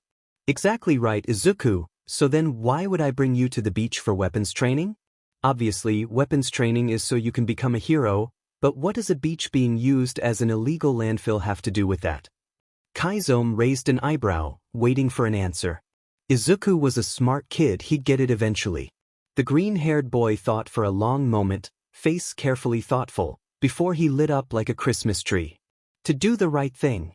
I can clean up the beach while I train, he said, jumping up and down excitedly. Chizome smirked and ruffled his hair. Only Izuku would get excited at the prospect of community service, but that's what made him a true hero in the making. You got it. It'll be your first big job. You've helped people before, but imagine this beach full of people, enjoying it on a summer day? You'll help a lot more that way. Community service is heroic too, even if people don't realize it. Chizome said, directing Izuku to a narrow path cut through the garbage. The smell was intense as they weaved between the rusted appliances and rotting trash, and Izuku had to struggle not to GG. When they reached the end of the tiny path, there was a brand new duffel bag with shiny things inside waiting for them. Chizome opened it, revealing his 2 swords and collection of knives, as well as some other things. Chizome handed Izuku a red scarf and a pair of thick, cut-resistant gloves. Out his own matching pair, showing Izuku what to do with the scarf. He wrapped it around his head to block out the horrid garbage smell, and Izuku followed suit. He was pleased to find out it only smelled fresh, like their detergent at home. The gloves were obvious, so he didn't cut himself on the rusty garbage and give himself tetanus. Not that it really mattered, he was sure his healing factor would fight it off, but it still wasn't something he wanted to experience. First things first, we need to clear out some more room. We'll start by moving the smaller stuff on top first. Chizome grunted as he pulled out some giant garbage bags. 1 for plastics, 1 for glass, 1 for paper. We'll bag the trash and take it to the dump every day. One of my, co-workers let me use his truck. The way he said, co-worker, told him he really didn't like whoever it was, but that they begrudgingly got along. That was more than most people, at least. Izuku was mildly interested in whoever had managed to get along with his dad, but chose not to think about it. You got it, Dad. Izuku smiled and got to work. They had a lot of trash to get through, after all, no time like the present. Kaiso worked right alongside him, gathering up garbage left and right. It was gross and they found some questionable things as they cleaned, but most of it was fairly normal stuff. For the larger things, like appliances, Kaiso told him to leave them and they'd haul them off last, when the rest of the beach was clean. They had a long day of work ahead, but Izuku took to it eagerly. This was just one more step forward on his path to being a hero, after all. Miwa? You doing all right? Izuku asked, his brows creased in a worried frown. While he'd been hauling garbage every day for the last 2 weeks, Miwa had been sleeping a lot and she seemed to be a little sick now. She coughed and wheezed from her place in bed, and Izuku brought her homemade soup after school that day. It was the first time since the villain attack way back when he got his arm cut off that they hadn't gone to school together. I'm okay, Izuku. She sniffled, reaching for her tissues. Izuku set the bowl of soup on her nightstand, handing her the box of tissues as he did so. Thanks. I'll be better soon. How's your training going? Getting stronger, Mr. Hero? It's going great, Izuku said with a soft smile, sitting on the edge of her bed. Kaizo's a great teacher. I smell awful most days now, but it's totally worth it. You'd better take me to the beach when it's clean, Izuku. I want to see the water. I've never been to the beach with a friend before. She smiled, and Izuku patted her arm. Well, you've got to not be sick first. You get better, and I'll take care of the beach, deal? He asked, and Miwa gave a small nod. Good, now eat your soup, silly. Oh, Izuku, wait. Miwa coughed a little. In my drawer, my sketchbook. Go ahead and take it with you. See how you like the newest version of your hero costume. Leave some notes if you want to change anything. I'll pick it up when I'm better. Thanks, Miwa. Now, you get some rest and eat your soup or I'll make my dad give you a talking to. Alright, Izuku, today you're going to learn how to hold a knife. We've got plenty of room now. Kaiso gestured to the empty circle they'd cleared of garbage. It was a pretty decent dent for only a month of cleaning, considering it wasn't their main focus. Yes. Izuku cheered excitedly. I'm ready. Geez, kid, take it easy with the enthusiasm. I know you have your quirk, but you still have to be safe about this. If you don't use it properly, a weapon can be a problem instead of a solution. So take everything I teach you seriously, okay? Kaiso said seriously, pulling a small blade from the duffel bag he always brought. Yes, sir. Izuku replied, just as serious. Are we going to clean trash today too? Afterwards, maybe. We'll see how you do with the knife first.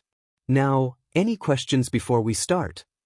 He asked, and Izuku glanced over to the truck parked by the beach. Kaiso caught the look and gave his son a weak glare. Any serious questions, Izuku? I'm not telling you who my coworker is for the last time. But he lends you his truck every day. That means he at least tolerates you. You might have a friend, Dad. Izuku pouted. Won't you at least tell me a little about him? He's not a friend. Kaiso sighed and grumbled. He's a coworker.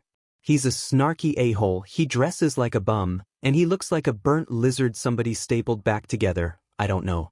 He's young but he gets hired for a lot of the same jobs as me for his powerful quirk. Why do you care so much, anyways, Izuku? Because it means you might have a friend. Like me and Miwa. Come on, don't you know how good that is? You've got to invite him over one day, Dad. Izuku gave him the puppy dog eyes, and Kaiso just pinched the bridge of his nose with another long sigh. I'm not inviting him over. Look, just focus on knife training. Hey, kiddo?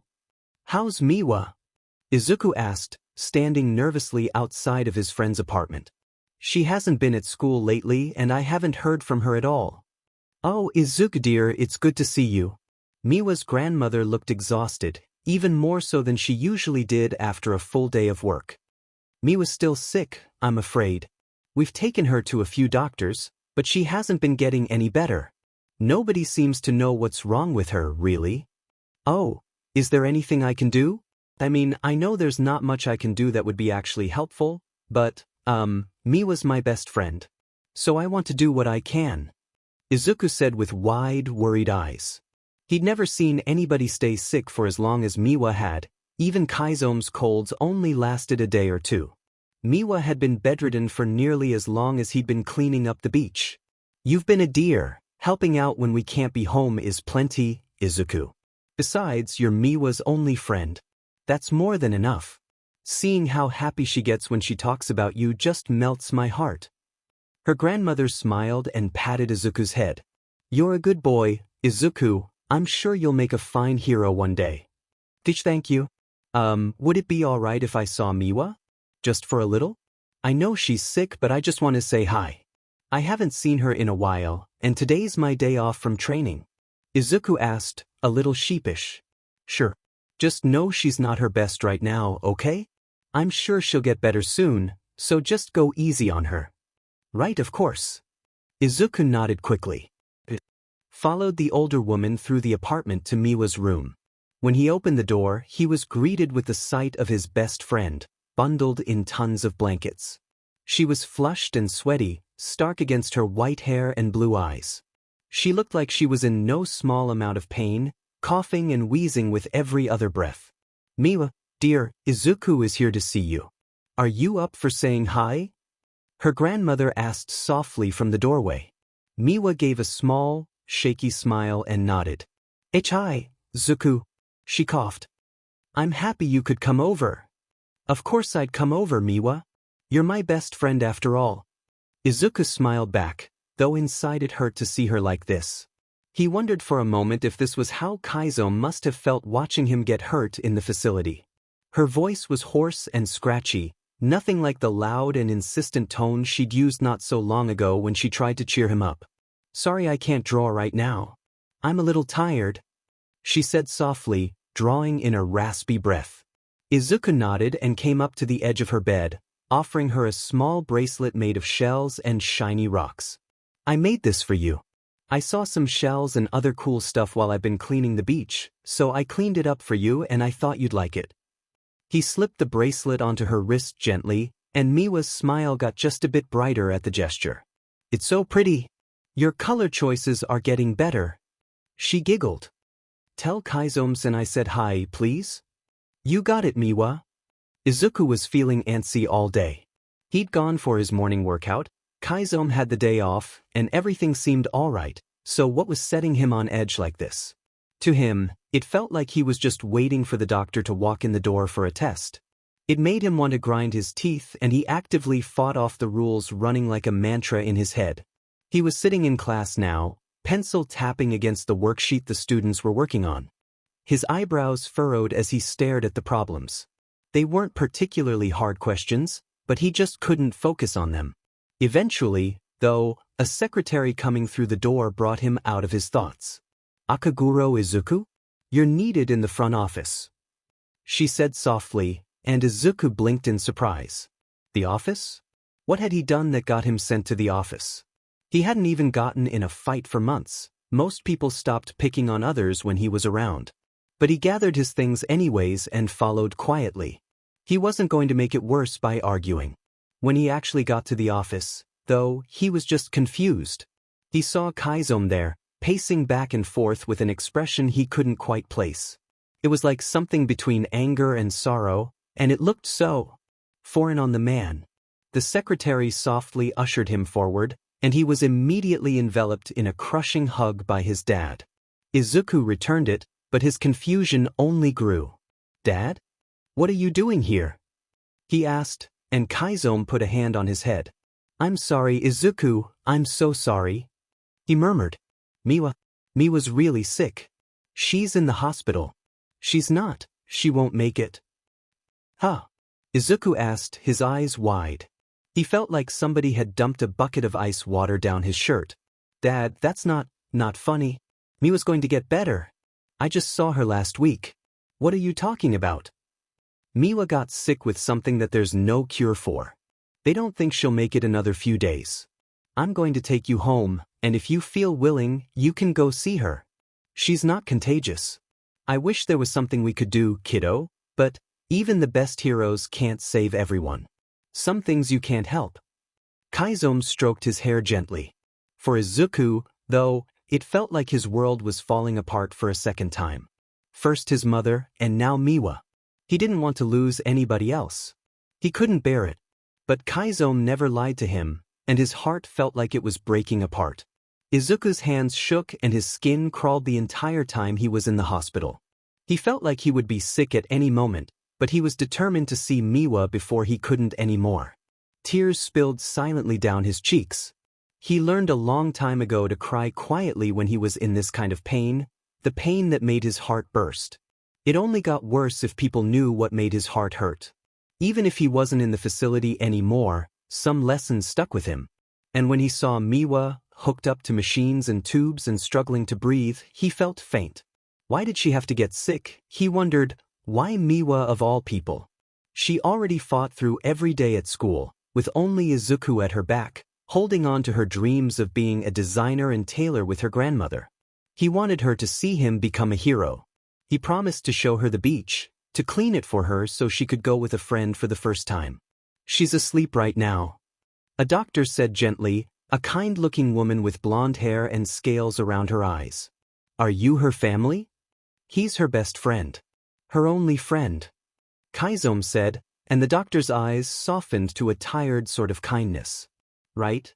The rest of what the doctor said faded in one ear and out the other. Izuku approached her bedside, spotting the bracelet he'd made for her only a week ago on her wrist. He took Miwa's smaller hand in his own, and a hiccuping sob built in his throat. Please, Miwa, you're my best friend. We still have to finish my hero costume. And you're going to teach me to draw, right? And we're going to go to the beach when it's clean? I promised you, Miwa. Please. You can't. Izuku's voice cracked and his hands trembled in time with each word. Izuku. Kaizome's hand was on his shoulder, a steady and warm presence in the stark, cold hospital room. His voice was quiet, soft enough for only Izuku to hear. Do you remember the last day in the facility? The choice you made? It's like that for her too. She's in a lot of pain. Miwa, I'm going to clean up the beach. I'm going to be a hero. I promise. Bando Miwa passed away half a day later due to a genetic illness her grandparents learned was inherited from her father. He had passed away due to the same one, and there wasn't anything they could do to stop it. It wasn't curable. It wasn't something Izuku could save her from. He hated it. He was so angry. What use was his quirk if it could only heal himself? He couldn't save her, he couldn't stop her from getting sick. What kind of hero was he? The funeral was small, and the only ones who attended were Miwa's grandparents, Chizome and Izuku. His hands still shook even as he placed incense on the altar next to her photograph. She was smiling in that photo, all dressed up in an outfit her grandmother had made her. Izuku couldn't say anything as he looked at her, so full of life and different from the final thoughts he had of her in the hospital. Izuku just wished she was still here. Despite not being there for nearly 4 years now, it felt like he was back in the facility all over again. He felt numb, angry, beside himself, and he was just left with Chizome all over again. Chizome was all he had. And when her grandparents gave him a small package, saying that it was something Miwa asked them to give to him, he couldn't help but burst into tears. When they finally returned home after everything was said and done, Izuku couldn't bear to look at his own apartment complex. Places they'd played together, drawn and made plans for their futures all stretched out in front of him, and he couldn't stomach it. So he left first thing every morning. He went for his runs and avoided every normal route he ever took so he wouldn't have to look at anything that reminded him of her. Chizome told him he couldn't avoid it forever. He couldn't pretend like everything was fine. When they both knew it wasn't, he'd have to face it eventually. But for now, when he got so angry that he couldn't think, he sprinted for the beach. Every day after school, he'd go there and take a breather for a while before he went right into training with Chizome. He just wasn't ready to face her. A month after the funeral, and Izuku still hadn't opened the package Miwa had left him. But he wanted to. So one afternoon, he asked Chizome for the day off and went to the beach again, package clutched to his chest. There was a sizable chunk of shoreline clean now, and he often sat on it, alone, when he needed to think. Today, though, there was somebody there. Izuku watched carefully, a little upset that he couldn't open his package by himself, but he wasn't just going to ask whoever it was to leave. He would just go home and open it in his room if he had to. Before he turned to leave, though, he heard a sniffle. Barely audible, like somebody was trying to keep it quiet, and Izuku realized it was coming from whoever was on the beach. He got a little closer and saw that it was a boy, one probably around his own age. The boy was crying. Quietly, near silent, just like Izuku had learned to do. The boy had half-red half-white hair, and a large burn scar over his left eye. Izuku's brows scrunched up in worry, and he looked back and forth between his package and the crying boy. Even though he wanted nothing more than to open his package alone, he couldn't just turn away. A true hero does the right thing and helps others no matter what, and expects nothing in return. And I promised Miwa I'd be a hero, didn't I? I can't just leave. Are you okay? Izuku asked, standing on the steps that led down to the empty part of the beach. The boy startled, and immediately a calm veil came over his face. That was the kind of face he and Kaiso put on when they didn't want the doctor to get a reaction out of them. The boy was starting to remind him more and more of himself. Sorry, I didn't mean to scare you. It's all right, the boy said, his voice hoarse but calm. Sorry to bother you. You're not bothering me, Izuku said, softly, looking at the dual-color teen's face. He noticed then that his eyes were two different colors, too, a soft gray on the side with the white hair and a turquoise on the side with the red hair. I was just worried about you. I saw you crying. Is there anything I can do for you? No, the boy said curtly, and that was all the answer he gave. Izuku held the package a little tighter to his chest. Well, I'm Akaguro Izuku. I'll just be here if you want to talk. I come here to clean up the beach every day. It's my day off though. I just wanted to relax. You can relax here too, if you want. Sorry, I'm rambling.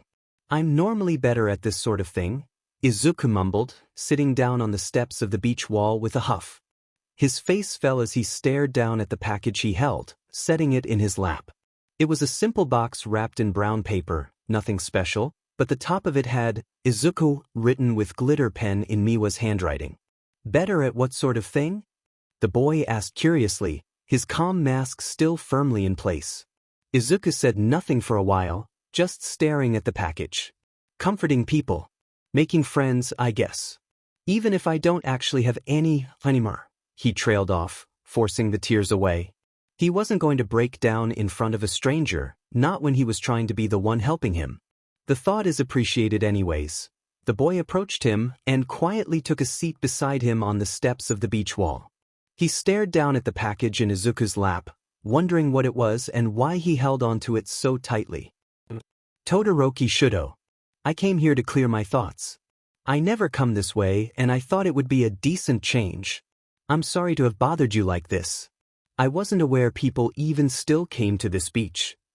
You don't, not really. It's mostly a landfill. Like I said, I've been cleaning it up. Anyways, what did you want to clear your head from? Izuku asked, genuinely relieved to have his mind taken off of things even for a moment. My father. Todoroki murmured, staring down at his own feet, now. I don't like him at all. I don't even know why I'm talking about this, really, but he pushes me so hard. It's a lot to take at times, and nothing I do is ever good enough. He's done nothing but torment me and my family, and I can't stand it. I just needed a break. You can always come here for a break if you want. I don't know your whole life story, but nobody should feel like that. A dad is supposed to love and support you, take care of you. Me and my dad train here every day after school's out. If you want to just come and sit down here for a while with us, that's okay. Izuku offered, and Todoroki seemed to think about it. I don't know. I don't have many opportunities to get away from him, but I'd enjoy company if you're willing, he said softly. I'm just surprised you believe me. Why wouldn't I believe you? Izuku asked, his face scrunching in confusion. My father is a pro-hero. Nobody ever seems to think that a hero can act the way he does, so they don't believe me. I'm used to it by now. Then he's a fake. Izuku said, firmly. A true hero does what's right and helps others. No hero should ever make anybody feel that way, especially not their own kids. Not all heroes are good just because of their profession. I've never met anybody who felt that way. Todoroki looked a little surprised, even through his carefully calm demeanor. Thank you. It means a lot. What about you? You also seem to be thinking quite hard about something. My best friend, she passed away a month ago. She left me this, but I haven't been able to bring myself to open it. I came here to see what was inside. I didn't want my dad to see me if I started crying. He gets overprotective. But I don't want to make you uncomfortable if I start crying. Izuku sighed. It's alright. You saw me crying. I couldn't judge you for the same. Todoroki said, I'm sorry for your loss. Losing somebody close to you is never easy. Thanks. And if you really don't mind, I think I would like to have somebody here in case I just hyperventilate or something. I have no idea what's in here. He gently peeled away the string and the brown paper around the outside of the package. It was a cardboard box all decorated with stickers, and he smiled sadly at them. Izuku opened the box, and on the inside was one of Miwa's sketchbooks, her art supplies, and a smaller folder. Izuku's breath hitched when he saw the sketchbook, remembering drawing with her so many times. He opened it, and inside was filled with drawings of Izuku, Kaiso, Miwa herself, and a bunch of different outfits. There were little doodles littered all over the page of silly, random things like Izuku in a dress Miwa thought was pretty, or Miwa in a wedding gown, or even things Izuku had drawn Kaiso and All Might standing together, or Miwa in a flower crown. It was a reminder of all the time they'd spent together, and it made his chest ache. On the very last page, there was a drawing of Izuku being held by the villain they had encountered a year ago in front of the bakery.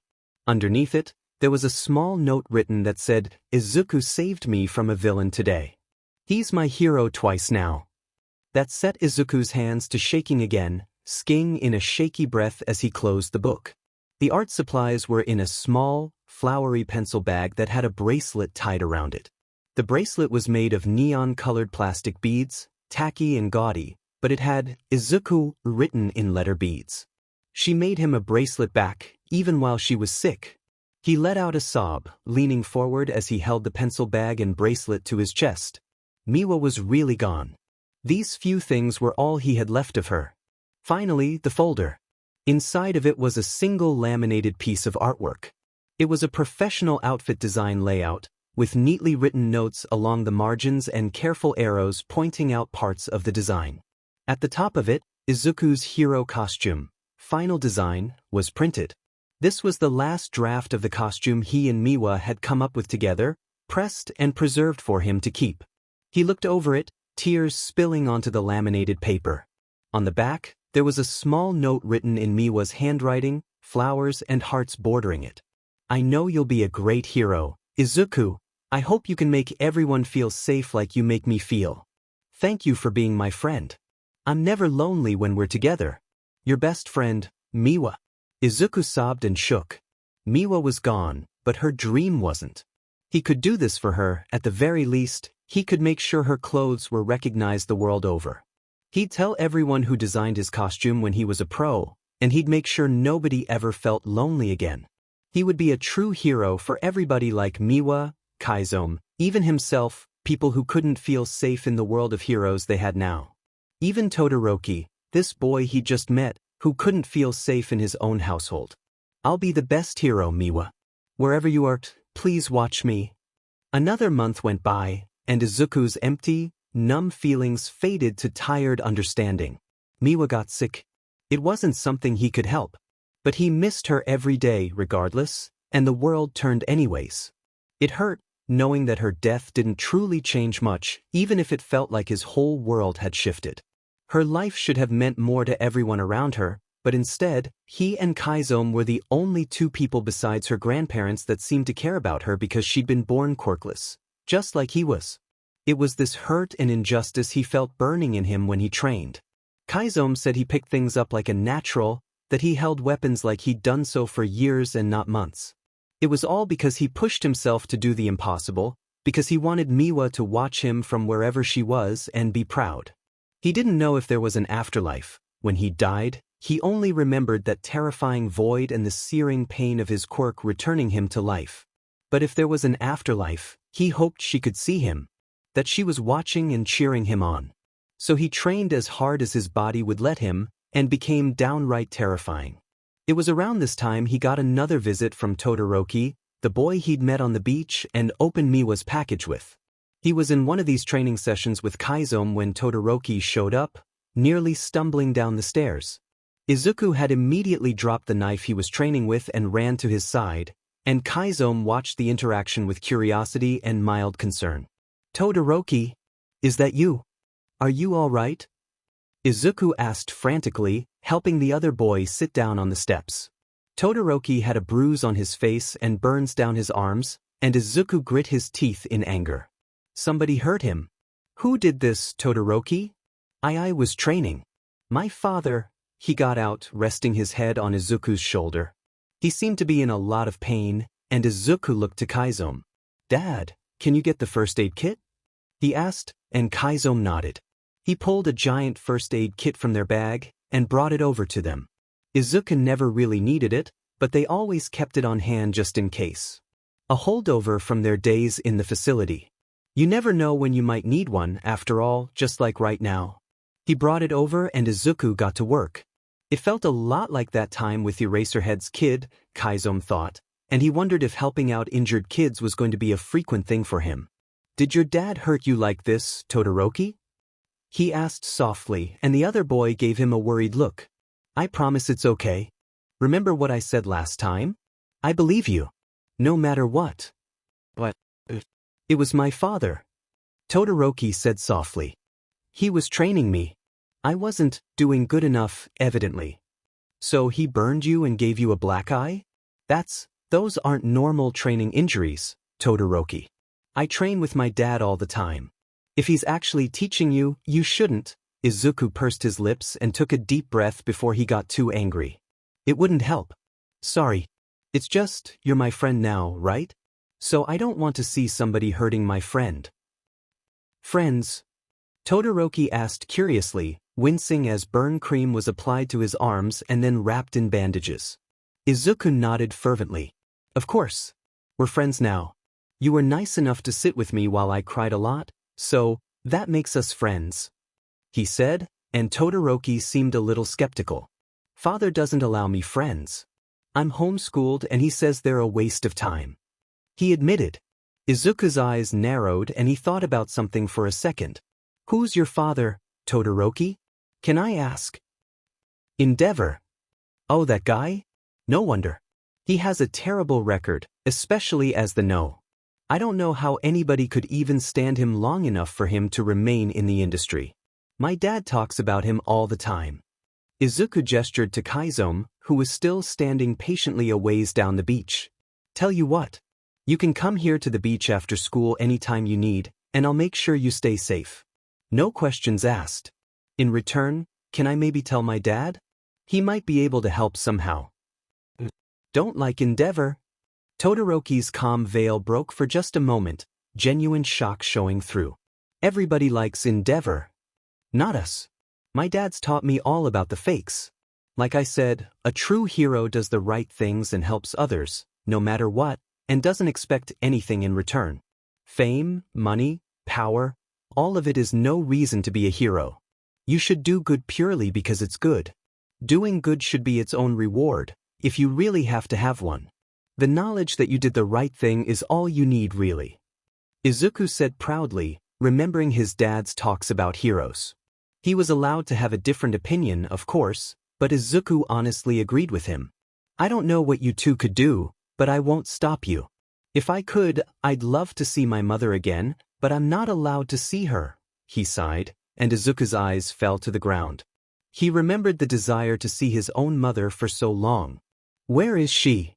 Izuku asked, and Todoroki sighed again. "In the hospital. My father had her put there." "It's a long story. Another reason I hate my father." Todoroki's voice was thick with disdain, and Izuku smiled wearily. "I have plenty of time. You can tell me if you want to talk about it." Kaizome's blood boiled when Izuku told him what was going on with the kid he saw at the beach. His name was Todoroki Shudo, his father was Endeavor, and apparently the man was an abusive a-hole who bought his wife and then drove her to hurting her own son. Todoroki said he forgave her for that a long time ago, and that he'd like to speak with her again, but that said a-hole even barred him from visiting his own mother. It was times like these he really wished he'd gone through with being a hero killer.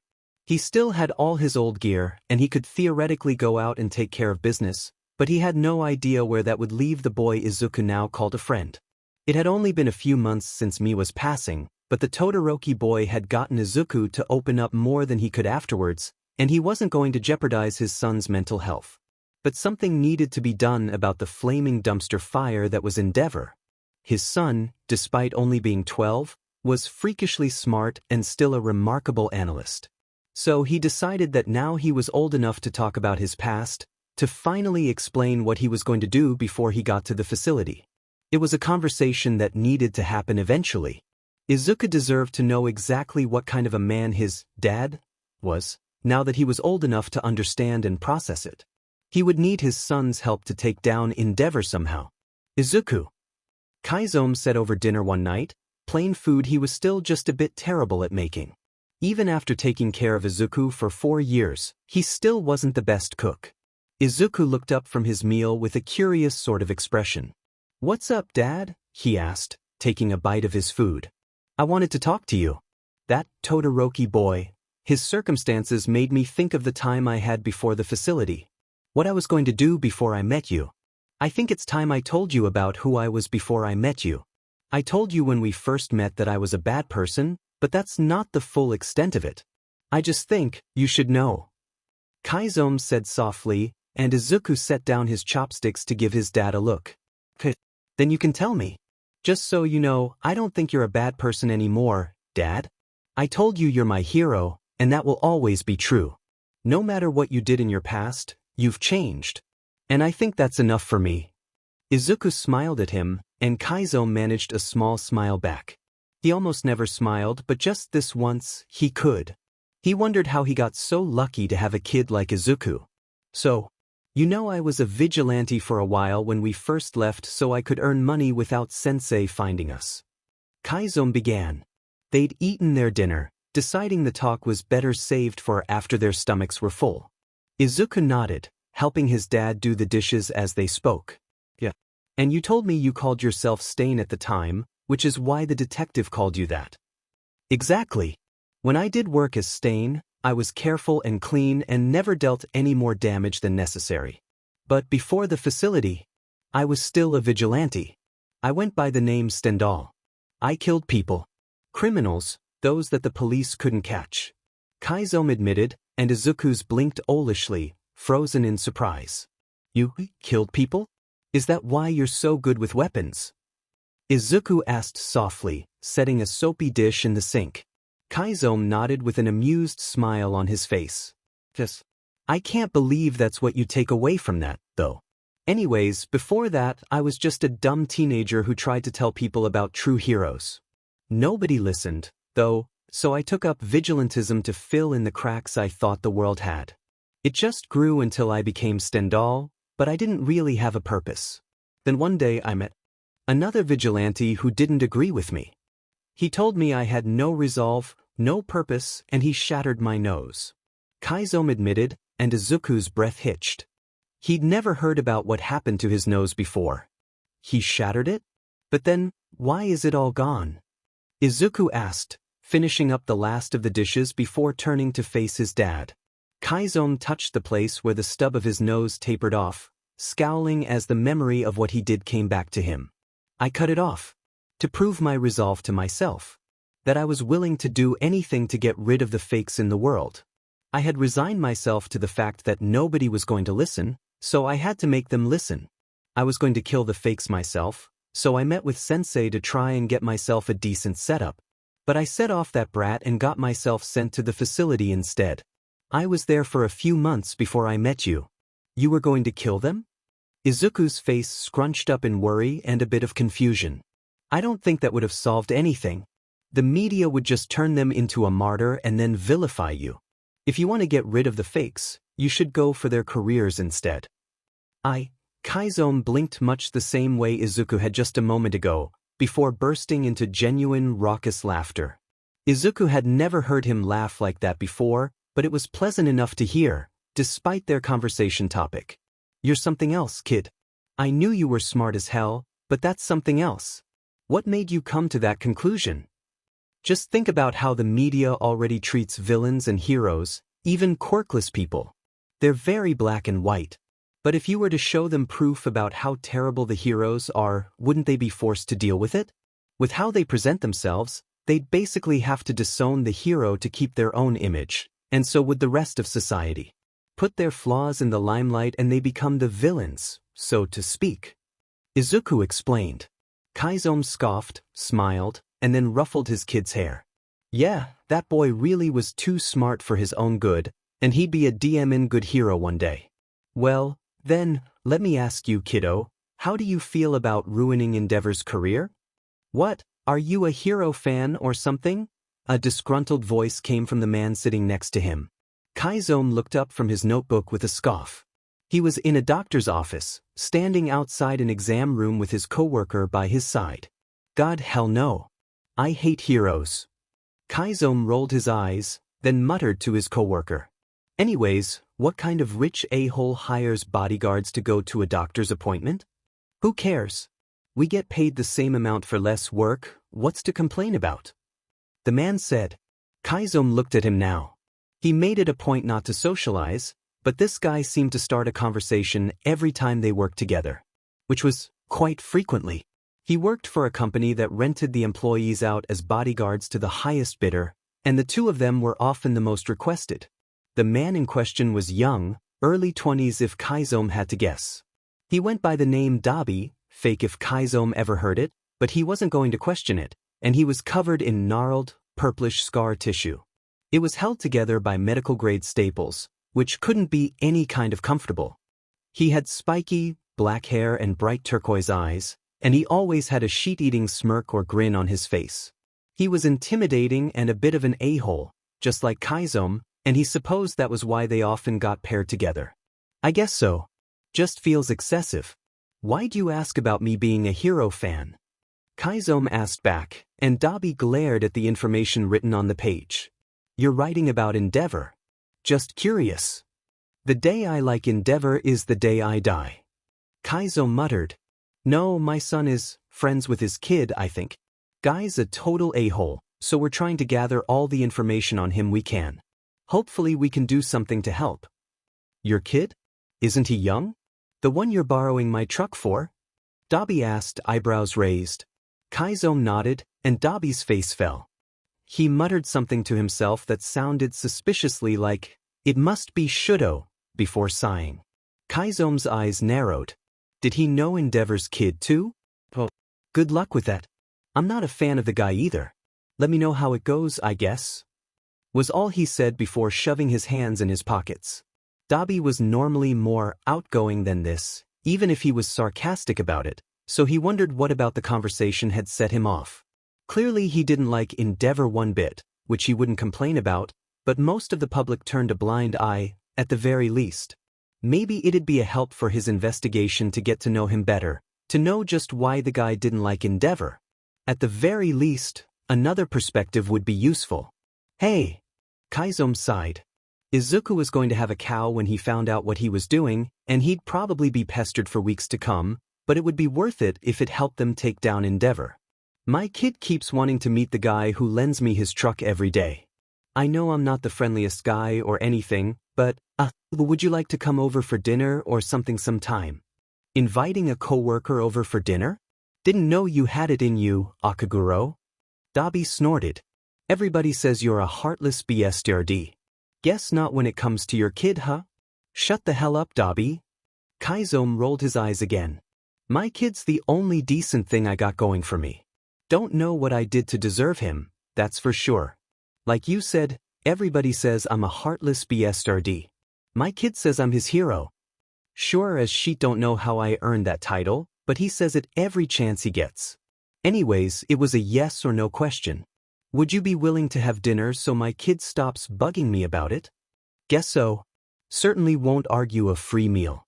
Maybe I can see what you keep using my truck for too, huh? Your co-workers visiting? Izuku bounced up and down excitedly. Despite being scary smart and a natural at weapons, sometimes just how much of a kid he was shown through. Oh, I'm so excited. You never talk about work. I hope he's your friend. We're coworkers, it's different, kiddo. I don't have friends. You know I don't like most other people. Kaiso chuckled, digging through their duffel bag for what they'd need for the day. He wants to see what we're doing with his truck, so we'll do some more cleanup and then a spar. Maybe he'll teach you something, the guy's pretty good at his job. Right? You got it. Izuku gave a cheeky salute before running off to get started on the trash. Kaiso just sighed and shook his head. Izuku had been getting more outgoing since meeting Todoroki, working through the grief he felt over Miwa's death and focusing everything on his training.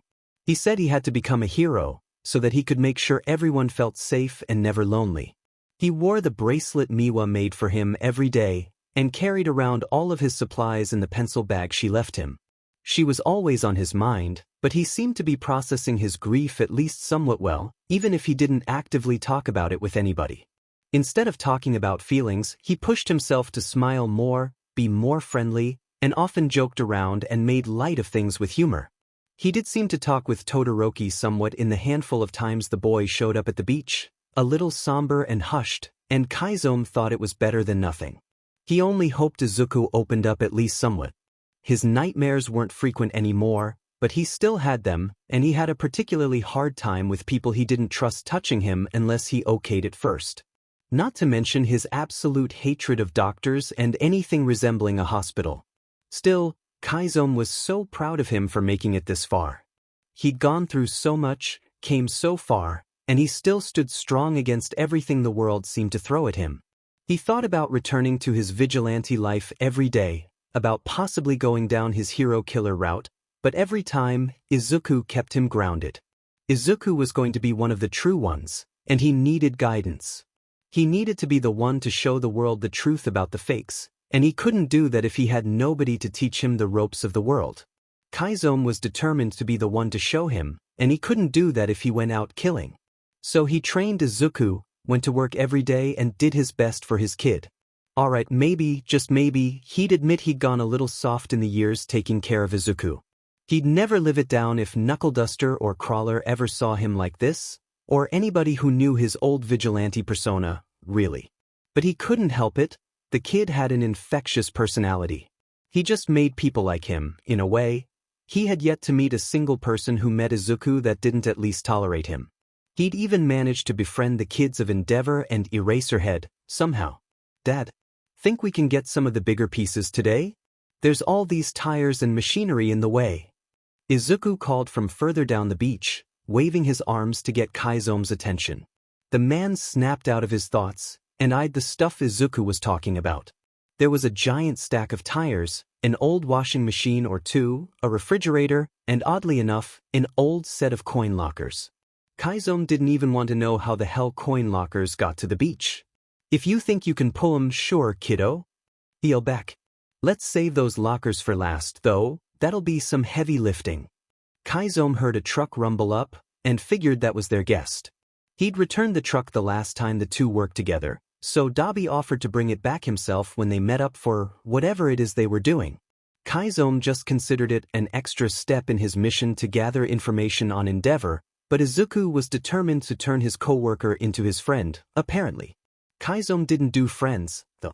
The only other person he'd ever even learned to accept was Izuku, and that was because they'd been through hell together. So, the beach, huh? Hauling garbage away. Dabi's voice came from the window of the truck as he parked. Kaiso nodded. Good for character building. Kid doesn't need the workout, his quirk kinda does that for him, but it's the right thing to do. Plus, it's a quiet place to train. Teaching him how to use weapons right now. We just started on swords. He's pretty good with knives already, he's a natural. Kaiso said, a little proud. Dabi rose an eyebrow, looking between him and Izuku, who was running up to them enthusiastically. Why are you teaching the kid to use weapons? He asked, climbing out of the truck. Kid wants to be a hero. I'm teaching him to be a true one. Not like most of the others out there. Heroes doing it for fame, money, power, status, disgusting. I'm making sure he won't turn out like that. Everything he does it just because it's the right thing. I've seen him jump in to help another kid from bullies. He wants to help Endeavor's kid out of his situation. Hell, his best friend was, well, he has a heart too big for his body, that's for sure. I want to make sure the world knows he's what a hero should be like, and I'm happy to support his dream. Chizome said, and Izuku came up to them, bounding into his dad with a hug. Hello. I'm Akaguro Izuku. Chizome is my dad, nice to meet you. Izuku smiled brightly, sticking his hand out to Dabi. Dabi shook it with an amused sort of grin. You're the exact opposite of your dad, you know? All smiley and bright. I think your smile might make me go blind. Dabi chuckled. I'm Dabi. Nice to meet you too. What do you do with my dad? He never talks about work. And your truck? How'd you get a truck? Do you make a lot of money? And what's your quirk? Do you use it a lot? Do dash. Izuku, give him a chance to answer your first million questions, kiddo. Chizome ruffled Izuku's hair playfully, and Izuku turned red from embarrassment. No harm, no foul. We're bodyguards. Not the most glamorous job, but it earns money. Kinda hard to get hired for anything else when I look like, how did your dad put it once? A burnt lizard. A living's a living. The truck, I saved up for it. No reason for it, just wanted something of my own. And my quirk? Cremation. It's a fire quirk, hot enough to turn most things to ash. Can't use it very long though. My skin's not made for it, clearly. What about you, short stack? Your dad talks about you nonstop, but I don't actually know much about you. Dabi explained, leaning against the door of his truck. Well, what do you want to know? Izuku asked, looking up at him with his big green eyes. I'm not super interesting, really. Well, your dad said you made friends with Endeavor's kid. You ever met the guy? Number 2 hero and all that? Dabi asked, his expression turning to the same calm veil Izuku had seen Todoroki use when they first. Izuku, on the other hand, was an open book, a very disdainful open book, his face turning to a scowl. I've never met him. I've only met Todoroki. But Endeavor's a JRK. A fake hero. I don't like him at all. I don't care if he's number 2. Well, he's bad. I don't know if I should talk about Todoroki's problems with somebody I just met, though. Izuku said softly, and Dabi's expression relaxed into something akin to disbelief. Interesting. The fake hero, huh? Can't fault you there. I knew the guy and his family a while ago. Dabi admitted, looking away. Long story short, I didn't think he was very nice, either. I'm glad his kid has somebody looking out for him. Anyways, enough about that. What about you? You gonna tell me your quirk? What stuff do schools teach kids these days? Well, school has a bit of everything. Math, science, English, Japanese, art, all sorts of things. I wish I had the chance to learn more about quirks and heroics, but I guess I'll just have to wait until high school for that. But my quirk is regeneration. I can heal any injury. Izuku said, forcing a smile. He hated talking about his quirk, but he'd put on a face for others. That's gotta be useful for a hero, no doubt. What kind of training do you do? Your dad says you're learning weapons. Yeah, I'm learning swords. You wanna see? Summer and winter came and went, and spring emerged bringing another school year with it. Izuku was 13 now, and Chizome was more than pleased with his progress. He'd come along well in his training, and he finally opened up about his feelings one day over that Christmas. It was his first Christmas since Miwa passed, and normally the two would have gone out to get gifts for each other, but he couldn't. So he brought flowers to her gravestone instead, and finally told Chizome about what she'd left him in the package. It only cemented in Chizome's mind the knowledge that one day, Izuku would do something great. He cared so much, so strongly, for everybody and everything around him. Chizome only hoped it wouldn't come back to bite him. He'd have to teach the kid how to pick his battles, that was for sure. The technical side of fights, how to read your opponents, psych them out, when to run or fight. Those were things that still needed to be taught. A hero school would help that, but he wasn't going to take any chances, especially considering how different a real fight was from what was shown on television. Dabi had become a regular occurrence in their training, too. The young man said he was curious about them, and then just ended up sticking around because he could. He often ate with the two of them, but Izuku never minded. He always bombarded Dabi with unending questions, especially about Kaizome's work and his life outside of it. Izuku was never afraid of the man. If Chizome trusted him, then he did too. Dabi found it curious about how a kid was just not afraid of somebody who looked like he did, and Izuku only shrugged and said, "I've seen worse." Whatever that was supposed to mean, Dabi didn't know, but it made him laugh anyways. Todoroki had only come to the beach a handful of times, usually when he was able to get out from under his father's thumb. The investigation into Endeavor wasn't going well, and it frustrated Izuku to know that he couldn't do much. The man had a horrible track record of injured civilians and damaged or destroyed property, as well as abysmally low approval rankings despite his number 2 spot, but it all seemed to just be ignored. As if somebody or something just diverted attention away from it so that nobody cared. Izuku wondered if it was the Hero Public Safety Commission trying to keep their record case closer on the billboard. It was no secret that Endeavor was who you picked if you wanted a job done fast, but how he did it was often terrible and had more to do with brute force than actual detective work. Those kinds of revelations always made Izuku even more annoyed and angry, and he often had to take breaks while researching just to cool his head. He wanted Todoroki to have a decent life, but he really had no idea how to do so beyond just destroying his father's career. The man would still have custody of him then, and that wouldn't be ideal at all. There was one time, though, that Izuku had felt like he'd done something right for Todoroki. The boy had shown up at the beach, as he did sometimes, and Izuku stopped training to go and meet him at the steps. He wasn't hurt, which was a blessing, but he was clearly upset. "There's nobody at home right now," he admitted when Izuku asked what was wrong. "My family is all out of town right now, and it's just me for the next 3 days at home. It was just so quiet. I wanted to be around somebody." 3 days, right? Why don't you stay with me and my dad? It can be like a sleepover." Izuku grinned, and Todoroki looked vaguely surprised. "You would be willing to invite me to your house?" "I have homeschooling, so I don't know if I can really," he said, his face falling. "Well then, why not come over after school each day? You go back to your house for school and then walk to mine, or we can come and get you. That way you're not alone all day at least, right?" Izuku pleaded, giving Todoroki his best puppy dog eyes. "Please, Todoroki? I'd feel bad knowing you were by yourself all day. And I can cook dinner. Can we have soba?" Todoroki asked tentatively, almost shyly. Izuku's face broke into the brightest grin he'd had all week, and he nodded quickly. "Yeah, of course we can. Come on, Todoroki, why don't you train with me? I'll be gentle, I promise. It won't be like you're training at home at all." "All right, and Akaguro? I think you can call me Shudo."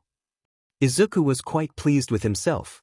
He'd drawn up a decent report on Endeavor's roaring dumpster fire of a track record during his time as a hero, and he was ready to share it with people, but he had Shudo to think about first. He had to figure something out to help him out of that house. Training should never feel like his time with the doctor. Every time Shudo talked about what his father put him through, memories of the facility burned behind his eyelids. But he had no idea where to start. What could he do? Who could Shudo go with? Chizome had the means to support another kid, but honestly, his dad really wasn't built to deal with other children long-term. He was fine with Izuku having friends over, but the amount of people he'd trust and tolerate enough to live with were few and far between. In fact, Izuku was pretty sure he was the only one, at least right now. Shudo's sister was nice, but she was young and high-strung enough as it was. Shudo said on multiple occasions that he worried for her health, since she overworked herself often and worried herself to the point of migraines. His mother was, well, in the hospital, and while Todoroki expressed a desire to see her again, Izuku suspected her situation would be anything but cut and dry. So who in the world could take care of Shudo? As it turned out, Chizome had an answer. Shudo had mentioned his oldest brother one day, and how he'd gone missing during an accident. He'd burned down part of the family home in haunting blue flames, and his body was never found. Not even a trace of him remained, and he was labeled as missing but presumed dead. Chizome seemed surprised by this, before muttering, "I should have known," and continuing whatever he was working on beforehand. The next time Dabi visited, though, he was not at all subtle. "So, Chizome started as they were eating their meal. Are you Todoroki Tuya? Dabi nearly choked on his food and had to take a few breaths before glaring at Chizome intently. What the makes you think I'm a Todoroki, Akaguro? You know how Izuku's friends with Endeavor's kid? Well, he mentioned how his oldest brother disappeared one day after a training accident. Said part of his house burned down in blue flames. You use blue flames, and you seem unusually interested in checking up on his family every time you visit. So I'll ask you again. Are you Todoroki Tuya? Chizome narrowed his eyes. And if I was? What would you want me to do about it? Dabi asked carefully, leaning back in his chair with a similar wary expression. Chizome sighed and took another bite of his food before speaking again. Come back legally. Look, as somebody who's had to hide my identity before, I get it. It's transitioning back into the legal side of things. But that child needs help. He comes to the beach at least once a week with new injuries that we help him take care of. I'm assuming you know this even better than we do, but Endeavor's an abusive a-hole. We want you to take custody of your brother, if you're really Tuya. That way we can ruin his career without worrying about the fallout affecting his kids. Chizome explained, and Izuku nodded quickly. Yeah. Shudo's really nice. He deserves a good place to stay. And you're nice too, Dabi-sen, even if you look like a burnt lizard like my dad says. Izuku grinned cheekily, and Dabi couldn't help but give a short laugh at that. Cheeky brat. Look, even if I was Tuya, I'm too young to take care of a kid his age. And besides, I'm sure he barely even remembers Tuya. What makes you think he'd even want to go with his brother? Dabi raised an eyebrow. I took this kiddo in when I was 22, sort of. It's easier than you think. There's a few open apartments here in this complex. You could get one and set it up. We'd help you. I know you make enough to take care of both of you. I take care of Izuku on my wages, so you could take care of your brother. And as far as remembering you goes, he does. He's the one that told us about Tuya, after all, and if you care enough to try and you won't make the same mistakes Endeavor did, then you're already a cut above him. Nobody deserves to grow up in a household like that, shut in with a fake. Chizome explained. Dabi put his head in his hands and groaned. Look, I respect you guys. Your views on heroes are exactly the same as mine. You've been good people to me this past year, and I respect that too. So I'll tell you this. Yes, I was Todoroki Tuya, once. A long time ago. But I don't think I can take care of Shudo. I'm sorry. He sighed. Izuku looked disappointed, but he nodded. We can't make you. But, would you at least think about it some more? I really want Shudo to have some place nice to live, with somebody who's nice to him. Feeling like a prisoner, being hurt every day, it does things to you. You probably know that too. So just think about Shudo, okay? He asked softly. Dabi's eyebrows rose at that, and then he looked between Izuku and his dad. You know, I've noticed you say things like that a lot, kid. What about you two, huh? I go telling you my secrets, why don't you tell me what's up with you? I never said anything, but you two look nothing alike. And you're pretty young to have a kid his age yourself, Akaguro. He's adopted. Chizome said simply. I got Izuku out of a shitty situation and he's stuck with me since. Whether or not he wants to talk about it is up to him. So you relate to my brother or something? Dabi asked, leaning forward in his chair now. He was curious. He'd never really learned much about the two of them beyond their distaste for heroes and the fact that they knew his family. That, and they were both certified badasses. Dabi saw their training and how they fought and was terrified for how strong of a hero Izuku would become in the future, honestly. Izuku only shrugged in response to his question. Dunno. I mean, our situations weren't the same at all. We went through totally different things. But that doesn't mean I don't sympathize. We've both been hurt, and I wouldn't wish it on anybody. I just know that everybody deserves a home, and right now, I don't think Shudo has a home. How could it be one? Izuku said softly. And? What have you been through? You look like you've been taken care of all your life. I've been in a house with that man, and I'll tell you right now, you don't know what it's like until you're there. I feel horribly about Shudo's life, but I just don't think I'm the one he needs. Dabi scowled, and Izuku gave him a cold, scathing look. What have I been through? Izuku scoffed. What does it matter? It's not important anymore. Shudo's important right now. My problems are in the past. Exactly that. What problems? You've got a perfect life here. You have a dad and a life that doesn't SCK. Why do you even care so much? Dabi countered. Never in his life did he think he'd be arguing about his family with a 13-year-old, but here he was. Kaiso was quiet, but it was clear he was watching the interaction with a careful gaze. He would step in if it was necessary. I care because it's the right thing to do.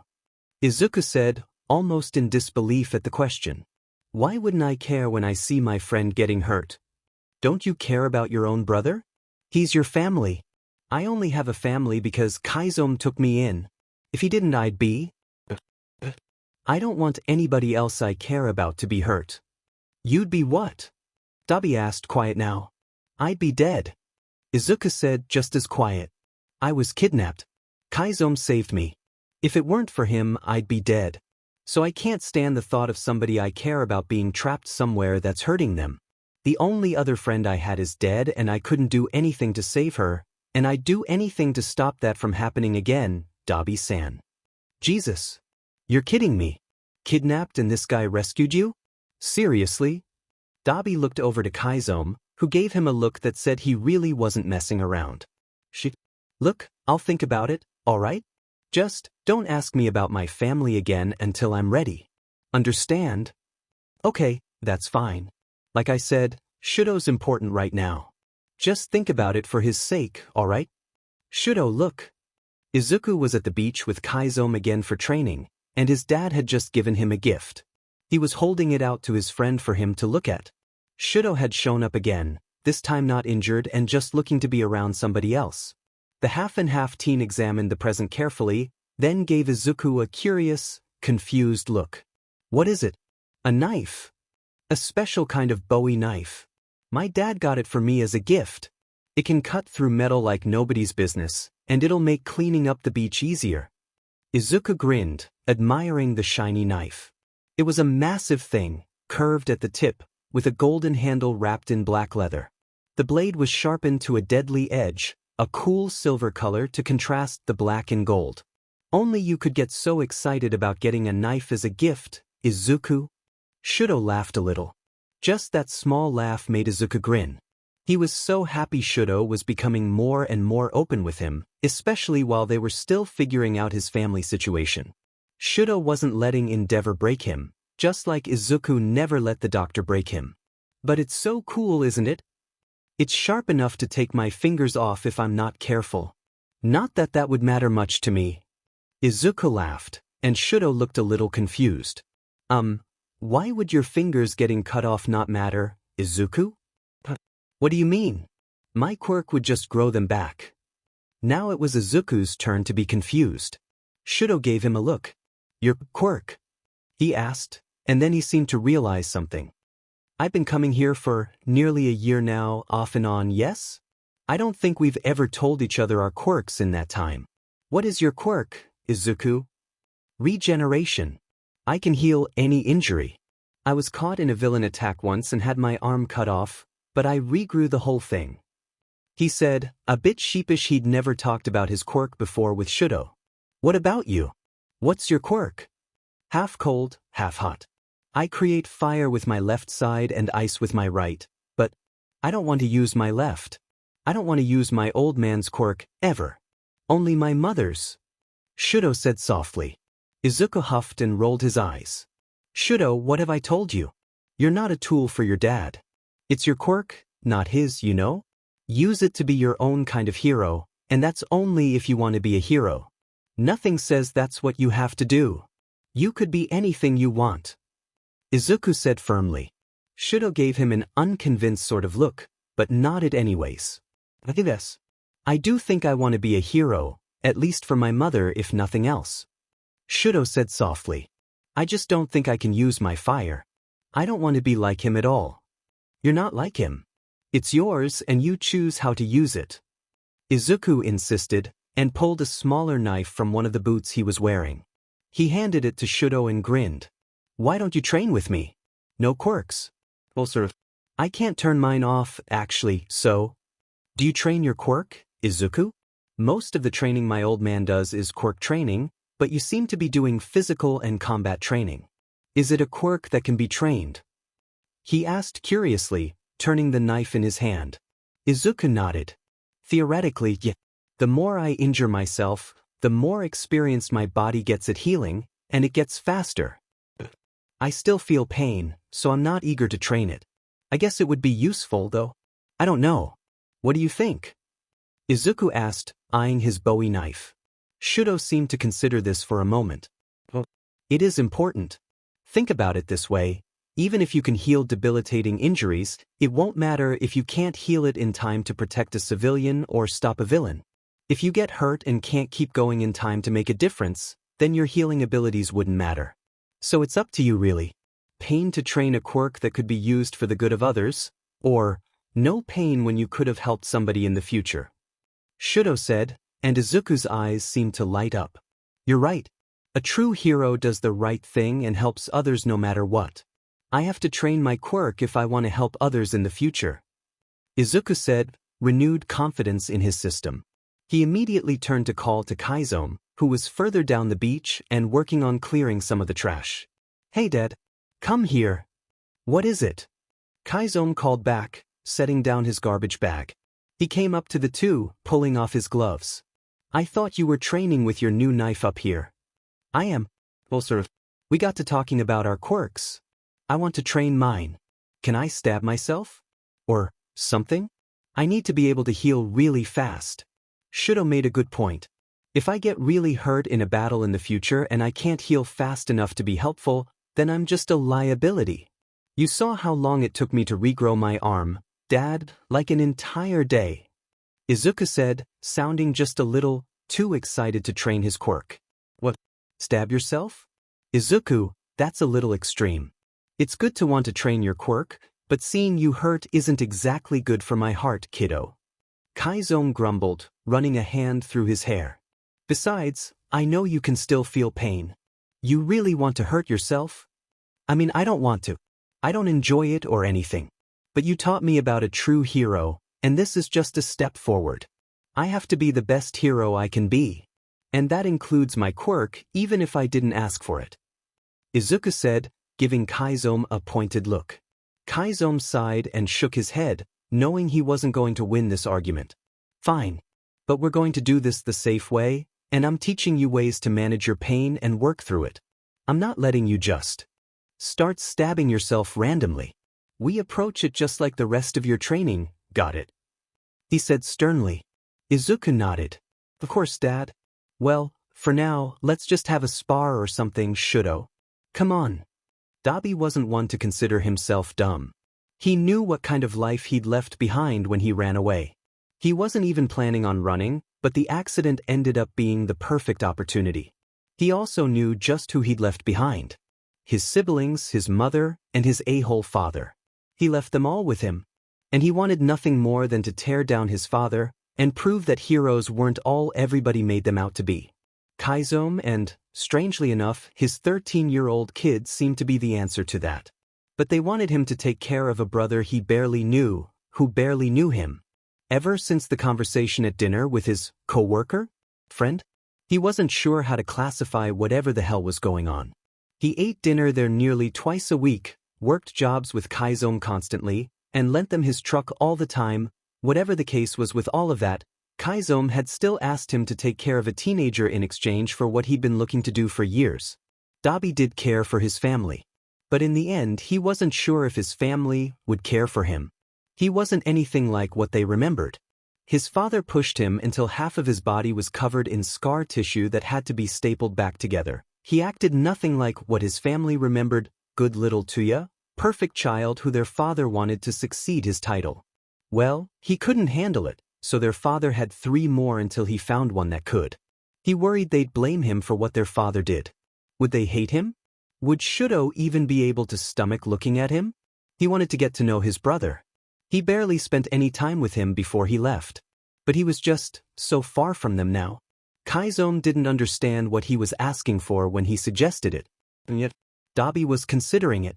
He lived in a shitty, cheap apartment complex and only got by day to day. He woke up and went to work, and had nothing else going for him. It was exhausting. But he saw how much Chizome enjoyed spending time with his own kid, saw how much he got out of life just by taking care of somebody else. He wondered if it would be the same if he took care of Shudo.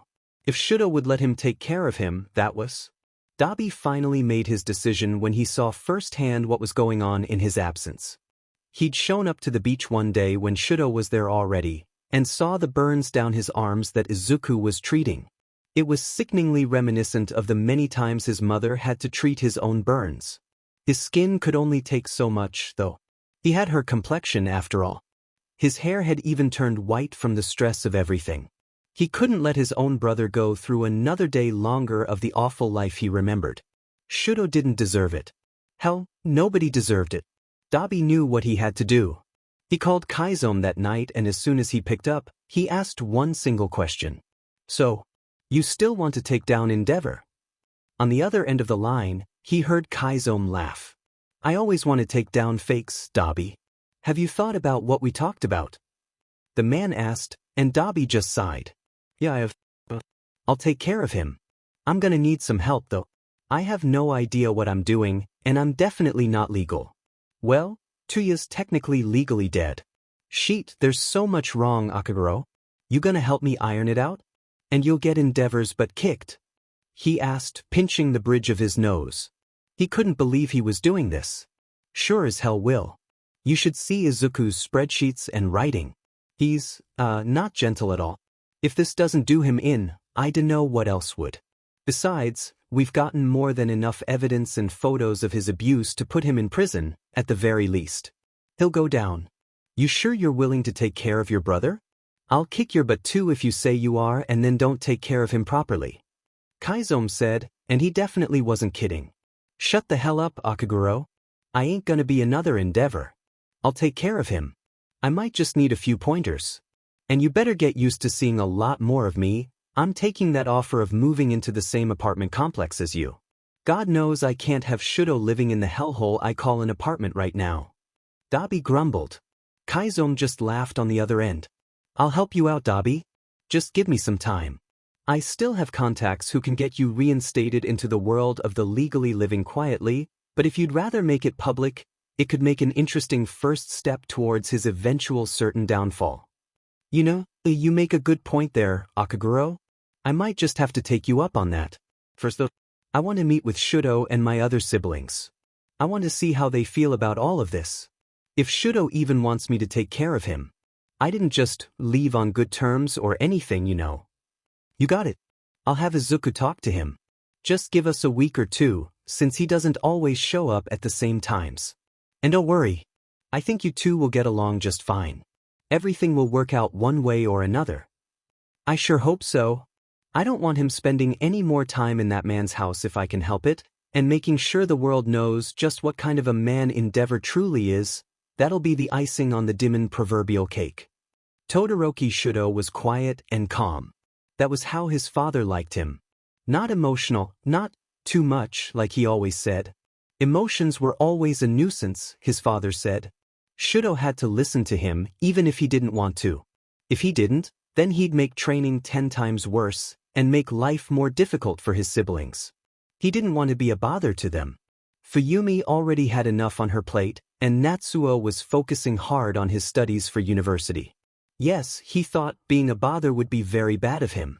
So he listened to his father, and he stayed calm, even when he was hurting and even when he wanted to cry. He wished he could see his mother, but he wasn't allowed to see her. But he could be emotional around his friend. His first and only friend, Izuku. He didn't expect to meet somebody at the beach the day he'd gone there just to get away, but he did. And now he had a friend. Izuku was a kind, excitable boy, if not a little on the wild side. He loved knives and weapons and had an insane heroic streak. He often threw himself into situations he didn't need to, just because it was the right thing to do. Izuku let him cry, let him be excited, happy, sad, angry, everything in between. And his dad was a little scary, and kind of angry and missing a nose, but Shudo supposed he was alright too. They both helped him and patched him up, and they even brought him food sometimes. Shudo could talk to Izuku and Kaiso. He appreciated them and they made him feel normal, despite everything that went on at home and in his life. So, when Izuku promised him Endeavor wouldn't get away with what he'd done forever, he wasn't sure how to feel.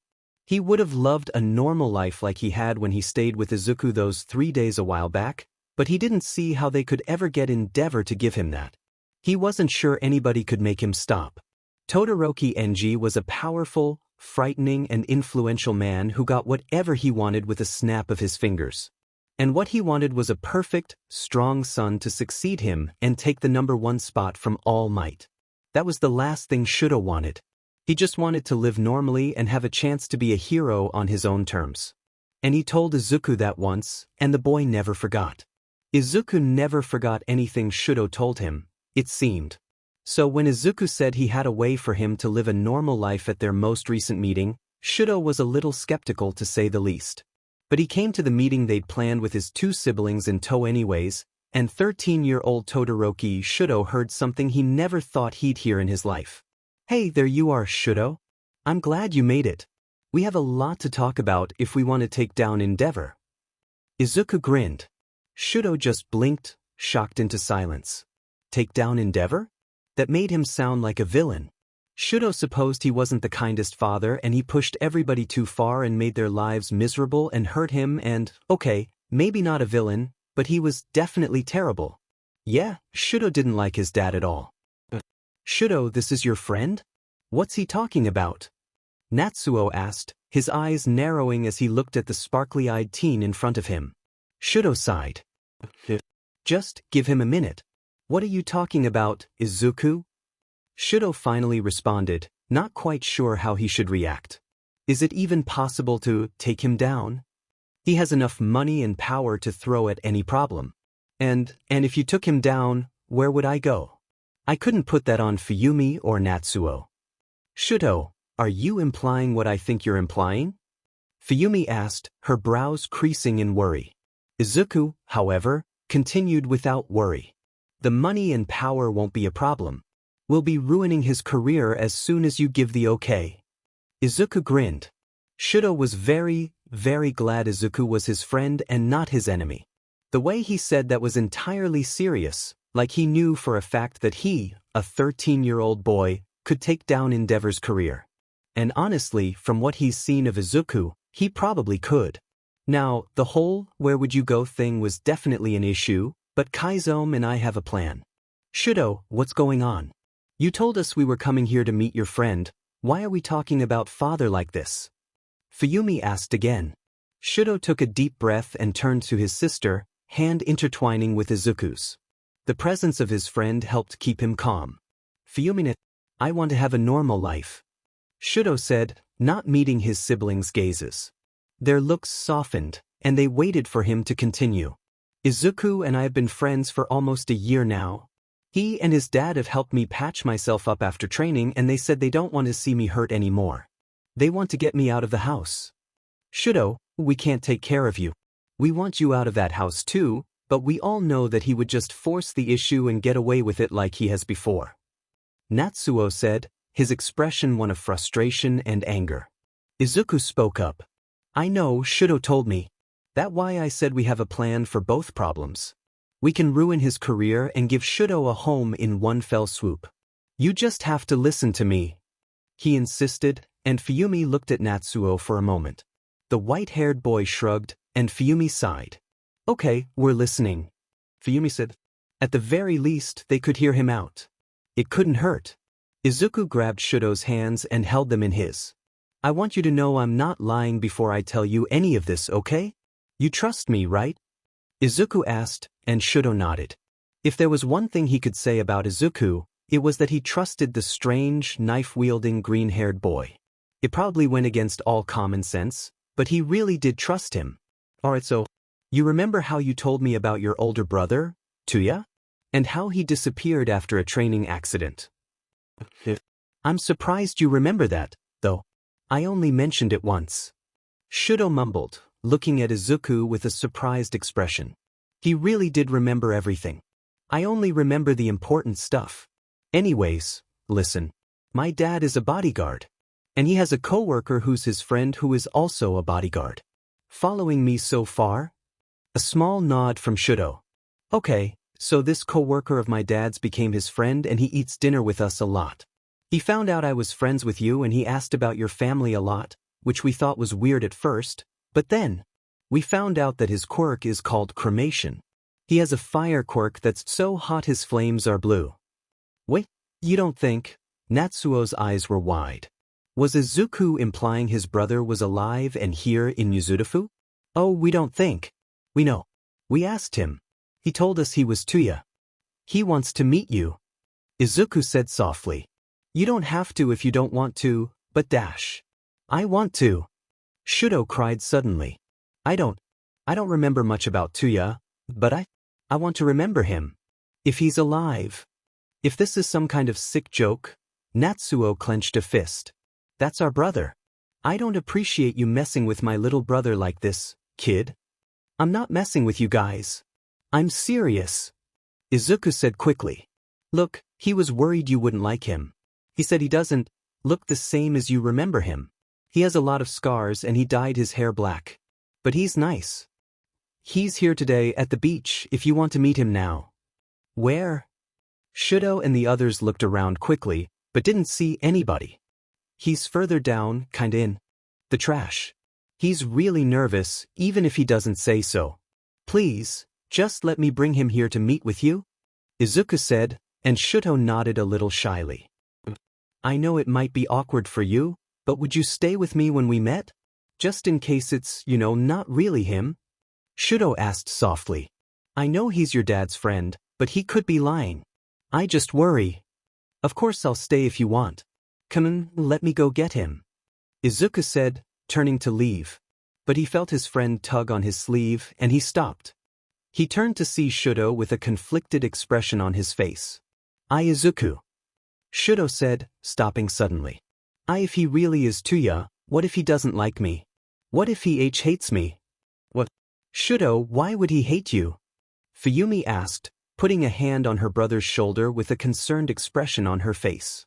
Shudo stared at the ground and shifted his feet in the sand nervously. What father did, it was my fault. I couldn't do what he said correctly, so he took it out on the others. What if Tuya blames me? Shudo whispered, his voice cracking. Izuku brought him in for a hug and shook his head quickly. He doesn't blame you, Shudo. I promise. And if he says anything mean, I'll kick his butt for you, okay? Your brother and sister and I will be right there with you, and even my dad can stay if you want. Izuku reassured him. Shudo nodded minutely, holding on tightly to Izuku's hand. Please. Fuyumi, Natsuo and I, can we at least meet with this person? I trust Izuku. Even if it isn't Tuya, then it isn't Izuku's fault. Somebody tricked him. Please. Shudo. Okay. Fuyumi said softly. Natsuo looked surprised at this, looking between his brother and sister. Fuyumi, you're allowing this? He said sharply, and Fuyumi gave him an equally sharp look back. She took a deep breath and gently squeezed Shudo's shoulder. For Shudo's sake, I will. You're away at college most of the time, Natsuo, you don't see how Shudo's treated. We were left alone, even if father was never the kindest man to us, but Shudo, every day is a new injury. It hurts to see him like that, Natsuo. If there's even a remote chance of something good happening for him, I want to try and take it. For his sake. Dabi was pacing back and forth. He would never admit it, but he was very anxious. He was pretty sure Kaiso could tell, but was either nice enough or didn't care enough to say anything. Probably the latter, knowing Kaiso. Still, he'd found himself caring for the guy as a friend. He didn't think he'd ever had a friend before, and he didn't know if Kaiso really considered him one back, but he appreciated the man's company nonetheless. He'd even come to care for his kid in a weird sort of way. The boy wasn't afraid of anything, and looked at him like he was just another person despite all of his scars. And yet, despite befriending the biggest a-hole at work and getting along with Mizudafu's weirdest kid, he was terrified of the situation he found himself in. He was going to try and reconcile with his family. Kaiso and Izuku wanted to help Shudo out of his living situation. And if he couldn't help with that, he wasn't sure he could stay friends with them. They'd stay in contact with Shudo, and he couldn't bear to see him like that again, knowing how much their father was hurting him and he couldn't do anything to help him. Dabi! Dad! A voice called, and Izuku came bounding around the piles of trash. They're here. Shudo's brother and sister are pretty mad at me. They think I'm joking or that somebody tricked me. But they want to at least try meeting you. And Shudo wants Dad and me to stay for the meeting. Sorry, Dabi. I know you wanted to talk to them by yourself. It's okay. If it makes Shudo more comfortable, I don't blame him. Let's do this, I guess. Sheet. Dabi muttered, stuffing his hands in his pockets. The three of them made their way back down the beach, and standing in the distance, Dabi could see his siblings. They were so big now. All of them, they were grown, and he'd missed so many years with them. His heart felt heavy with that knowledge, somehow. When they got close enough to see each other's faces, he could see Fuyumi's expression twist with tears. She recognized him. Even after all these years, she still remembered what he looked like, and she was crying for him. Even Natsuo looked like he'd seen a ghost, his hands trembling at his sides. Shudo looked like he was beginning to remember something, staring at him with wide, unblinking eyes. Tuya? Fuyumi finally spoke, her voice cracking. She reached for him as if he wouldn't really be there, her hand resting on his cheek when he got close enough. It's really, you look the same as you did back then, you know? I guess so. Aside from the obvious. Dabi mumbled, looking down to the ground. Natsuo essayed in a breath. If you're really Tuya, tell us something only he would know. He said, voice wavering. You look just like him, but you could be affected by a quirk. When I was a kid, you asked me to try and barbecue meat with my quirk for dinner. Mom found us cooking bacon on my arm and she laughed so hard she cried. Fuyumi once sat me and you down with her stuffed animals and made us attend a lecture by Professor Fuyumi. Dabi said, a small, wistful smile on his face. He stuck out his hand and a flame sprung to life. I have Mom's complexion. My skin wasn't made to use my quirk for long PRDS of time, but Dad didn't care. He pushed me anyways, and my skin became like this because of it during that training accident. I left. I'm sorry. Tuya, Natsuo whispered, and he brought his brother in for a tight hug. We thought you were dead. You didn't even contact us. I know, and I'm so sorry. I left you in that house with him. I left Shudo. It's my fault he's getting hurt. Because I wasn't strong enough to stay. But I met Kaiso here and his son met Shudo, and because of that I saw how badly he was getting hurt. I couldn't stay away anymore. I'm sorry I left. I'm so sorry. I hope you can forgive me one day. Dabi said, his eyes closing as he prepared to be verbally torn to shreds by his siblings. Of course we forgive you. Fuyumi said, tears in her eyes. Dabi froze. That certainly wasn't what he was expecting. All we wanted was to see you again and now you're here. You're alive. Did you really not contact us before now because you thought we'd blame you for what happened, Tuya? I don't go by Tuya anymore. Dabi said softly. I go by Dabi, but I want to come back. Legally. I want to help Shudo leave the house I grew up in. If he wants to leave, I want to take custody of him. I have a job that pays well, and I'm getting an apartment in the same complex as his friend here. I just didn't know if you guys would want me to. I want to leave. Shudo spoke up, looking up at his older brother. I don't remember much about you, to Dabi. But I know you were always so kind to me. Is it really possible for you to take custody of me? If it's what you want. Kaizo's offered to help me get my papers up to date and everything. I've seen their plan, and believe me, I don't think that man will ever recover his career after these two are done with him. Dabi gave a soft chuckle. Why would you go so far for our family? We don't know you, and Shudo barely knows you. Natsuo asked, turning to Kaiso and Izuku. Because Shudo's my friend. And it's what a true hero would do. It's the right thing to do. I couldn't stand by while my friend or anybody else gets hurt, and I couldn't just let Endeavor get away with everything he's done. Izuku said, his own face furrowing into a frown. Somebody who hurts his own child every day, for the sake of power and appearance, He's no better than the doctor. I hate people like him. The doctor? Shudo asked. Izuku's eyes widened. I'm sorry, that just slipped out. I wasn't. I'm not supposed to talk about that. Izuku mumbled, turning his head away. Kaiso rested a hand on his curls. You can if you want to, Izuku. It's safe to talk about it these days, you know? He said, and Izuku sighed, looking to his friend with sad eyes. When I was a kid, there was a doctor, and he was a really bad man. He did some terrible, awful things to me. It just reminded me of him, that's all. Izuku said, and Fuyumi gave him a concerned look. I hope he was caught by the heroes if he hurt you. She said softly, and Izuku nodded just a bit. My dad saved me. He adopted me afterwards. I want Shudo to have somebody nice to look after him, too. Everybody deserves a home, you know? Izuku said, smiling wearily. Fuyumi gave a small smile back, clearly relieved he had a good home now. That's good then. But look, Dabi?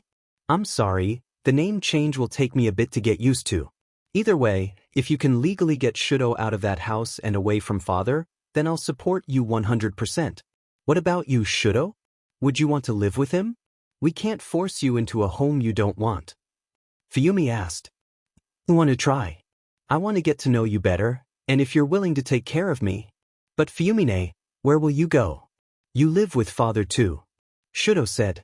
Don't you worry about me, Shudo. I make enough money to take care of myself.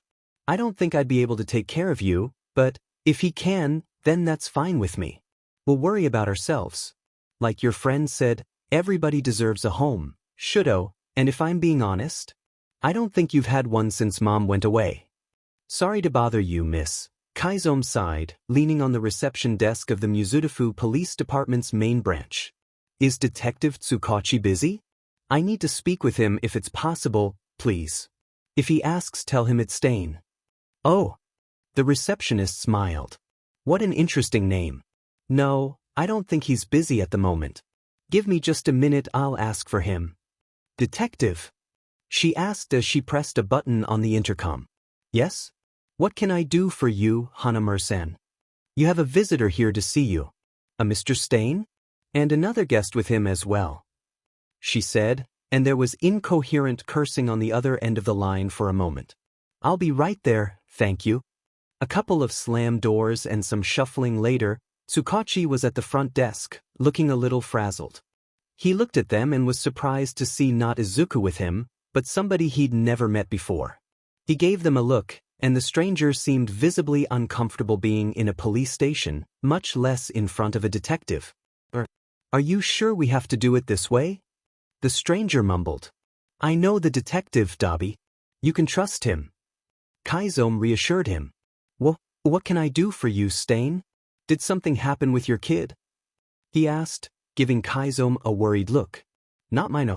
Do you have somewhere private to talk about this? I'm going to tell you some things that really don't need to be overheard. He said carefully, and Tsukachi's face darkened. He nodded and led them to his office.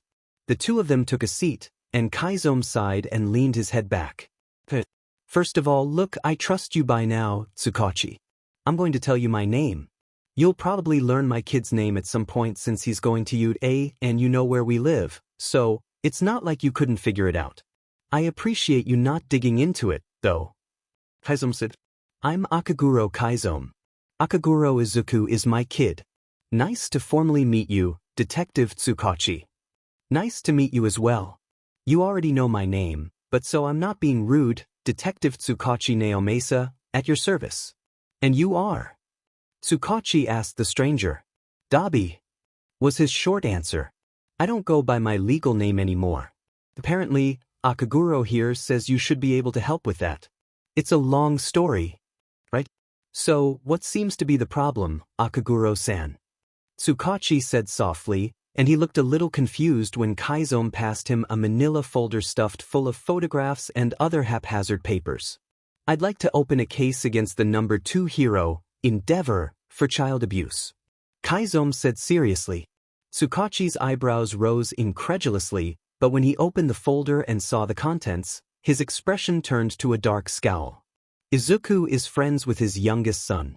He often comes to visit us with injuries, and when we asked where he got them, he said his father gave them to him during training. That's not training, that's abuse. We've taken photos of them for proof. True, Tsukachi's Quirk supplied. He said in a sharp breath. How the hell did Stain Akuro always seem to get involved in big situations like this? Alright, and what does Dabi here have to do with your case, if I may ask? Tsukachi leaned back in his chair, and Dabi had a scowl that matched the detective's. My legal name is Todoroki Tuya. I'm Endeavor's oldest son. I've been missing since I was 15, and I want to come back. I also want custody of my youngest brother, Todoroki Shudo, so that he's not in the same house as that man anymore. True, Detective Tsukachi's Quirk rang in his head. This was going to be a very long day. Hi, welcome to the Mizudafu Daily Press. How can I help you, young man? A receptionist smiled brightly at Izuku, who was dressed in a pressed shirt and pants, hair neatly combed down from its usual wild state. Izuku smiled back at her, a bright grin that reached his eyes. Hi, I'm Akaguro Izuku. I have an appointment with Mrs. Masuko Michi. My dad's running late, so I was hoping I could go in by myself if that's okay? He asked, still smiling. The receptionist checked something in her computer before nodding and handing him a guest pass. Of course, young man. I see you booked right here for 10 minutes from now. Masuko-san's office is on the 7th floor, she'll be right with you. She said, and Izuku nodded before bounding excitedly into the elevator across the lobby. He squeezed in between the crowd of reporters already in their hand gripped around his red backpack excitedly. He kindly asked a man near the buttons to press the 7th floor for him, and though he got a strange look, he did as Izuku asked. The elevator stopped a couple times before it got to his floor, but when he got there, he stepped off eagerly. He looked around at a few shiny, polished office doors before finding the one he wanted. In bold lettering on a nameplate, read, Room 704, Masuko Michi, Hero News Reporter. He knocked softly on the door and stood outside quietly. When it opened, there was a young woman with short brown and blonde hair, her makeup done perfectly around vivid green eyes. She had crystalline patches like jewels on her cheeks and down the sides of her neck, and Izuku assumed it was a part of her quirk. She smiled at Izuku, and her teeth were sharp too. Hi. You must be Akaguro-san. I'm Masuko Michi, but just feel free to call me Masuko. I'll admit, when I booked you in, I wasn't expecting somebody so young. Is your parent present? Any interviews with a minor require a parent or guardian, dear. She said softly. Izuku shook his head. Oh, I'm not here for an interview, ma'am. I just have an article I wrote I'd like you to read, and some charts to go with it, and if you like it you can publish it under your name. I don't want to have my name on it, I just want to get the story out there, so to speak. Is that all right with you? He said, tugging off his backpack. He dug around in it for a moment before pulling out a slightly wrinkled manila folder.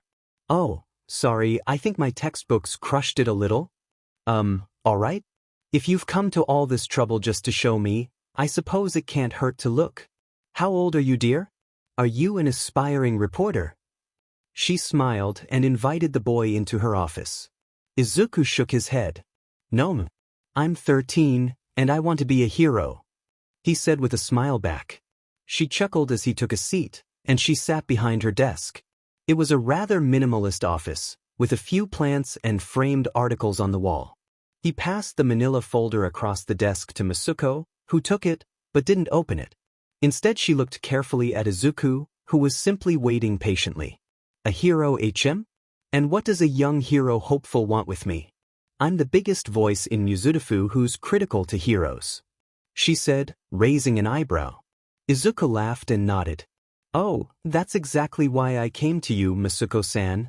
Your articles are really well written. My dad and I appreciate a critical eye on the hero industry. I might want to be a hero, but that doesn't mean I want to be just any hero. I want to be a good one. A true one. So when I realized something a bit interesting, I thought I'd try my hand at writing like you did.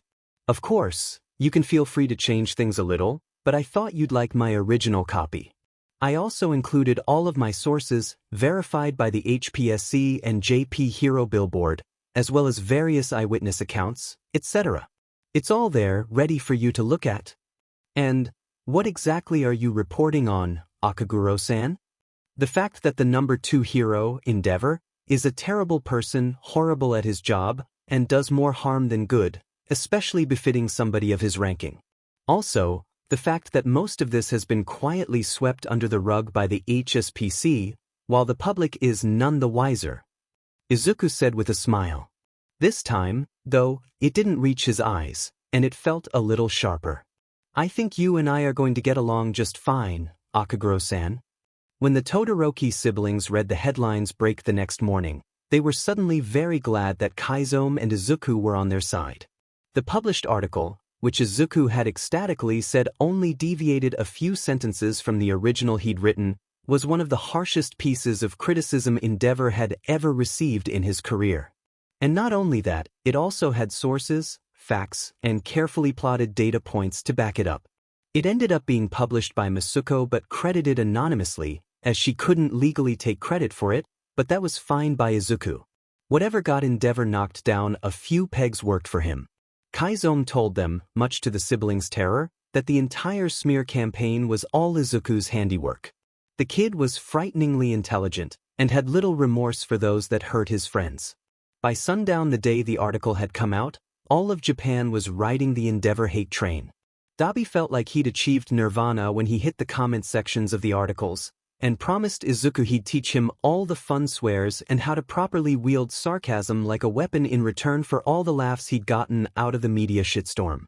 Tsukachi was still in the process of getting his case together, but for now, the Todoroki family actually enjoyed watching their father get more and more set off with every call from his PR team. There was no coming back from this one, not without some serious change. And once the case against him actually came out, he was done for completely. The Todoroki siblings learned to fear Izuku's level of ruthlessness when it came to his friends, and vowed to never ever so much as hurt Shudo's feelings or risk his wrath. And to think, Dabi had considered going into the serious criminal life before this. With Izuku as a hero, he was pretty sure he'd have been obliterated the moment the boy graduated. That wasn't to say he hadn't ever done anything illegal. He had to forge quite a few documents and shoplift even more in order to get him through. His late teen years, after all. But before meeting Chizome at the bodyguard gig, he'd genuinely considered quitting and going wholeheartedly into the criminal lifestyle. Plenty of people needed a cremator, after all. But instead, he met Chizome and his weird, scary, knife-wielding ball of sunshine he had for a son and was currently fighting for custody of his youngest sibling while his shitty father's name was dragged through the mud by said weird, scary, knife-wielding ball of sunshine. Now he just had to mentally prepare himself for living in the same apartment complex as Izuku. It would be good for Shudo to have a friend nearby, and it was a decent enough place to live. Not to mention the very convenient fact of Chizome also being nearby in case he had any weird, random older brother parenting questions. Yeah, life was pretty weird. With all things considered, though, Dabi thought it could have been a lot worse too. When the summer rolled in, Todoroki Tuya was officially, legally, alive again. He had a quiet, 2-bedroom apartment in Mizudafu and a permanent position in the same company that Chizome worked for, no longer freelance. Natsuo and Fuyumi helped him decorate and even moved small things of Shudo's over before the case against their father had finished. At the very least, if he couldn't win custody, they wanted their youngest sibling to have a safe place to turn to in his times of need. Their court date for custody finally came, after what felt like an eternity of late nights and interviews and welfare visits by people who wouldn't be intimidated by money or power. Not that Endeavor had much power to throw around after Izuku's piece on him, but still. And when the judge's verdict registered, Izuku sat in the small, personal audience and listened with wide eyes. I believe it to be in Todoroki Shudo's best interest, after careful review, for custody to be awarded to his brother, Todoroki Tuya.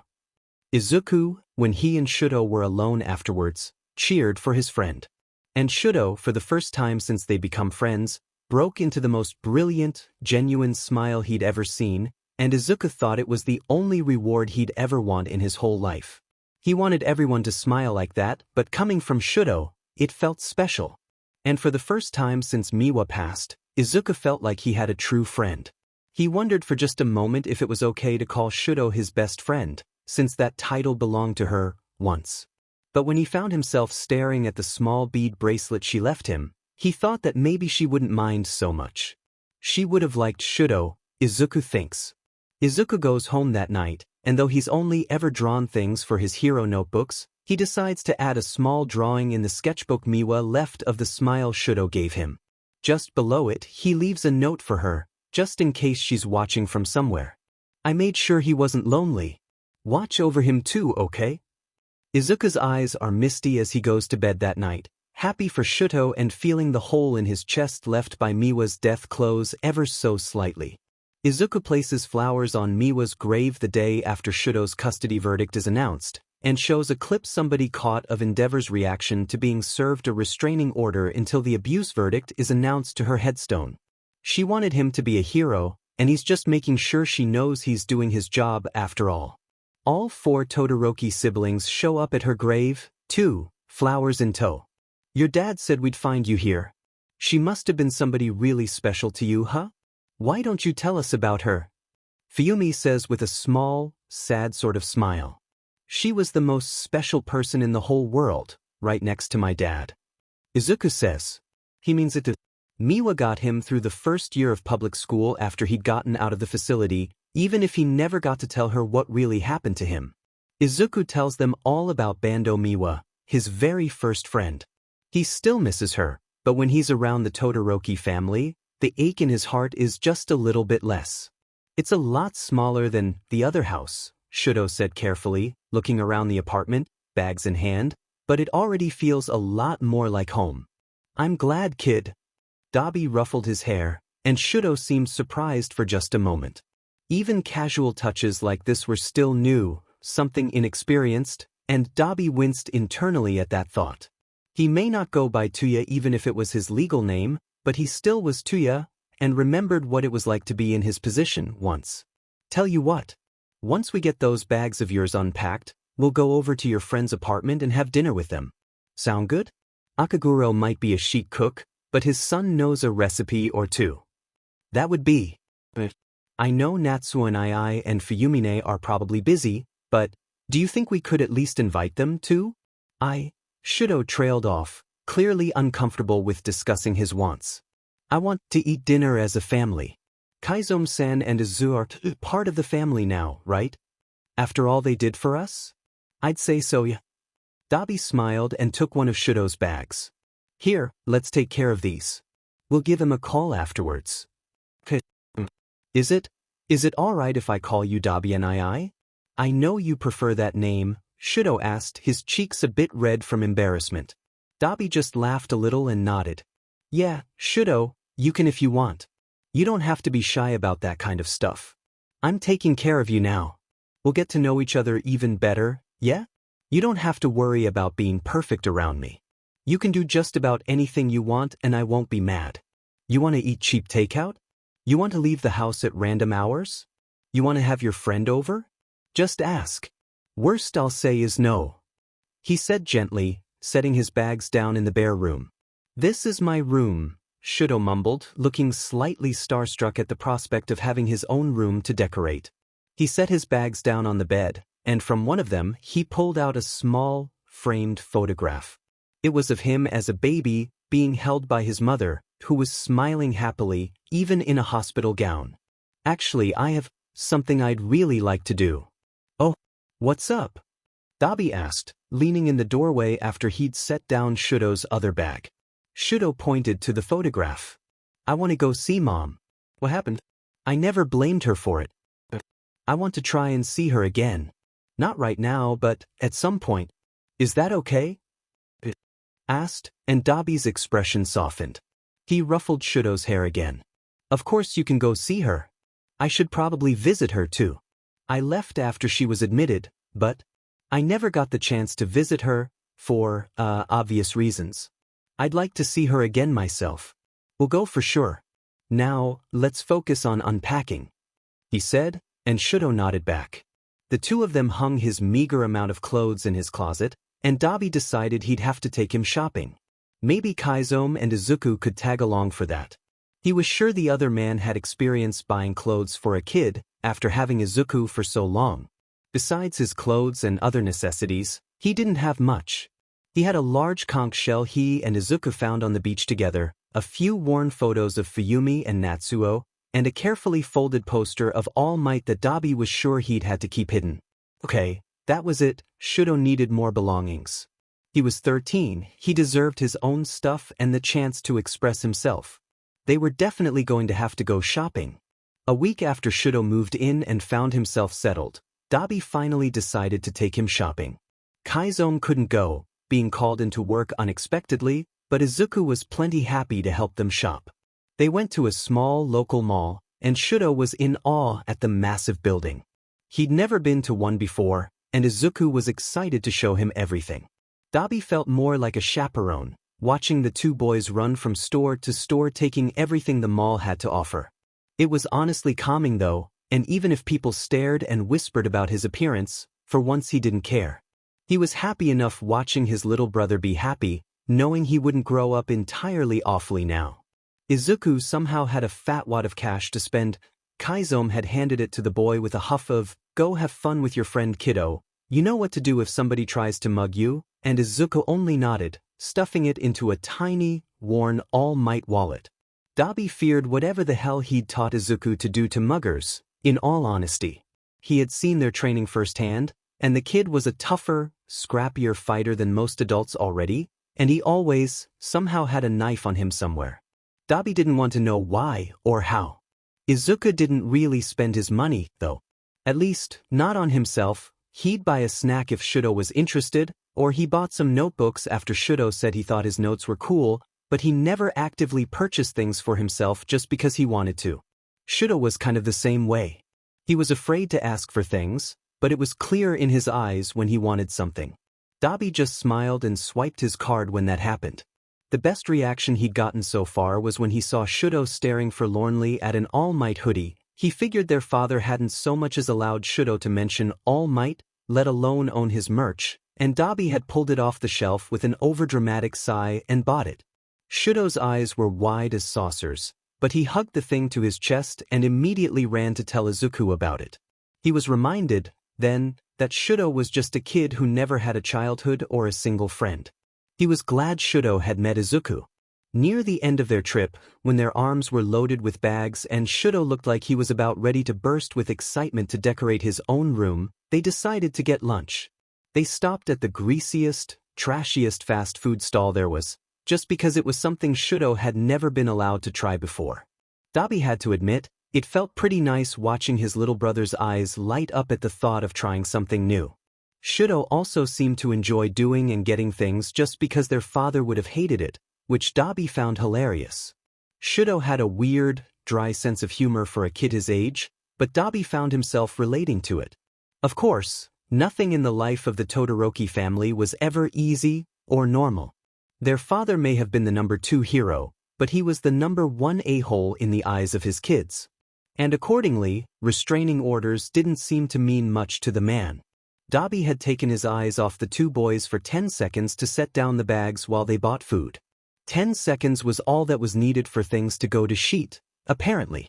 While his back was turned, the two boys halfway across the food court, he heard a voice that made him nearly erupt into blue flames instinctively. "Tuya." The word was spat with as much venom as he remembered from his childhood, and Dabi whirled around to see none other than Todoroki Enji, Endeavor, with his flames off and dressed in civilian clothing. "What the f are you doing here, a-hole? You have a restraining order, or are you going senile already?" Dabi hissed, eyes darting back and forth from where the two boys were still waiting in line to buy food. "I don't have one against you, Tuya. I posted bail, no thanks to you, you ungrateful brat. Do you think your little stunt will keep me from my legacy? It won't." Enji growled out, moving a step closer. Before Dabi could reply, however, something strange and terrifying happened. Some kind of force, a feeling like a choking miasma came over them. It felt like fear and danger, all of the instincts in their heads screaming at them to get away from the source of power.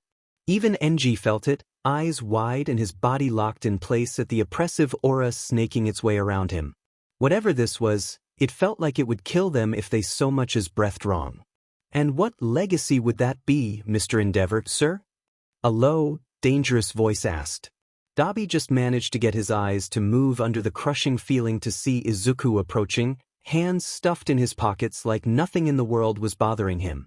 Dabi instantly recognized where the feeling came from, and he wondered just what the hell was going on. That aura was coming from Izuku, a 13-year-old. I'm fairly certain after details of your civilian casualties and property damage were released to the media, you don't even have a legacy to keep. Izuku spoke, his voice just as calm as could be. The closer he got, the more suffocating his intent became. Who are you? Enji managed to get out beneath the burning gaze of Izuku's eyes. Shudo's friend.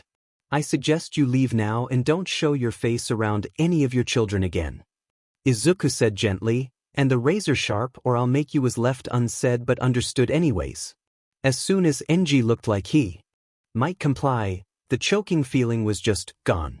As soon as it had came, the aura left. And Izuku smiled and waved like nothing was wrong. Okay, bye now, Mr. Fake Hero, he said, the picture of perfect manners and cheer. Enji looked a little sickly at this and turned tail and left. Izuku? Who was that? Shudo's confused voice came from behind the two. Dabi and Izuku turned to see Shudo standing there with their food, face scrunched in thought. Oh, just somebody who recognized Dabi from work.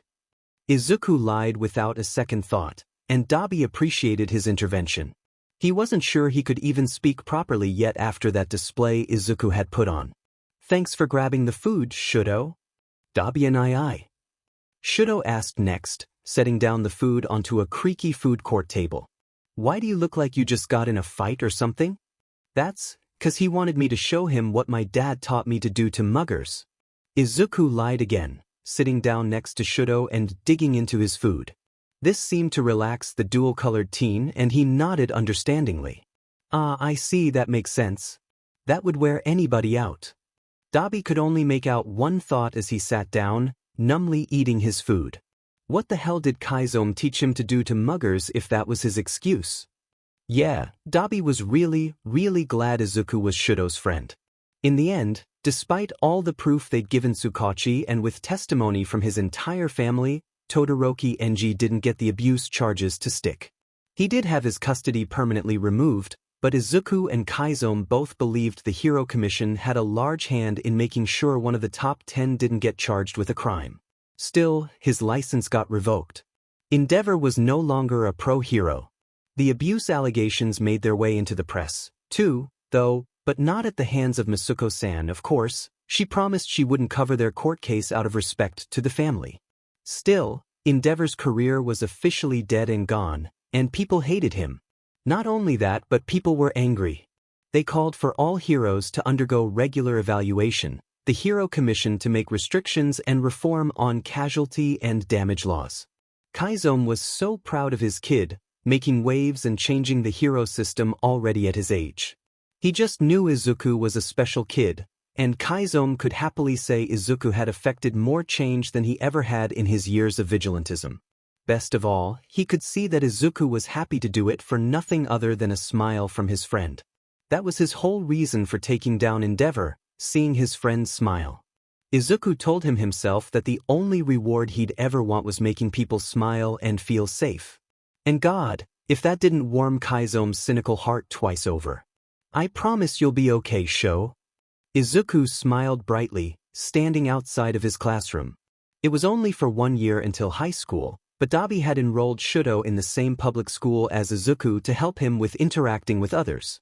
He even managed to get him placed in Izuku's class after a little finagling, though Izuku promised he would allow Shudo some breathing room to make other friends.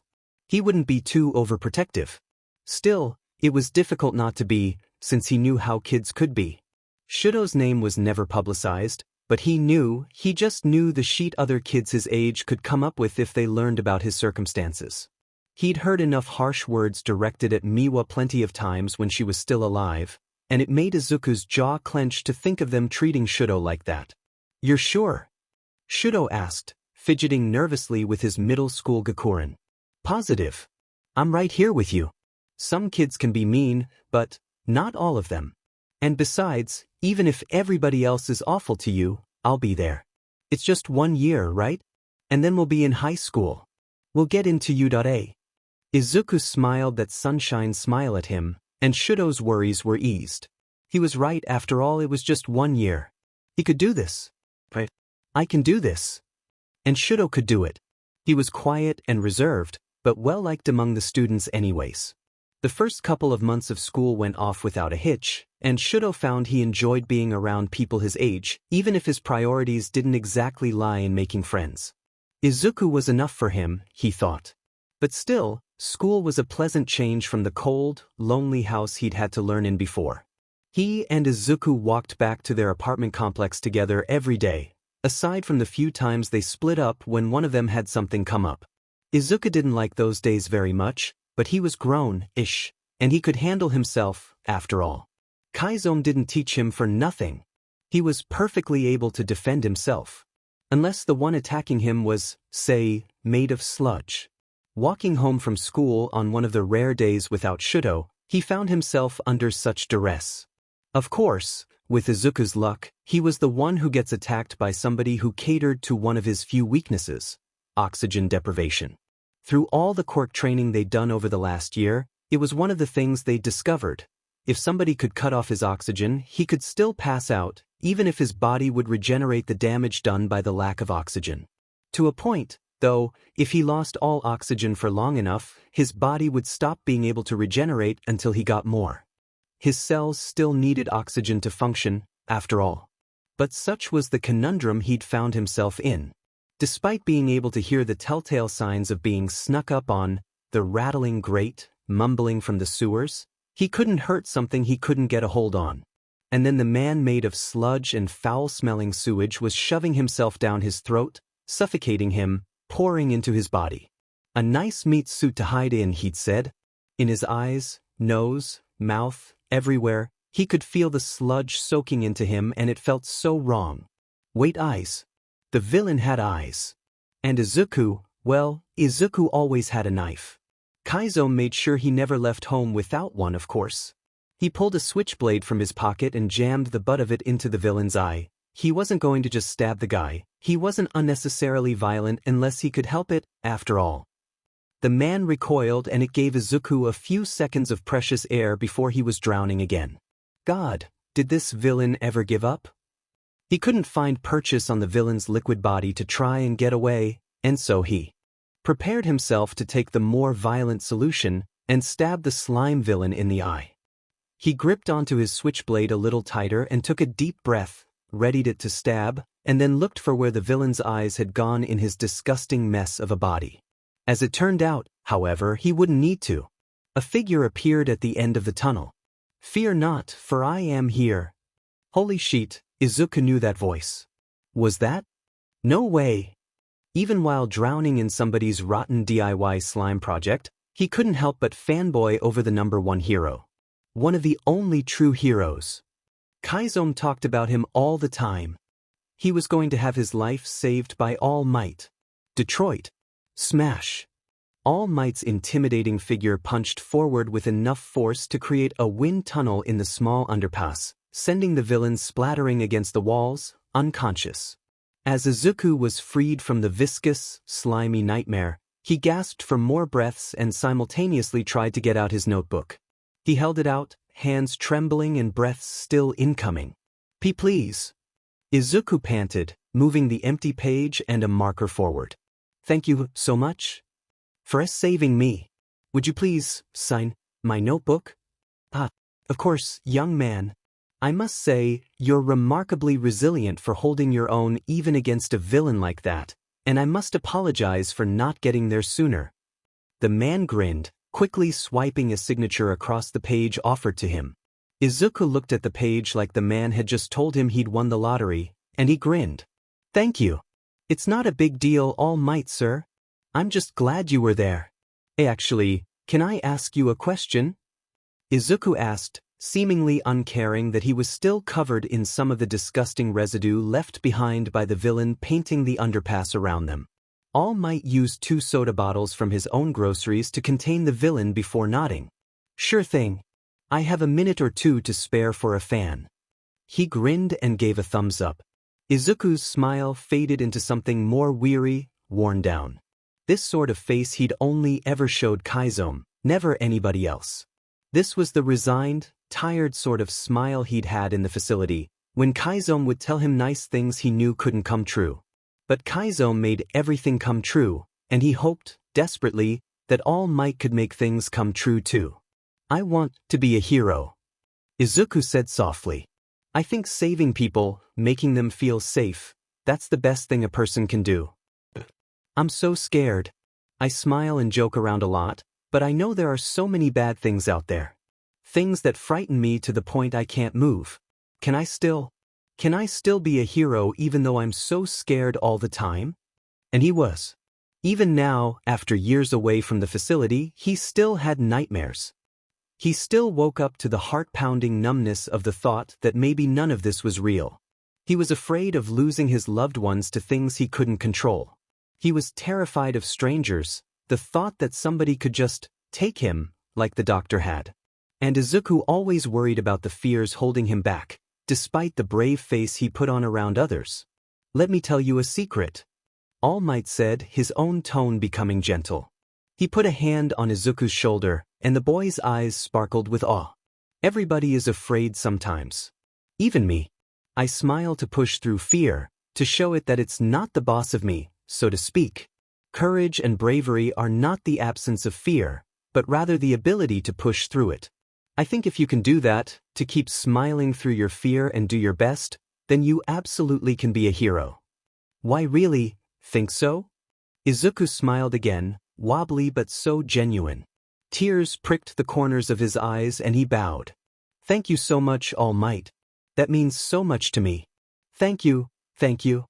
Of course, young man. Now you take care, all right? Get home safely.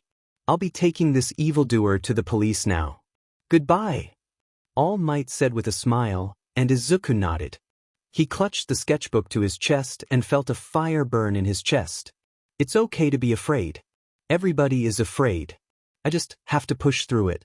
Dad, look, I got an autograph from All Might. Izuku practically squealed as he bounded into the apartment, holding out his notebook for Chizome to see. He was sitting on the couch, and seeing his son's book his eyes widened. You met All Might. No kidding. What was he like? Was he kind to you? What happened? His dad asked enthusiastically. Izuku knew he was just as much of an All Might fan as he was, even if he viewed him through a different sort of lens. I was attacked by this gross sludge villain, sorry for the smell by the way, and I couldn't breathe, but All Might came and punched so hard it made wind that blew the villain away so he wouldn't hurt me. He knew exactly how to handle the situation with a civilian in the mix and was super nice to me afterwards. Izuku's eyes sparkled, and Chizome grinned. Man, I always knew he was one of the real ones. I hate that you always seem to get caught up in villain attacks, but I'm glad he was there to save you. Chizome ruffled his hair, and then pulled his hand away with a grimace when he realized his hand was slimy now. Yeah, maybe you should take a shower there, kiddo. Here, I'll take care of your notebook. You want to get it framed? We could hang his autograph on the wall. Oh, that's an awesome idea. By the way, I got the mail. There was a weird letter in there for you. It's in my notebook, Izuku said, bounding around the corner to go and clean himself up. Chizome raised an eyebrow and flipped through the pages until he found the letter carefully placed inside. It was entirely unmarked, save for a simple, customer satisfaction guarantee written in the corner of the envelope. When he saw that, his eyes widened. He'd asked another fallback of his to keep an eye out for anything to do with that blue-haired brat, just in case. The letter was a single half-sheet of paper, brief and to the point. The person you asked about has moved. He's asking for people. Don't have details, but you may be interested. My debt is paid. Chizome in a sharp breath, eyebrows furrowing as he stared down at the simple piece of paper in his hands. He knew exactly what that meant for him and his son. It meant he'd have to go out again, and he had no deal to protect him this time.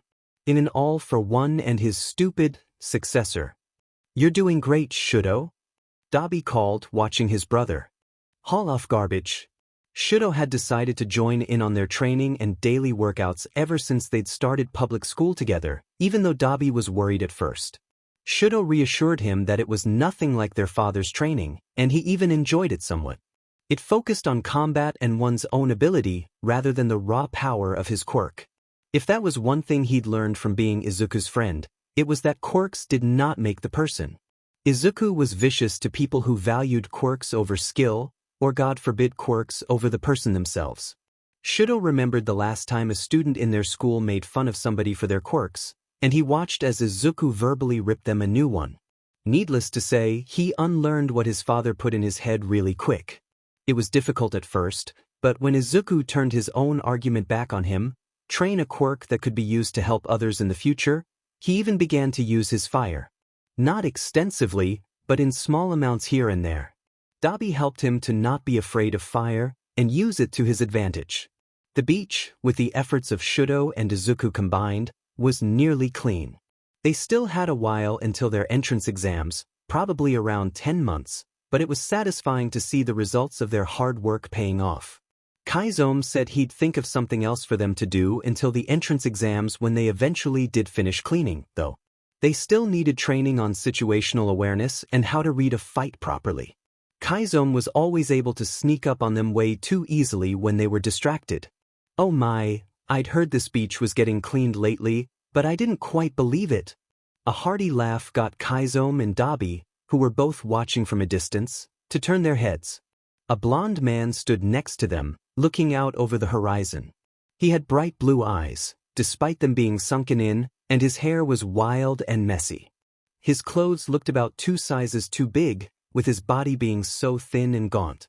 "It's nice to see the youth giving back to the community." "You know this beach?" Dabi asked with a raised eyebrow. "Nobody really comes here, even if it is cleaner." "Yes, I came here often in my high school days. I was sad to see it decline and become a heap, but when I heard somebody was cleaning it, I had to come see for myself.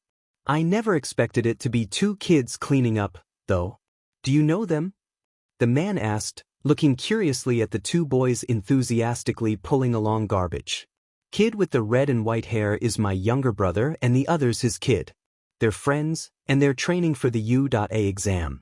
Thought cleaning the beach would be a good exercise for them." Dabi explained. Kaiso was quiet, eyeing the man suspiciously. He felt like he knew him from somewhere, but he wasn't quite sure where. I see. Well, don't let me stop you. I was just curious. I have to say, you look quite young to be his father," the man said, turning to face Kaiso. "I get that a lot." Kaiso grumbled and rolled his eyes. "He's adopted. I met him when I was young, but he needed a home. Been taking care of him since." "Dad!" Izuku interrupted, calling from further down the beach. Shudo was huffing and out of breath, while Izuku barely looked winded. The 2 ran up, garbage bags in hand. "We got our trash quota for the day." "Oh, who's this?" "I'm Yagi Tashinori, a pleasure to meet you. I was just telling your father here about how I used to visit this beach when I was younger. It's wonderful to see it so clean again. I think it's wonderful, cleaning it up like this. And your older brother," Yagi looked at Shudo now, "was telling me about how you were doing it to train for U.A's exam.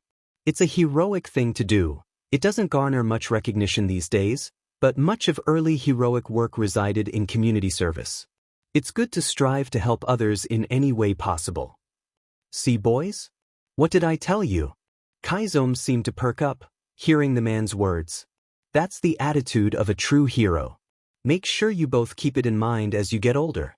I know Izuku takes it to heart, but you should too, Shudo." "Yes, sir."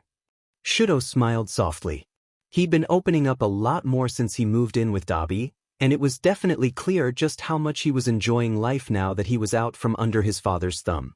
"It's good to meet you too, Yagi-san." "Yes. Nice to meet you, Yagi-san." Izuku gave a little bow. "I'm glad we could make you happy with the beach being clean.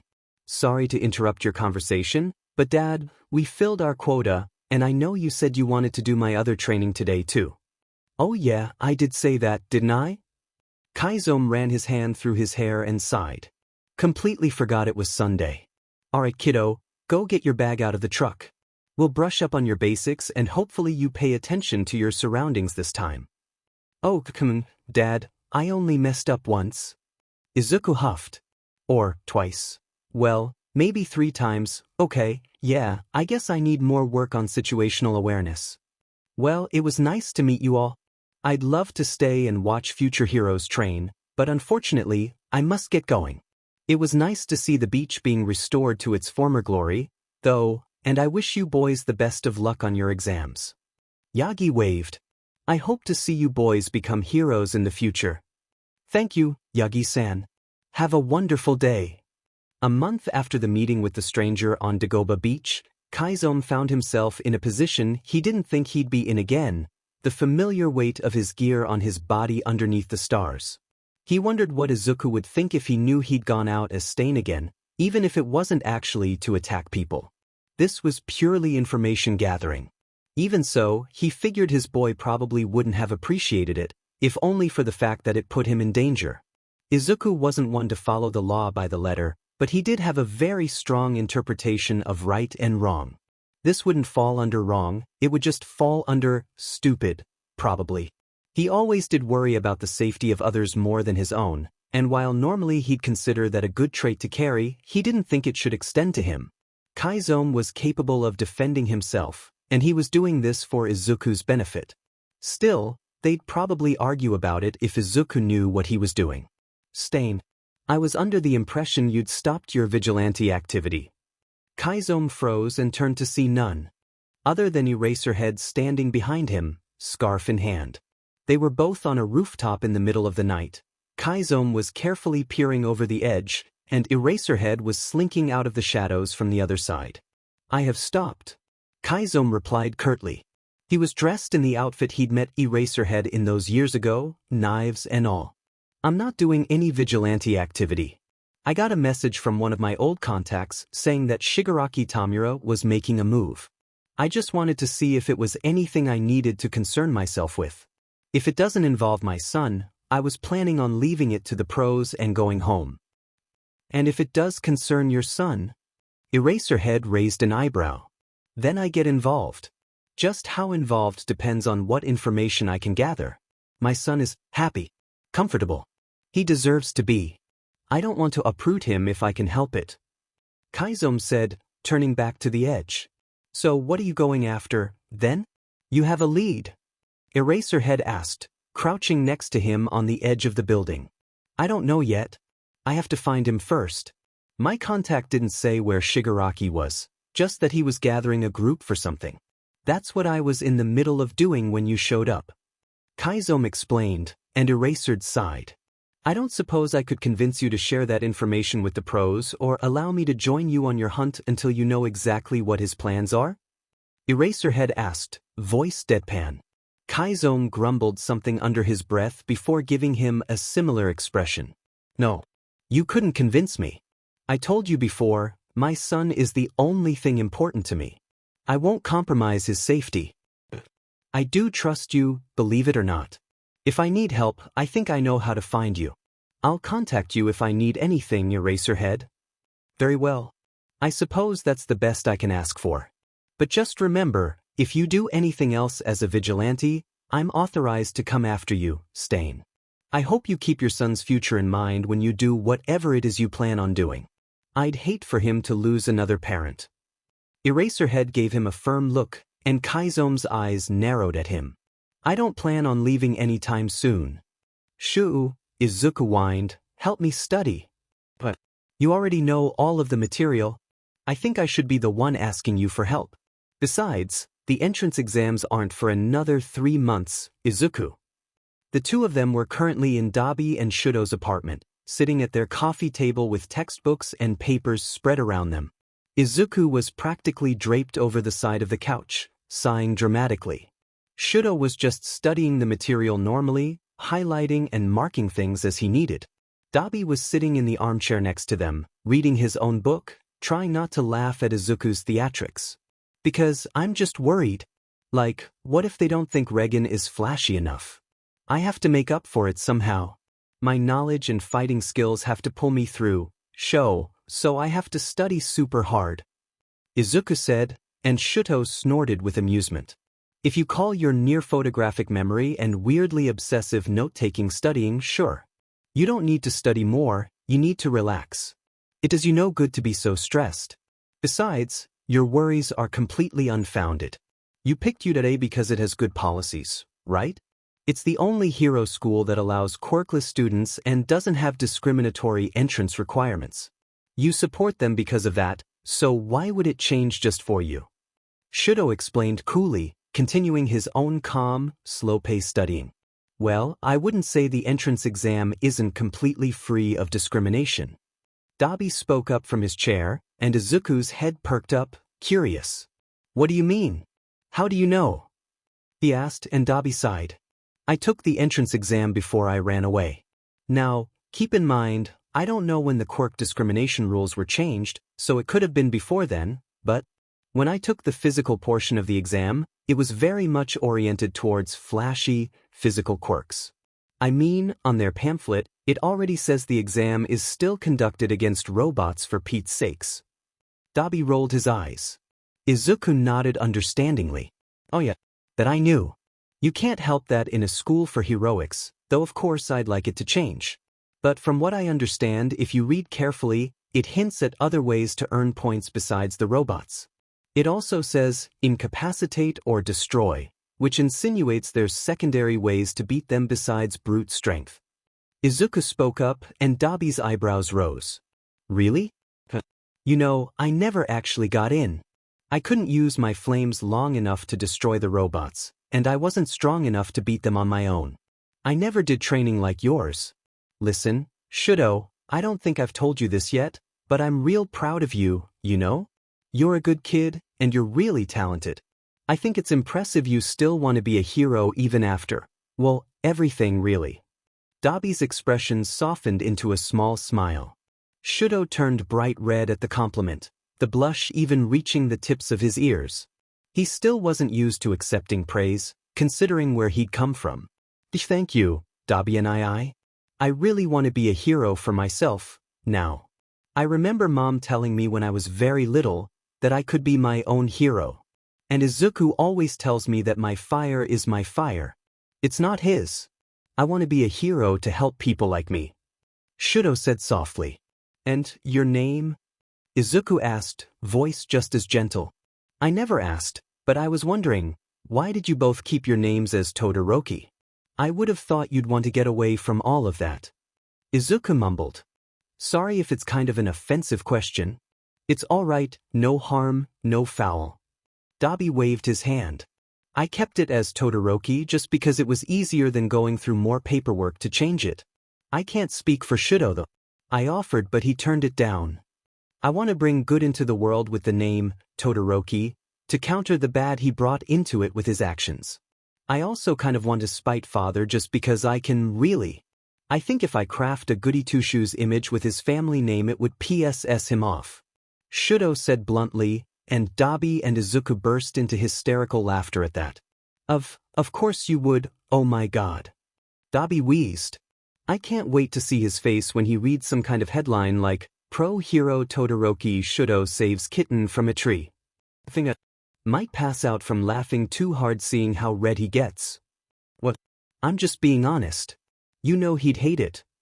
With Shuto and Dabi being added to his everyday life, Izuku breezed past the last few months of junior high without worry. His life was hectic and kind of all over the place, but he wouldn't have had it any other way. He and Kaiso had even become close with the other two Todoroki siblings when they visited. Fuyumi made it a point to visit every weekend after work, and Natsuo visited whenever he could catch a break from university. Shuto himself was falling into his new life with a weight off his shoulders, though he still had trouble with certain holdovers from his old house. He also struggled with the occasional nightmare. Much like Izuku was afraid of waking up in the facility, Shuto was afraid of waking up and finding out he had to go back to his father. Dabi reassured him every chance he got that he wouldn't let their father go near him ever again. The two brothers became close quickly, and it was heartwarming to see them get along so well. Izuku was happy for his friend, and he was comfortable in his own life as well. He enjoyed having a friend's presence again, feeling more and more whole again after Miwa's passing. His dream was getting closer and closer. Now, too, the entrance exams were upon them and it was time to take the next step towards the rest of his life. He wanted to go to Udata more than anything. He wanted to show the world Miwa's design. He wanted to be a hero that made people feel safe and cared for and never lonely. He wanted to do the best person and hero he could be. Udata was the first step towards everything he wanted. He had to take his destiny into his own two hands and hold it tightly so it wouldn't slip away. He could do this. He had to do this. He was going to do it. The entrance exams wouldn't hold him back. He'd filled out his paperwork for support items, his special Bowie knife and his dad's swords had both been approved, under the condition he did not use them against the other students or he'd be rejected immediately. He was most excited about the swords. He'd trained to use them with his dad plenty of times, but this would be their first real test. And, speaking of his dad, the two of them were finishing up their training for the day on the beach. The entire thing was clean. Now, the last few bags of trash piled up in the back of Dabi's truck. Chizome and Izuku sat on the sand, dabbing at the sweat on their brows and drinking water. "Well, how are you feeling, kiddo? You think you're ready?" Chizome asked, squinting against the sun that was beginning to set. Izuku sighed and flopped down, laying on his back. "Yes, so. I just get so nervous, you know? Tomorrow's a big day. And Sho's always so calm about this stuff. I have no idea how he does it." He grumbled. Chizome chuckled and reached for the duffel bag they brought with them. "Well, I have a present for you, kiddo. Something important. Come and take a look," Chizome said, and Izuku sat back up with a huff. He brushed the sand from his clothes, watching as his dad pulled out his swords. They were two long, well-worn katanas that had seen plenty of use over the years. This time, though, they seemed different.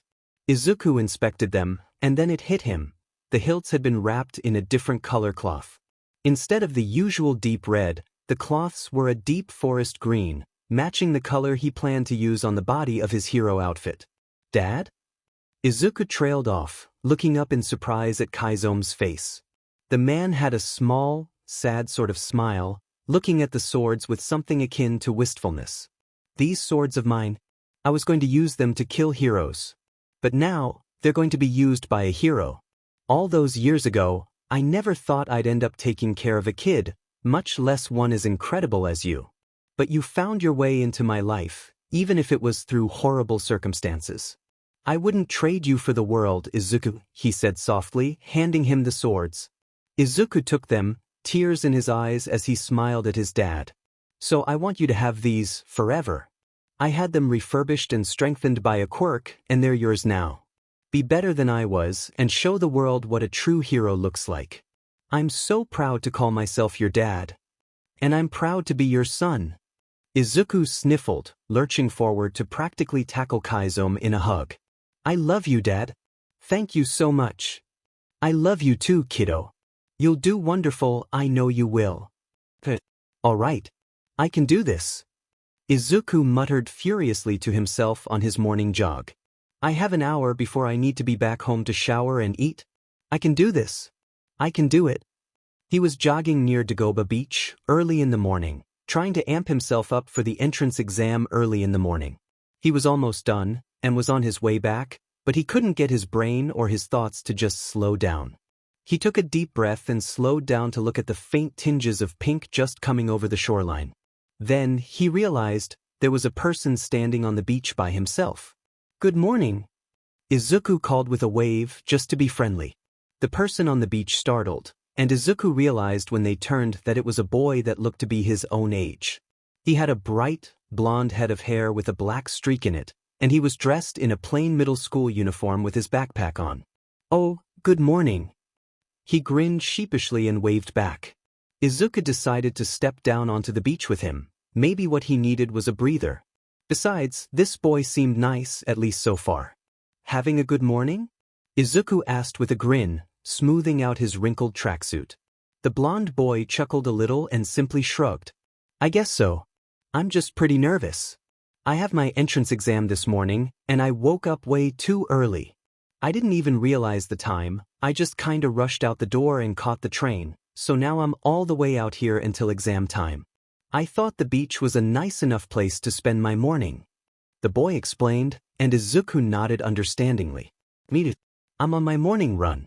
I have my entrance exams this morning too. Where are you hoping to get into? Yudare. I want to get into the hero course, but I'm super nervous. The blonde rubbed the back of his head shyly, almost embarrassed to be talking about the hero course. Whoa, me too. Maybe we'll be classmates, huh? I'm Akaguro Izuku. It's great to meet you. Izuku stuck out a hand for him to shake. The boy seemed surprised but took it anyway. Kaminari Denki. Nice to meet you too. You must live here in Yuzurifu, huh? Man, that's sweet not having a commute. I live all the way out in Saitama. The train ride out here is so boring. Kaminari sighed. Yeah, I guess it is kind of nice, huh? Well, I've got to get going, but for what it's worth, I hope you get in. You seem pretty cool. If we're in the same class, let's be friends, okay? Izuku smiled again, and Kaminari grinned right back at him. Yeah, totally. Hope to see you again. Kaminari waved as Izuku made his way back to the street. The small interaction really did help to calm his nerves, and he was glad for it. Now, he just had to ace that test. He could do it. Oh God. Oh no. Izuku muttered, his hands clutching his backpack straps nervously. Shudo was right next to him, giving him a worried and curious expression. They both wore their school uniforms, all dressed up and ready for the exams. They were walking into Yuta, mentally preparing themselves for everything to come. Izuku had his backpack on, and his bowie knife stashed safely inside. His swords were tied to his backpack as well, big, shiny things with polished scabbards and immaculately wrapped hilts. What?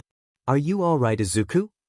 Shuto tilted his head, watching Izuku's internal panic. The green-haired boy only mumbled and muttered to himself more, taking a few steps forward before promptly tripping and falling. Oh! A girl on Izuku's other side yelped, instinctively reaching out when she saw him fall. She smacked his back softly, and suddenly he began to float. It kept him from face-planting, but he startled a little bit at his sudden weightlessness. Sorry for using my quirk so suddenly, but I saw you falling. Are you all right? Yes, thank you. Izuku smiled, relaxing as she released him. The girl was smiling a little sheepishly, but she seemed relieved that he was all right. She had short, brown hair and brown eyes, and round, pink cheeks. She had a plain but cute sort of appearance, all dressed up in her uniform for the exam. Falling would have been bad luck after all. Right? No way I could just let somebody fall like that. Her smile got bigger, more genuine at that, and she waved a little at him. Well, good luck with your exam. Hope to see you soon, maybe in class. You too. Bye. He waved back. How do you do that? Shudo asked quietly as they made their way into the entrance hall. Izuku's face scrunched in confusion. Do what? Talk to people like that?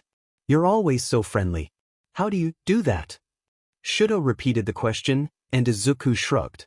I just do? I want to make sure nobody ever feels lonely, you know? So it just happens without me even thinking about it. And besides, I'm plenty terrified of new people, anyways. I'm just good at covering it up. You know, All Might told me that you have to push through your fear, yes. You've recounted the story to me many times. Shudo snorted, a small smile on his face. I still don't know how you can be so calm talking about being caught in a villain attack like that. That guy? That wasn't a villain, not really. He was like a criminal. Villain should be saved for people way worse than him. There are plenty out there. Izuku said, eyes darting up to get a full view of the Yuta building up close. Look, show we're here. Yes, hard to believe only a year ago I thought I would be coming here in a completely different context.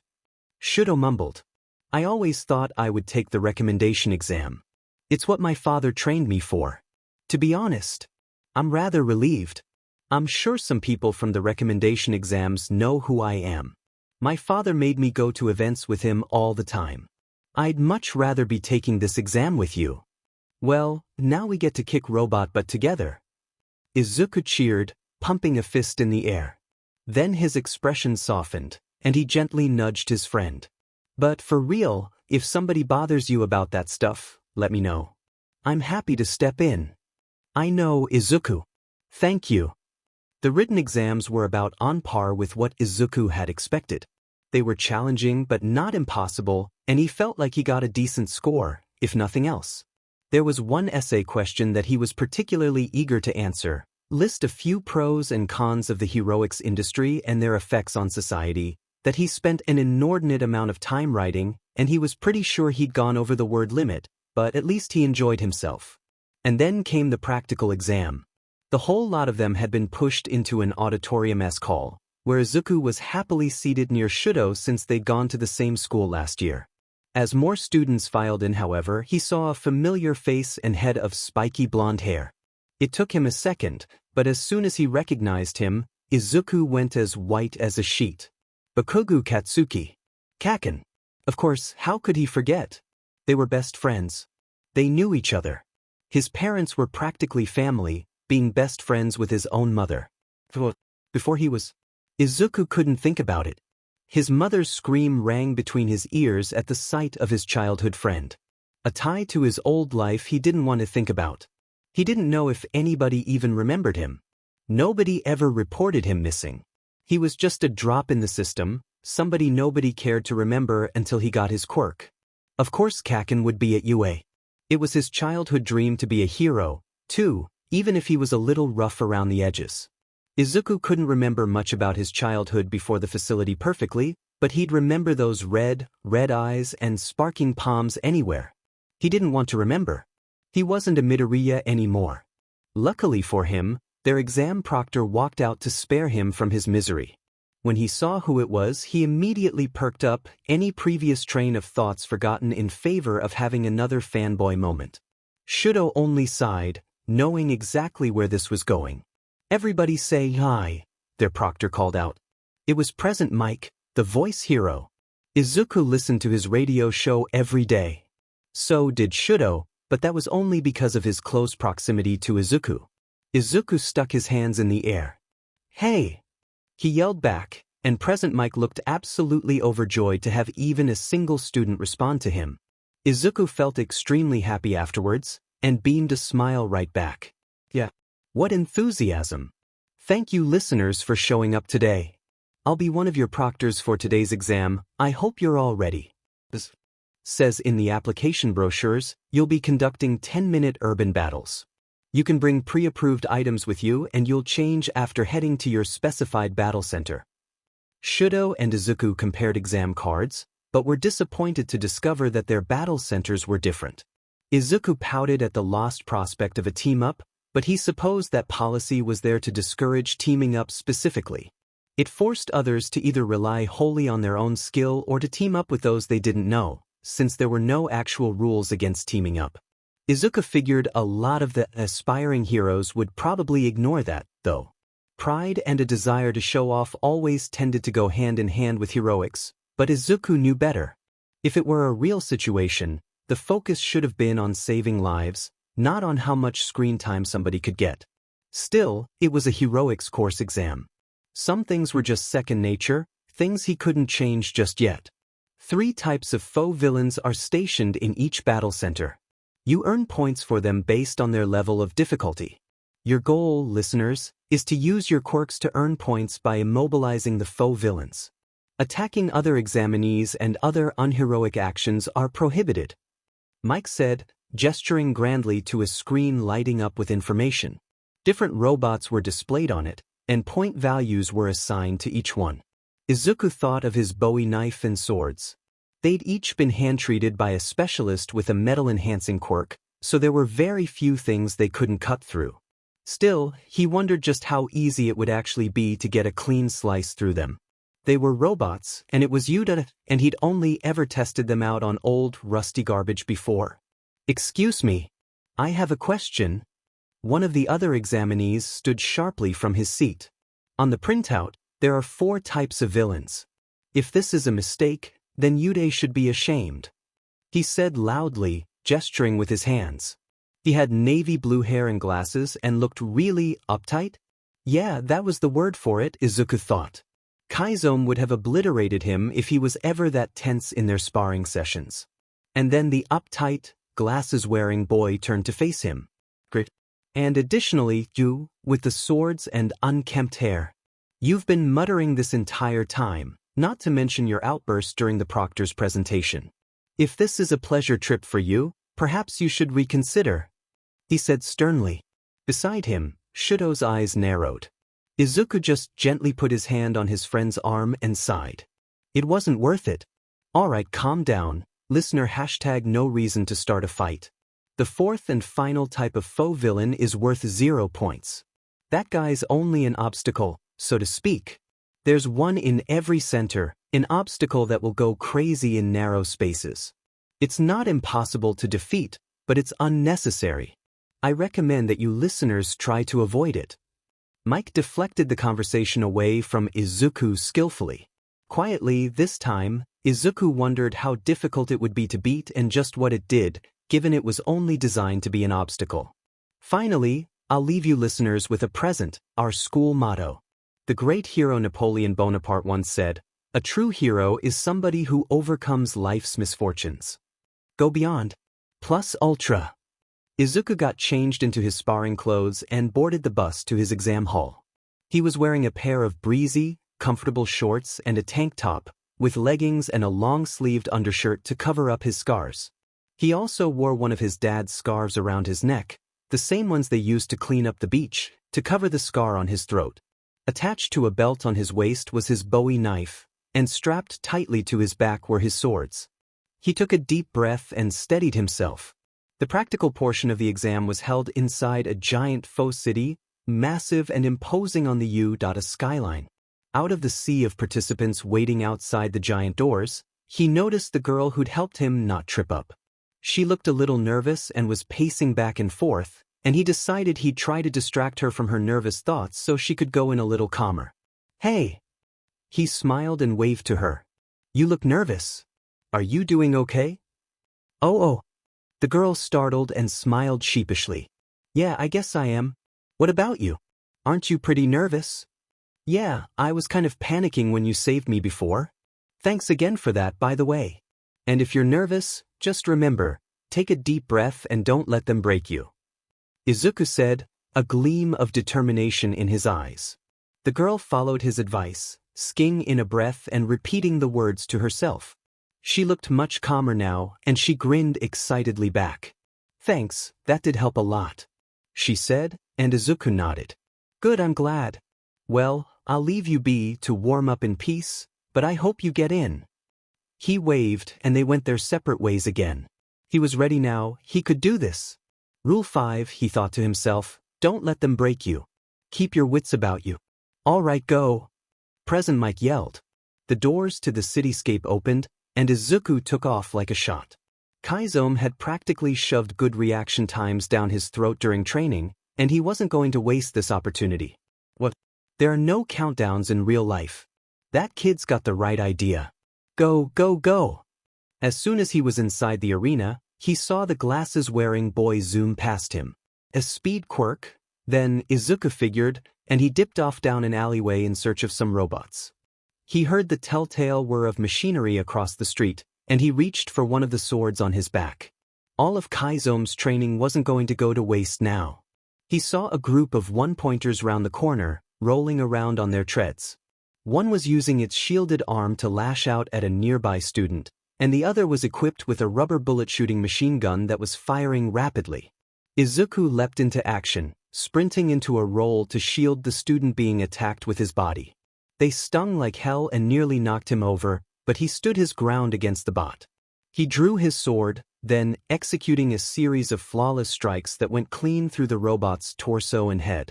The machinery creaked and fell apart, the robot falling to scraps on the concrete. He went after the others in the group of one-pointers next, swiftly moving through them with ease. A single jab to their vital points or swing through the neck was enough to topple them. He gave a quick wave to the student he'd shielded before sprinting off in search of more robots. He heard a shriek a few streets over, and turned on his heel to go towards it. Along the way, he cut through a few more one-pointers as well. When he got to where the cry had come from, he saw a blond boy with a sparkling shine around him clutching his stomach. Around him were two two-pointers, one in front and one behind. They were vaguely scorpion-shaped robots, with large tails that had metal stingers. One of them whipped their tails forward, but before it could pierce the other boy he ran in, blocking it with his sword. Izuku struggled against the weight of the heavy machines. "Go! I'll cover you, you go and get some more robots for yourself." Izuku grunted out, shoving the metal tail of the two-pointer away. "Right. Thank you, mon ami." The boy got out through his apparent nausea, taking off down the street before the two-pointers could get a jump on him. The two-pointer behind him went in for a strike, and Izuku barely managed to roll out of the way in time to dodge it. The first one launched more rubber bullets at him, but he took them with ease and cleaved his sword through the arm of the robot. It fell to the ground with a thump, and Izuku grinned. "Come on, is that all you've got?" he said cheekily. That, as it turned out, was probably the wrong thing to say in this situation. The robots went for dual strikes with both their tails and arms, but he couldn't dodge or block all the appendages. One of the robot's stingers pierced through his stomach, blood splattering across the pavement. He yelped and sliced through it, yanking out the stinger with a groan and a wince. Organs, viscera and muscle began to regrow. His healing speed was much faster than it used to be those years ago when he got his arm cut off. He pushed through it, however, and sliced his way through the two-pointers, clutching at the hole in his stomach while it healed. He really hated the healing process and how painful it was. Luckily, Kaiso taught him how to deal with it and push forward anyways. He was no stranger to pain, and no stranger to torture. This was nothing. This time, as the two-pointers fell, a wall of three-pointers surrounded him when they saw he was injured, mistaking him for easy prey. Izuku only wondered how Shudo was doing in all of this mess. Was he kicking butt too? Izuku sure hoped so. In the control booth, where the teachers were watching the students take their tests, Principal Nedzu watched with a careful eye. The robots were being taken down, one by one.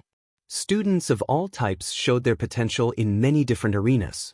Some took advantage of their quirks, others their skills, and a very select few stayed to help others or even team up. Those were the ones to watch, the kind of future hero that would gladly help others, even at a cost to themselves. Those were the ones U.A wanted to foster, but even if they didn't have that exact temperament, Nedzu was of the mind that they could be taught. Might was not the only skill they looked for, and in fact, might trumping everything else was often discouraged at UA. The heroes of the future needed critical thinking skills, situational awareness, crisis management, and a great many other skills that didn't rely on brute strength. Even so, strength was a requirement. Not the only requirement, but a requirement nonetheless. So Nedzu watched those who showed a remarkable degree of both skill and strength, grace and raw power mixed into one. Akaguro Izuku fit that form to a T. He was brutal and somehow still beautiful, moving through fluid motions with his swords like they were another part of his body. And his heroic nature was evident. If not a little frightening, he'd jump haphazardly into blows for other students, regardless of the damage caused to himself. He was tempted to call him a liability, but a look at his file said he possessed a regenerative quirk. So, presumably, rubber bullets and scraped knees weren't that big of a worry for the boy. Watching the boy get run through the abdomen by a two-pointer's tail, however, nearly gave Nedzu a heart attack. It wasn't supposed to go for lethal or severely damaging blows, but Izuku rolled out of the way of one of them in such a way that caused it to impale him. The other teachers had nearly stopped the exam for that area before Recovery Girl herself shushed them. "I know that boy. Watch," she said, gaze stony. And watch they did. They saw Izuku slice off the tail with his sword and yank it out of his stomach by force, watching in disgusted, morbid fascination as his stomach regrew itself. That boy knew what he was doing when he jumped into the fray. I've seen him before, he has quite a strong Regan quirk. Still, that's grounds for a lawsuit. If he didn't have a Regan quirk, he could have died. That's why we switched to robots in the first place, Vlad King grumbled. I'm more concerned for the boy himself. Izawa spoke up, his own face scowling. Look at how he's moving. He's used to dealing with injury. He's working through the pain easily. He shouldn't be that accustomed to working with grievous injuries. Indeed, Nedzu murmured, watching Izuku on screen carefully. He's a curious one, that's for sure. We should keep an eye on him just in case. Are you still going to release that thing, even when a student's been injured like that, Principal? All Might asked, face stricken with concern. Nedzu only nodded. Yes, it's still one of our greatest tests of heroism. It's the perfect opportunity to see what the other students are made of. I'll release it now.